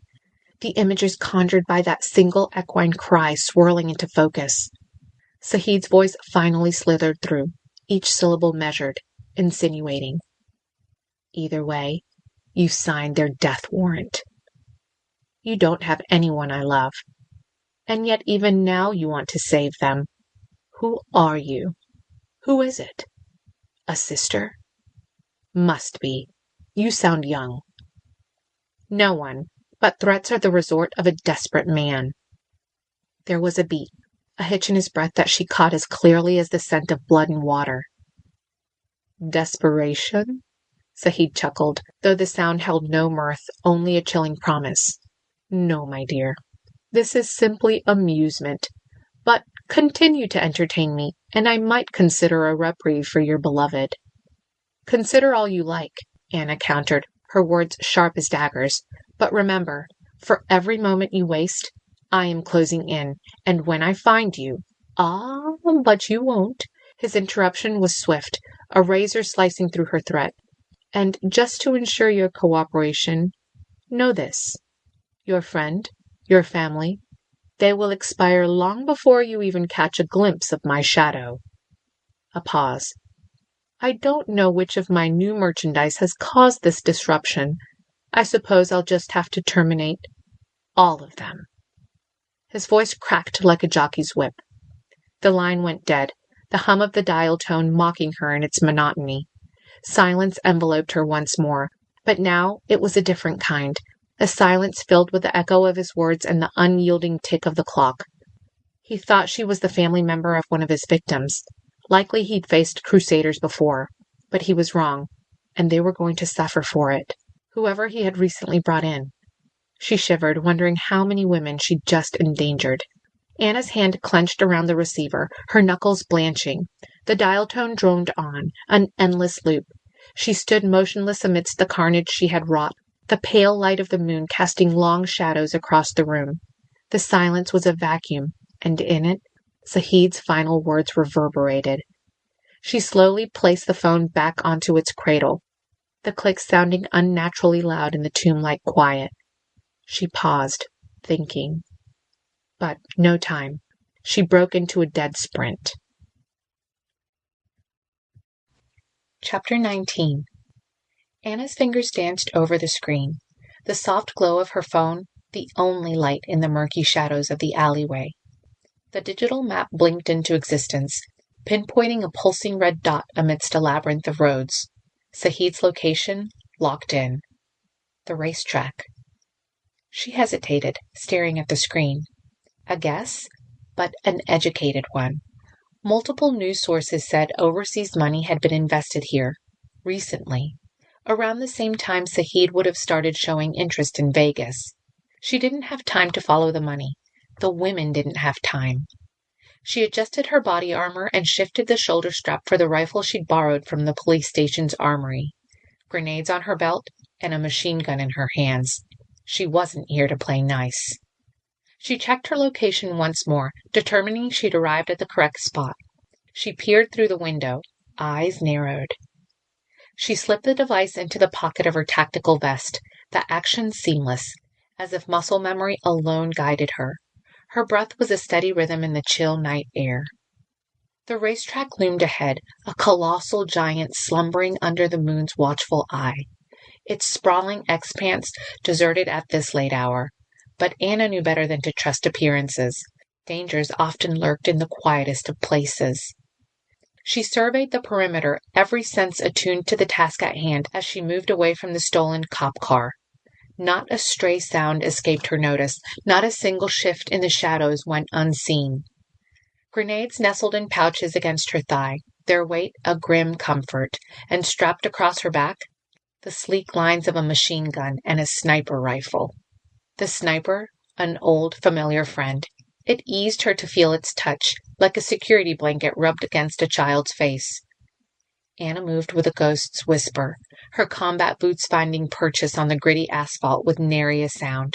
She navigated through the gates, a shadow amongst shadows, her form blending seamlessly into the dark tapestry of the night. Each step a calculated risk, each breath a countdown to confrontation. The racetrack stretched before her now, an open expanse begging for the thunder of hooves and the roar of crowds, but tonight it would bear witness to a different kind of contest. Her finger caressed the cold metal of her sniper rifle as if it were an old lover. The stillness of the racetrack was a deceit. There, just beyond the reach of the ambient light that bled from the grandstand, the night was punctured by the muffled cries, distant yet piercing, a chorus of desperation that rose and fell with the wind.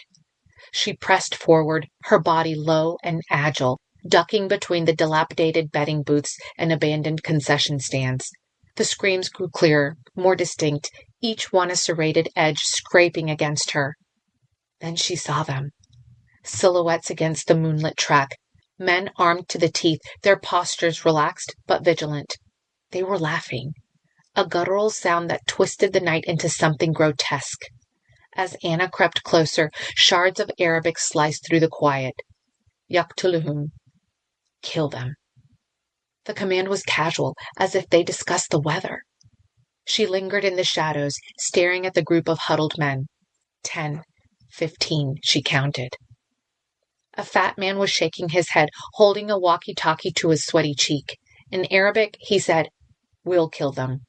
Just give us a second." He lowered the radio. A couple of thick-skulled men at his side watched the fat man, waiting for orders. "Boss wants the merchandise extinguished." The guards frowned. "After the race?" The fat man waved a hand. "Why not? I've got money on this."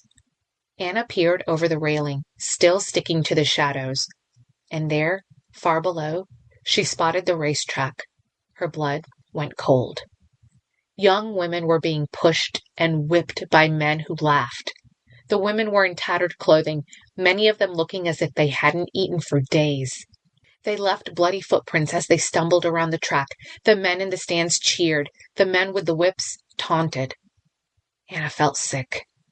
And now it sounded like once the race was over, the lives of the women would also be forfeit. She counted 20 men in total on the track and in the stands, all of them armed. No sign of Sahid. Normally she'd gather intel. She'd find the location of a primary target.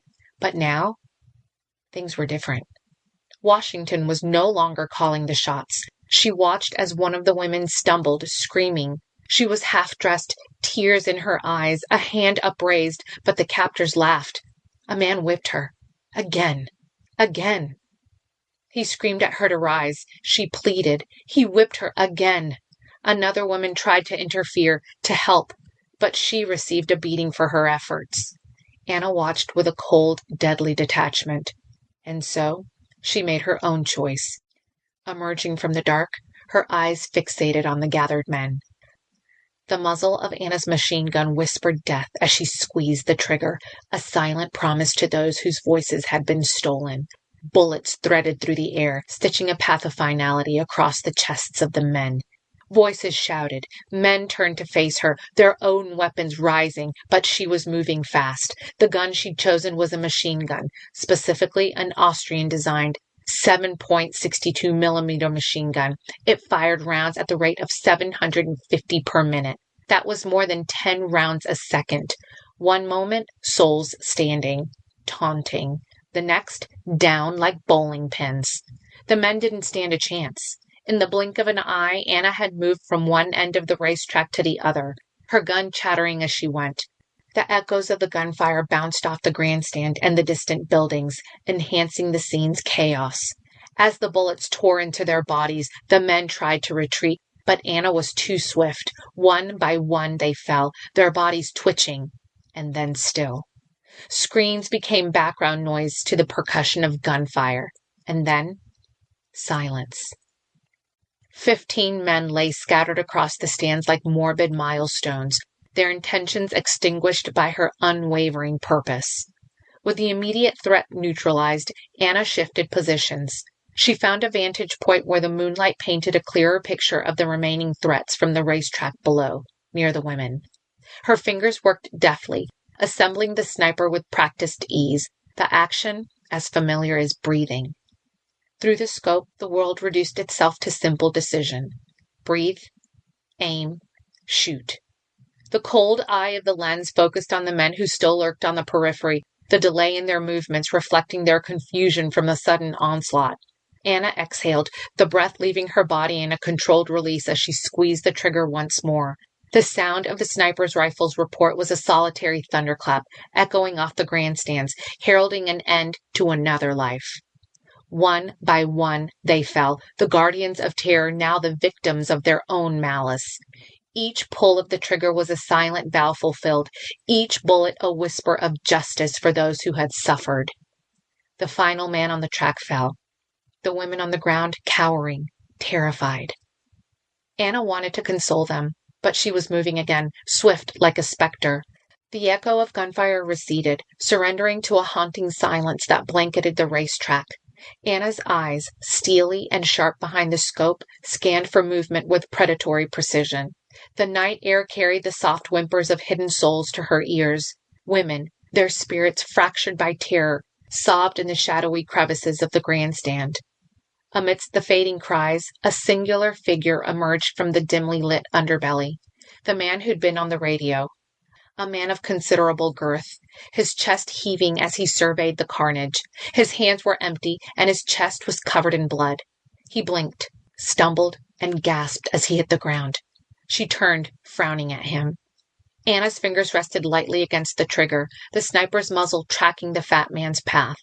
He paused, wiping sweat from his brow with the back of his hand, oblivious to the crosshairs that held him in an invisible grip.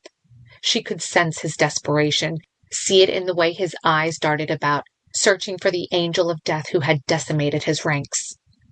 Anna strode across the pockmarked concrete, her boots pressing into the grit that had once seen the thunderous patter of hooves and cheers of onlookers.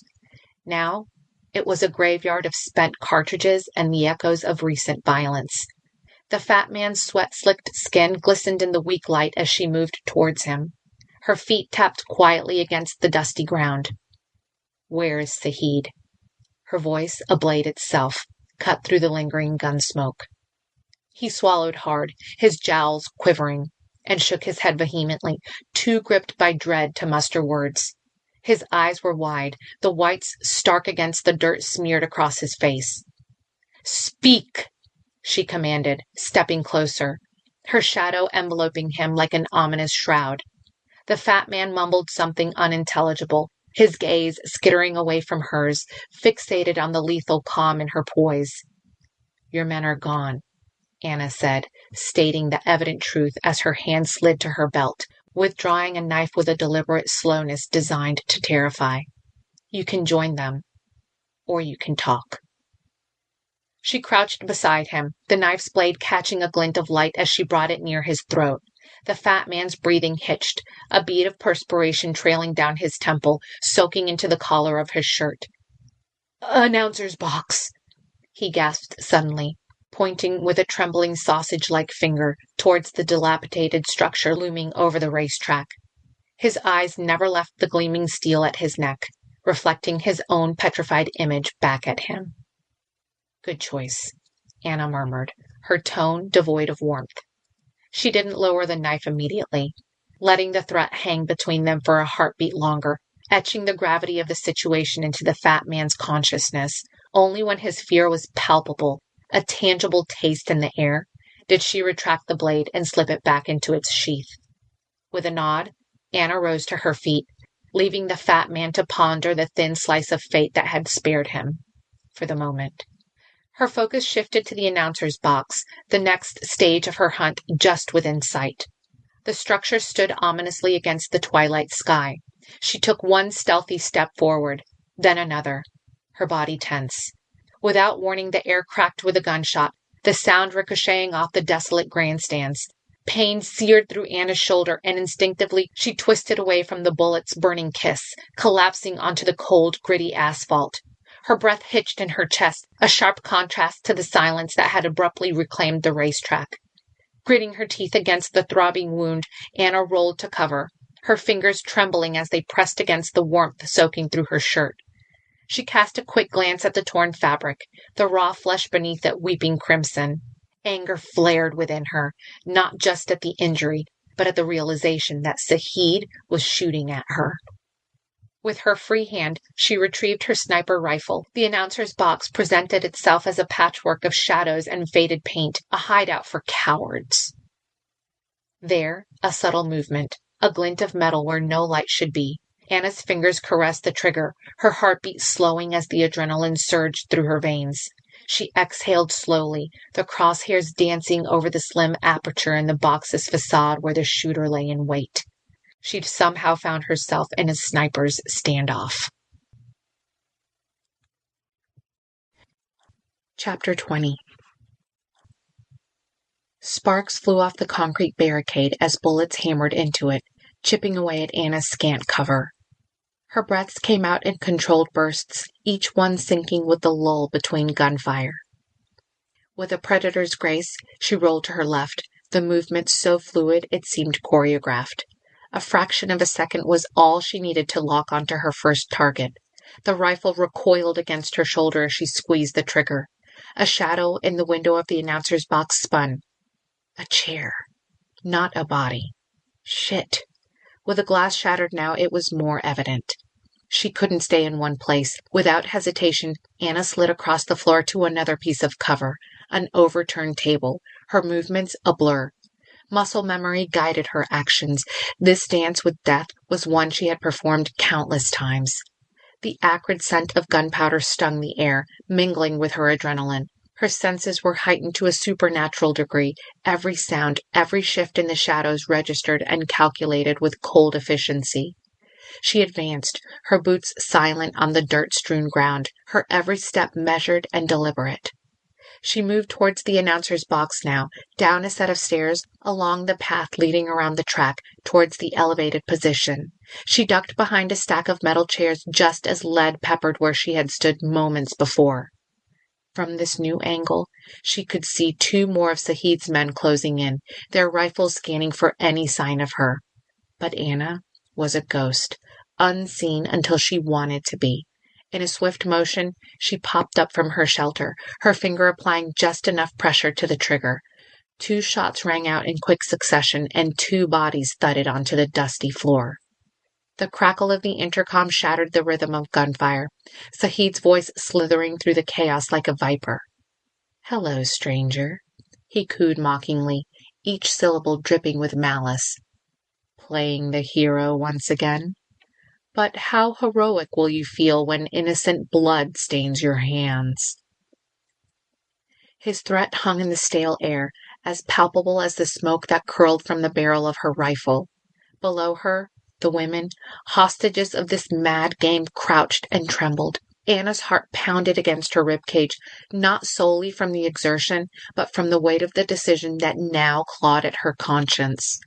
She pressed her back against the cold concrete, the rough texture a stark contrast to the slick fear that coated her skin. To remain hidden could spell a massacre for those she had sworn to protect. "Tick-tock," Sahid taunted, his voice echoing off the walls, a predator toying with its prey. "How long will you cower? Your silence is their demise." Anna's jaw clenched, the taste of iron and resolve mixing on her tongue. She eyed the expanse of open ground between her and the next cover, a graveyard sprint if she mistimed it. Her fingers tightened around her rifle. In the shuddering breaths between shots, she weighed her life against the lives of many. The scales tipped, her duty clear, yet every instinct screamed to stay concealed, to survive, to fight another day. But the piercing cries of fear below snuffed out the siren call of self-preservation. Sahid's game was one of terror, and Anna knew the cost of playing it safe. Too damn high. Come out, wherever you are," Sahid sang, his voice a poisoned lullaby. "Or I start mowing them down. Isn't that the expression?" With a silent prayer, she readied herself. A sharp crack shattered the ominous silence, followed by a harrowing scream that sliced through Anna's composure. Below, on the track, a woman clutched her leg, crimson blooming across her white shorts as she collapsed. The others scattered like leaves in a gust of wind, their footsteps erratic drumbeats against the dirt. "Tick-tock," Sahid's voice slithered through the intercom. "Every moment you hide, another one pays the price." Anna's breath hitched, her heart thundering against her rib cage. She couldn't see him, but she felt his eyes, imagined the cold glint behind his scope. Her fingers danced along the rifle's barrel, each second feeling an eternity, each heartbeat a gavel judging her indecision. "Isn't this thrilling?" His tone was light, mocking, yet laden with an undercurrent of malice. "The protector, frozen while the innocent suffer. How does it feel, knowing their pain is on your hands?" His words were a vice around her mind, tightening with every inflection, every syllable designed to unnerve. He wanted her frazzled, reactionary. "Heroes are so predictable," he continued, the smirk in his voice unmistakable. "Always willing to sacrifice themselves for the greater good. But I wonder, dear, where is your limit? Make your move, or I make mine." Sahid prodded, his patience thinning. "Enough," Anna hissed under her breath, fury lacing the word. She pulled back from her scope, taking a moment to survey the broader scene, allowing her tactical mind to override the visceral images that threatened to cloud her judgment. Options flickered through her thoughts, each discarded as quickly as it arose. Too risky, too slow, too uncertain. Then, amidst the turmoil, an idea sparked. It was audacious, bordering on reckless, but it carried the faintest glimmer of possibility. Ignoring the bile rising in her throat, Anna seized the fleeting strategy, her mind racing to assemble the pieces. She would need to be swift, precise. There was no room for error, not with Sahid's expertise. Her breaths came out in measured beats as she leaned away from the barricade, hands inching towards the sky, a universal gesture that spoke louder than any plea for parley. She stepped into the open, the moon harsh against her skin, the grip beneath her boots grounding her to the moment. Each step was a calculated risk, a deliberate stride into the lion's den. But Anna's gaze remained unflinching. She could feel Sahid's sniper scope trained on her, the crosshairs dancing over her heart. Yet it was the thought of those innocent lives that kept her legs moving, her resolve unwavering. She reached down and pulled her shirt up and off. She dropped it. She wore a sports bra, and her lithe form was scarred and muscled. But she knew men like Sahid. She just needed to get close enough. He was a man of indulgence, a man of depravity. The sight alone would titillate him. She approached, moving slowly, shirtless now, hands raised, and aware that she was risking her life on the lecherous man's inability to control his lust. "Bravo!" Sahid's voice crackled from the intercom, laced with mock applause. The martyr emerges. She halted, arms still raised, exposed and vulnerable amidst the desolation of the track, her surrender a stark contrast to the chaos that had reigned moments before. Here she was, the last gambit laid bare, trading herself for time, for lives, for a chance. Anna's jaw clenched, the muscles twitching with the strain of her silence. She could almost picture Sahid's smug grin, the self-assured tilt of his head as he peered down at her from his unseen perch. "Let them go, Sahid," Anna called out, her voice a blend of command and concession, carrying across the expanse. The intercom crackled again, and there was a hush, a void filled with nothing but the anticipation of Sahid's reply and the distant sobs of the frightened women. She took a step forward, then another, her hands slowly lowering as she approached the entrance to the announcer's box. And still, he didn't shoot. She'd been right, at least for now. He was watching, ogling, and for the moment, he allowed her closer, closer, and closer still. Chapter 21. Anna's silhouette merged with the darkness, her breath steady in the hush of twilight. As she stepped into the murky light cast by a flickering racetrack lamp, she raised her hands, palms open and exposed to the starry sky. Her movements were deliberate, a silent offering of peace to the figure waiting across the desolate racetrack. "See, Sahid?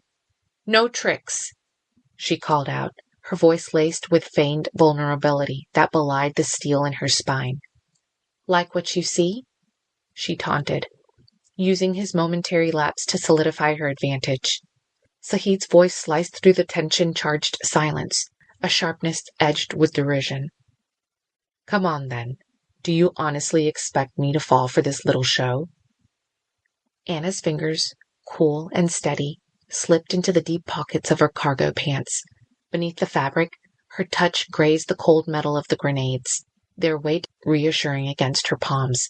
With the finesse of a magician concealing a trick, she palmed them, her skin brushing against the grooved surface, the pins snug under her grip. "Wouldn't dream of it," she murmured, more to herself than to Sahid. Her heart thrummed a rhythm, but her hands betrayed no tremor. And then she spotted the figure. He couldn't resist. He wanted to see her, to toy with her. The man was as ugly as she remembered, pockmarked, greasy hair, beady eyes darting between her and his scope. Sahid. The corners of Sahid's mouth twitched upwards in anticipation, expecting her compliance. He stood in a shattered window, peering down at her. Her boots left shallow impressions in the dirt, marking her path towards destiny's fulcrum. The air around her seemed to hold its breath, charged with the static of impending reckoning. In the vast expanse of the field, Anna found her stage, the center where every echo would find its way back to its source. She halted, her position calculated, equidistant from the track's abandoned bleachers and the skeletal remains of the announcer's booth. Sahid's voice slithered through the darkness, its venomous tone meant to unnerve. "You're out of your depth, little girl." His rifle pointed at her chest. The mocking words hovered in the air, but Anna remained still. The disdain in Sahid's voice was designed to rattle her. It didn't. "A pretty thing like you shouldn't play with the big boys," he continued, his laughter a discordant note. His accent grew thicker the more he taunted. She didn't flinch, not even at the baiting. Instead, she raised her head, her gaze piercing through the shadows towards the booth where Sahid perched like a vulture awaiting carrion. The floodlights cast sharp angles across his face, illuminating the smug assurance that had become his trademark. Sahid's features, so familiar to Anna, contorted with the ugly twist of his ego. She knew that look, had seen it before on faces of those who thought they held all the cards. In that prolonged gaze, Anna read his arrogance like an open book, each taunt fueling her. Her chest tightened, not with fear, but with the pump of adrenaline that came before the strike. There was no doubt left in her mind. There was only the mission and the man who needed to be stopped. His underestimation was his folly and her weapon. She let the corners of her lips twitch, almost imperceptibly. "Too late," she called. In one fluid motion, Anna drew her arms back and then forward, releasing the grenades into a graceful arc. They spun through the air, twin harbingers, catching the light as they sailed towards the unsuspecting Sahid. His momentary distraction, that split-second glance away from his prey to indulge in his own hubris, left him vulnerable. It was all the opening Anna needed. In the silence between breaths, the women on the track held their collective breath, their eyes tracing the path of the flying grenade as if tethered to them by invisible strings. Sahid's laughter, a melody of scorn and malice, curdled in his throat as the pinprick glints of metal caught the moon's light. His features, once twisted into a sneer, stretched wide with the dawning horror of realization. The world around him, the field, the onlookers, the very air he breathed, all congealed into a vicious sludge, time oozing to a crawl. His pupils dilated, eclipsing the arrogant gleam that had resided there seconds before. Chest heaving, muscles tensed like a cornered animal, Sahid could only watch as the inevitable approached. With the reflexes of one who danced with death more times than he cared to count, Sahid threw himself backward. It was an instinct, primal and terrified, but it didn't matter. She'd cooked the frags before launching them. A bloom of orange and red unfurled, a furious flower of flames erupting where Sahid had been moments ago. The shockwave that followed punched the air, sending out a blast. She glimpsed his form ripped to shreds, his body bursting into grisly debris. The announcer's booth became a pyre, its timber and steel contorting in the impromptu inferno. Anna stood her ground, her silhouette etched against the bursting glow of fire. She watched as Sahid's sanctuary disintegrated. The heat of the blast licked at her skin, yet she did not flinch. Chapter 22.